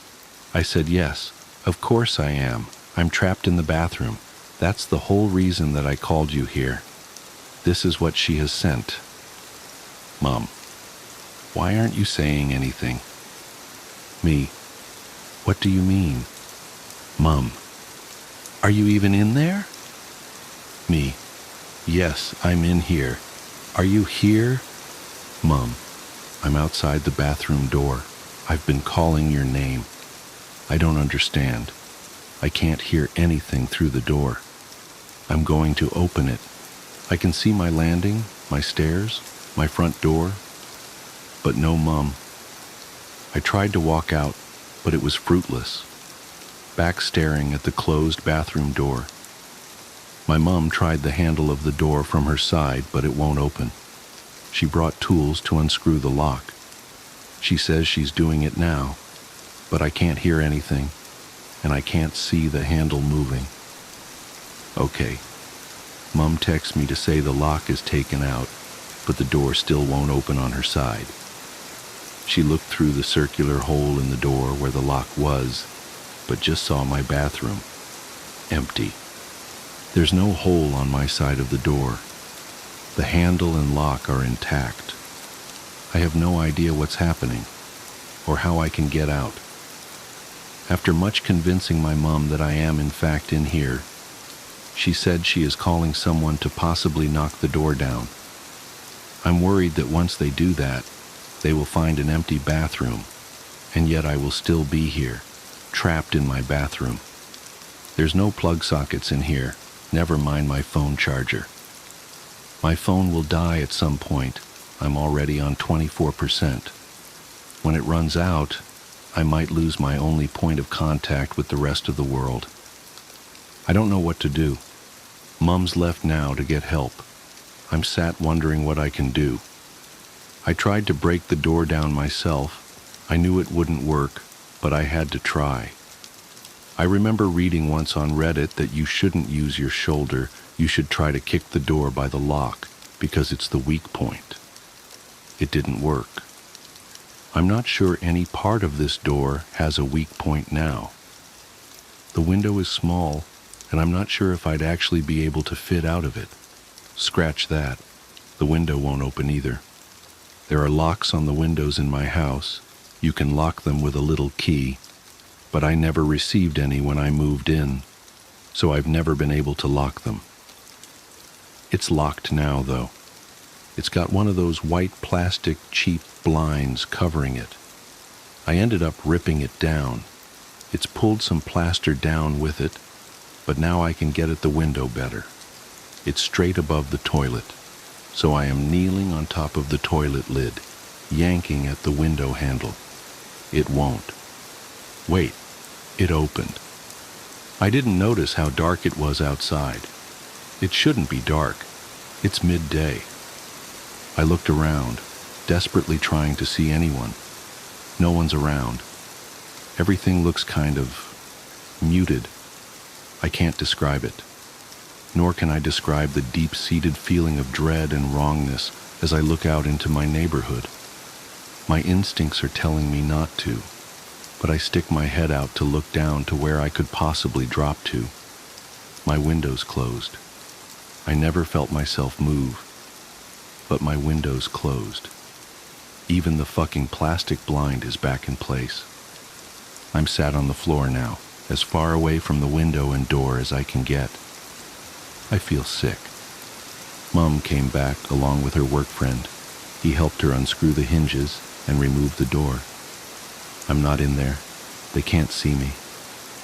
My mom sent a photo of her inside the bathroom, with no me. She thinks this has all been a joke, and is refusing to reply to my texts or answer my calls. I'm on 14% battery. I don't know if I will ever get to leave. This might be my only chance to say goodbye to my mom, but she won't answer her phone. Edit. I've ripped down the shower curtain, and yet I'm staring at it right now, hung up, hanging over the side of my bath. I looked out the window again. I think I heard a rumbling. Low, quiet rumbling. I haven't opened the window since. My phone's on 1%. If I get out, I will update this post. If no edit comes, assume I'm still here, the yellow fog. The first thing I noticed when I arrived at St. Augustine's Artists' Commune wasn't the converted church's imposing Gothic spires, or the way its weather-darkened stone seemed to absorb the weak autumn light. It was the smell, an earthy, almost sweet decay that reminded me of compost and something else I couldn't quite place. I would later learn that the surrounding woods were famous for their mushrooms, but at that moment, standing in the perpetual drizzle with my suitcase and art supplies, the scent only made me wonder if I'd made a mistake accepting the residency. Marion Blackwood? A tall woman with silver-streaked hair emerged from behind the heavy wooden doors. I'm Diana Winthrop, the director. We spoke on the phone. Her smile didn't quite reach her eyes as she gestured for me to follow her inside. You're just in time for evening meditation. We ring the bells at sunset. The interior was darker than I expected, despite the rows of tall windows. Maybe it was the weather, that strange yellow-tinted fog that had followed me for the last few miles of my drive, or maybe it was the way the old church seemed to swallow light rather than reflect it. My boots echoed on the stone floor as Diana led me past what must have been the nave, now subdivided into individual studio spaces by hanging canvas partitions. Your studio is in the north transept, Diana said. her voice carrying that particular New England crispness that made everything sound like a gentle criticism. "You'll find all the basic supplies, though I see you've brought your own." She glanced at my wrapped canvases with what might have been disapproval. I clutched my favorite brushes closer to my chest. Handmade sable that had cost 3 months' rent but were worth every penny for the way they seemed to anticipate my movements, extending my intent directly onto the canvas. "I prefer to use my own tools," I said, trying to keep my voice steady. There was something about Diana that made me feel like I was back in art school, defending my thesis to a particularly unimpressed committee. "Of course," she replied, though her tone suggested otherwise. "We find that true artists can create with anything, but comfort is important for beginners." Before I could protest that I was hardly a beginner, I had a moderately successful gallery show just last year. A sound cut through the air that made my spine stiffen. It wasn't quite a bell, though that's what Diana had called it. It was deeper, more resonant, like someone had struck a massive tuning fork. The vibration seemed to travel through the stone floor and up into my bones. "Ah, right on time," Diana said, checking her watch. 4:45. "We keep to a strict schedule here. You'll learn to appreciate the routine." She turned to me with that same not-quite smile. "Would you like to settle in first, or join us for meditation?" My head was starting to ache, either from the drive or that strange bell tone that seemed to linger in the air. "I think I'll unpack," I said. "It was a long trip." "As you wish." Was that disappointment in her voice? "The others will be eager to meet you at dinner. We've heard so much about your unique perspective on sacred geometry." I watched her walk away, her footsteps impossibly quiet on the stone floor, and tried to remember if I'd mentioned sacred geometry in my application. I didn't think I had. My work dealt primarily with organic forms, particularly mushrooms and their mycelial networks. I'd been fascinated by their hidden connections ever since I'd found that fairy ring in my parents' backyard as a child. My assigned studio space was smaller than I'd expected, but the north-facing windows would provide good light, assuming the sun ever broke through the fog. Someone had already set up an easel and a basic set of supplies: student-grade acrylics, synthetic brushes, the kind of materials I hadn't used since undergraduate studies. But it was the canvas that drew my attention. A large square piece, already primed and stretched, positioned precisely in the center of the easel. I stepped closer, frowning. The surface wasn't completely white. In the dim light, I could make out faint lines, geometric patterns that seemed to shift when I tried to focus on them.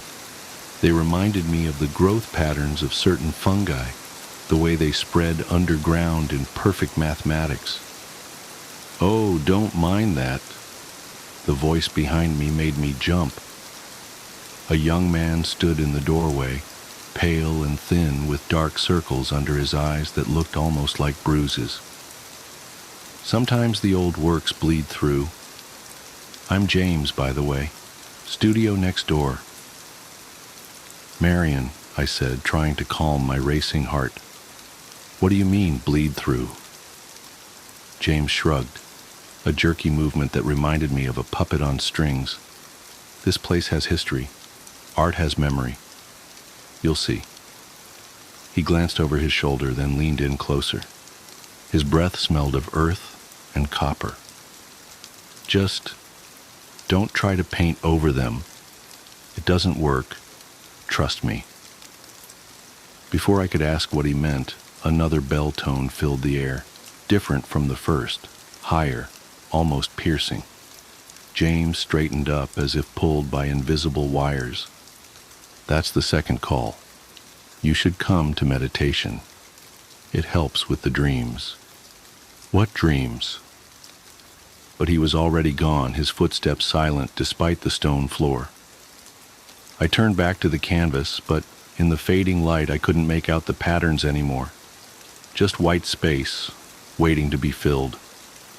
I spent the next hour unpacking, trying to arrange my space into something that felt like mine.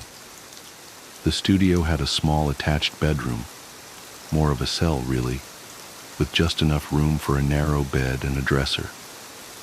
The bathroom was shared down the hall. As I hung my clothes in the tiny closet, I noticed a faint discoloration on the wall behind it, spreading up from the baseboard like watercolor blooming on wet paper.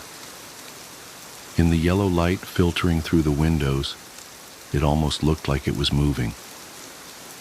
The third bell came just as I was setting up my paints. This one was different again, deeper than the first, but with harmonics that made my teeth ache. I had to grip the edge of the table until it passed, leaving behind a ringing in my ears and a metallic taste in my mouth. Dinner, it turned out, was served in what must have been the church's refectory, a long, narrow room with a vaulted ceiling that made every clink of cutlery echo. There were 12 other residents, I learned, though only 8 were at dinner that night. The others are deep in their work, Diana explained from her place at the head of the table. We don't disturb the process once it really takes hold. The food was simple but strange, mushroom soup that tasted both familiar and wrong somehow, and bread that had an odd yellow tinge to it. I found myself eating more than I meant to, though I wasn't particularly hungry. There was something compelling about the flavor, something that made me want to analyze it, break it down to its components. "It's the local fungi," said the woman next to me. Sarah, I thought her name was, though everyone had been introduced too quickly for me to keep track. "They have unique properties, perfect for artistic inspiration."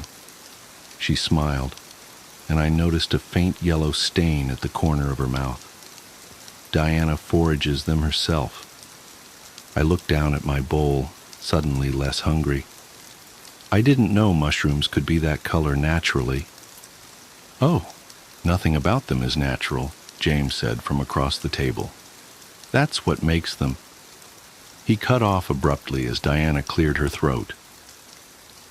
"Perhaps we should discuss your work, Marion," Diana said smoothly. "We're all very interested in your process." The way she said process made it sound like an accusation. I took a sip of water, trying to wash away the lingering taste of the soup. "I work primarily with organic forms," I began, falling into my usual artist statement. "I'm interested in the hidden connections between things, the networks that exist just below the surface." Yes, Diana interrupted. "But what are you really looking for?" The question caught me off guard. "I'm not sure what you mean." "Nobody comes to St. Augustine's by accident," Sarah said, her voice soft but intense.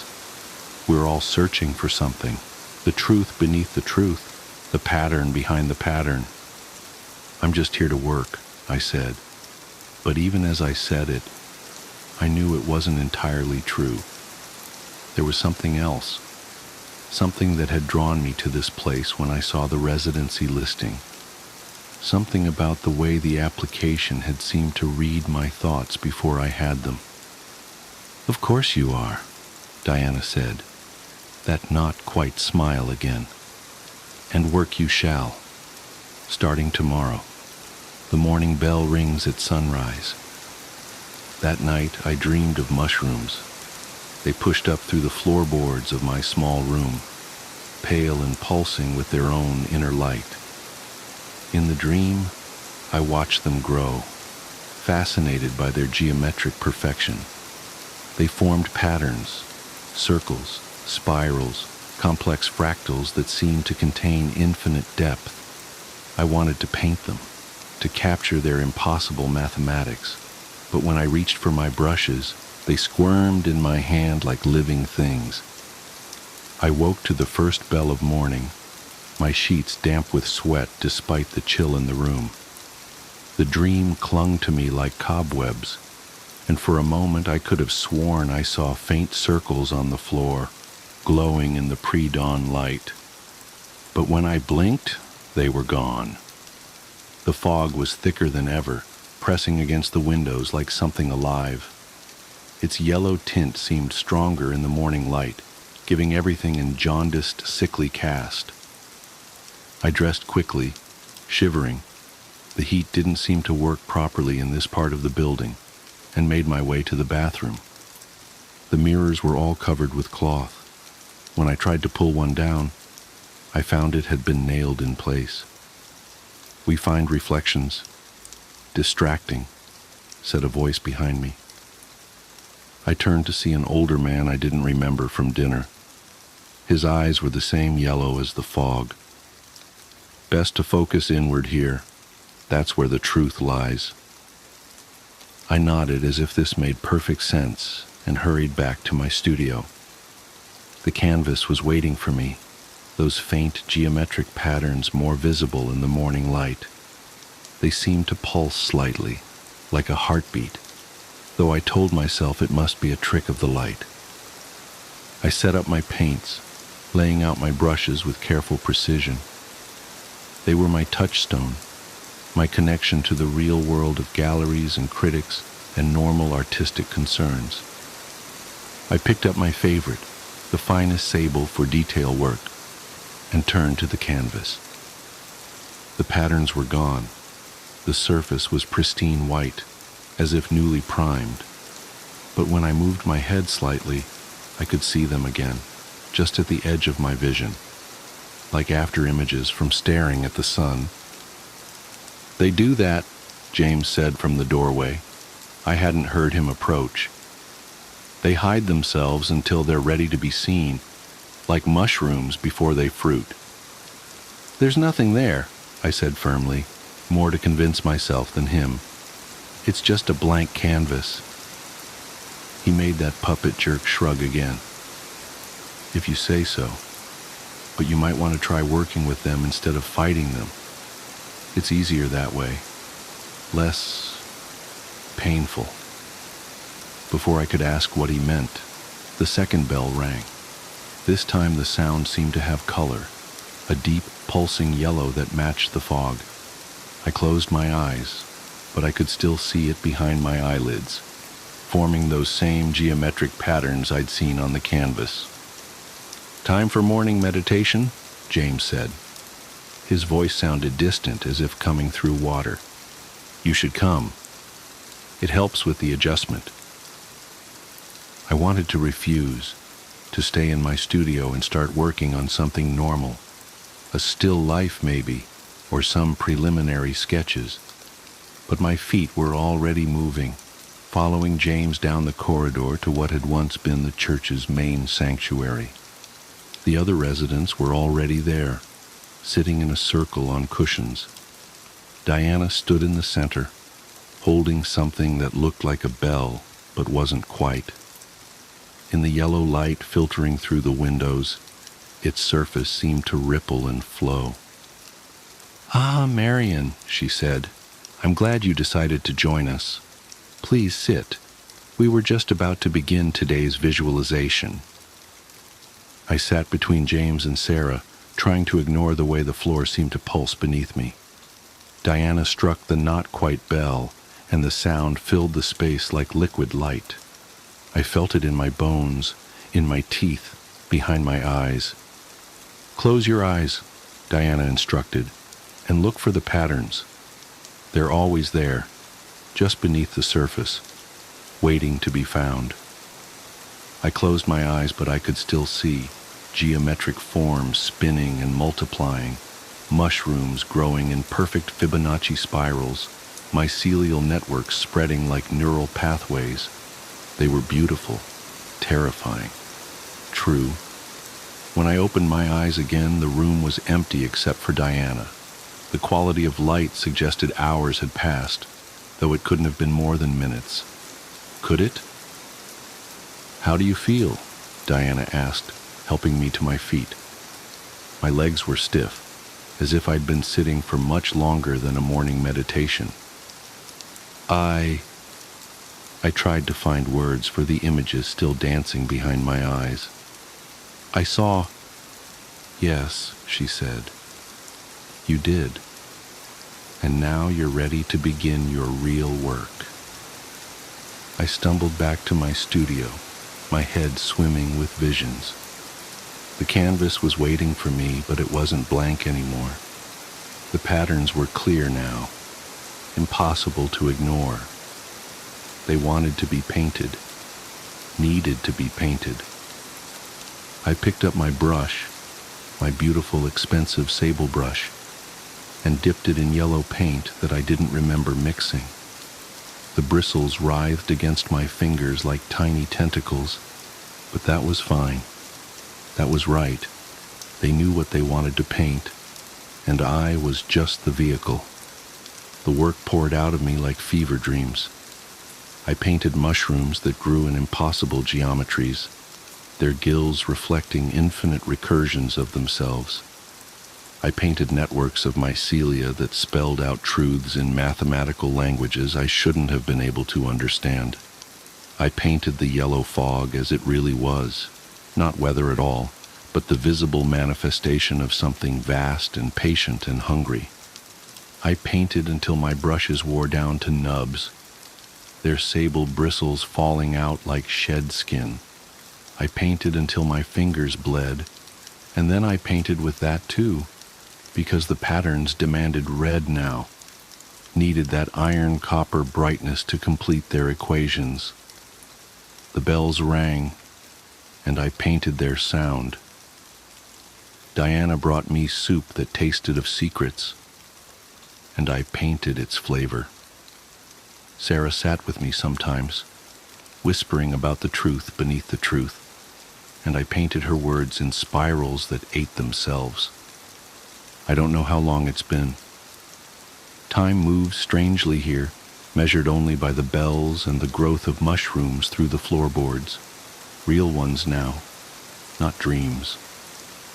They glow with their own light just as I knew they would, and their patterns match exactly what I've painted. My newest brush is made from James's hair. He offered it himself after his own work was complete. I saw his final piece yesterday, or maybe last week, a masterwork of sacred geometry that had somehow captured the sound of all three bells combined. He won't need his hair anymore, he said. Where he's going, he won't need anything at all. I understand now why the mirrors are covered. We don't need to see our reflections to know how we've changed. I can feel the mushrooms growing inside me, their mycelia threading through my brain in perfect, beautiful patterns. Soon, my work will be complete too. I'm writing this because I found my old phone while looking for more red paint. It still works, though the screen keeps showing me geometric patterns that I need to paint right now. But I wanted to record this first, to explain to whoever finds it why I had to accept the residency, why I had to paint the truth, why we all did. The third bell is ringing. The yellow fog is very thick now, and the mushrooms are so beautiful, geometry made flesh, mathematics made real. Diana says I'm almost ready. One last painting, she says. One final pattern to complete the sequence. I can see it now, growing behind my eyes. It's so perfect, so true. I just need a little more red paint.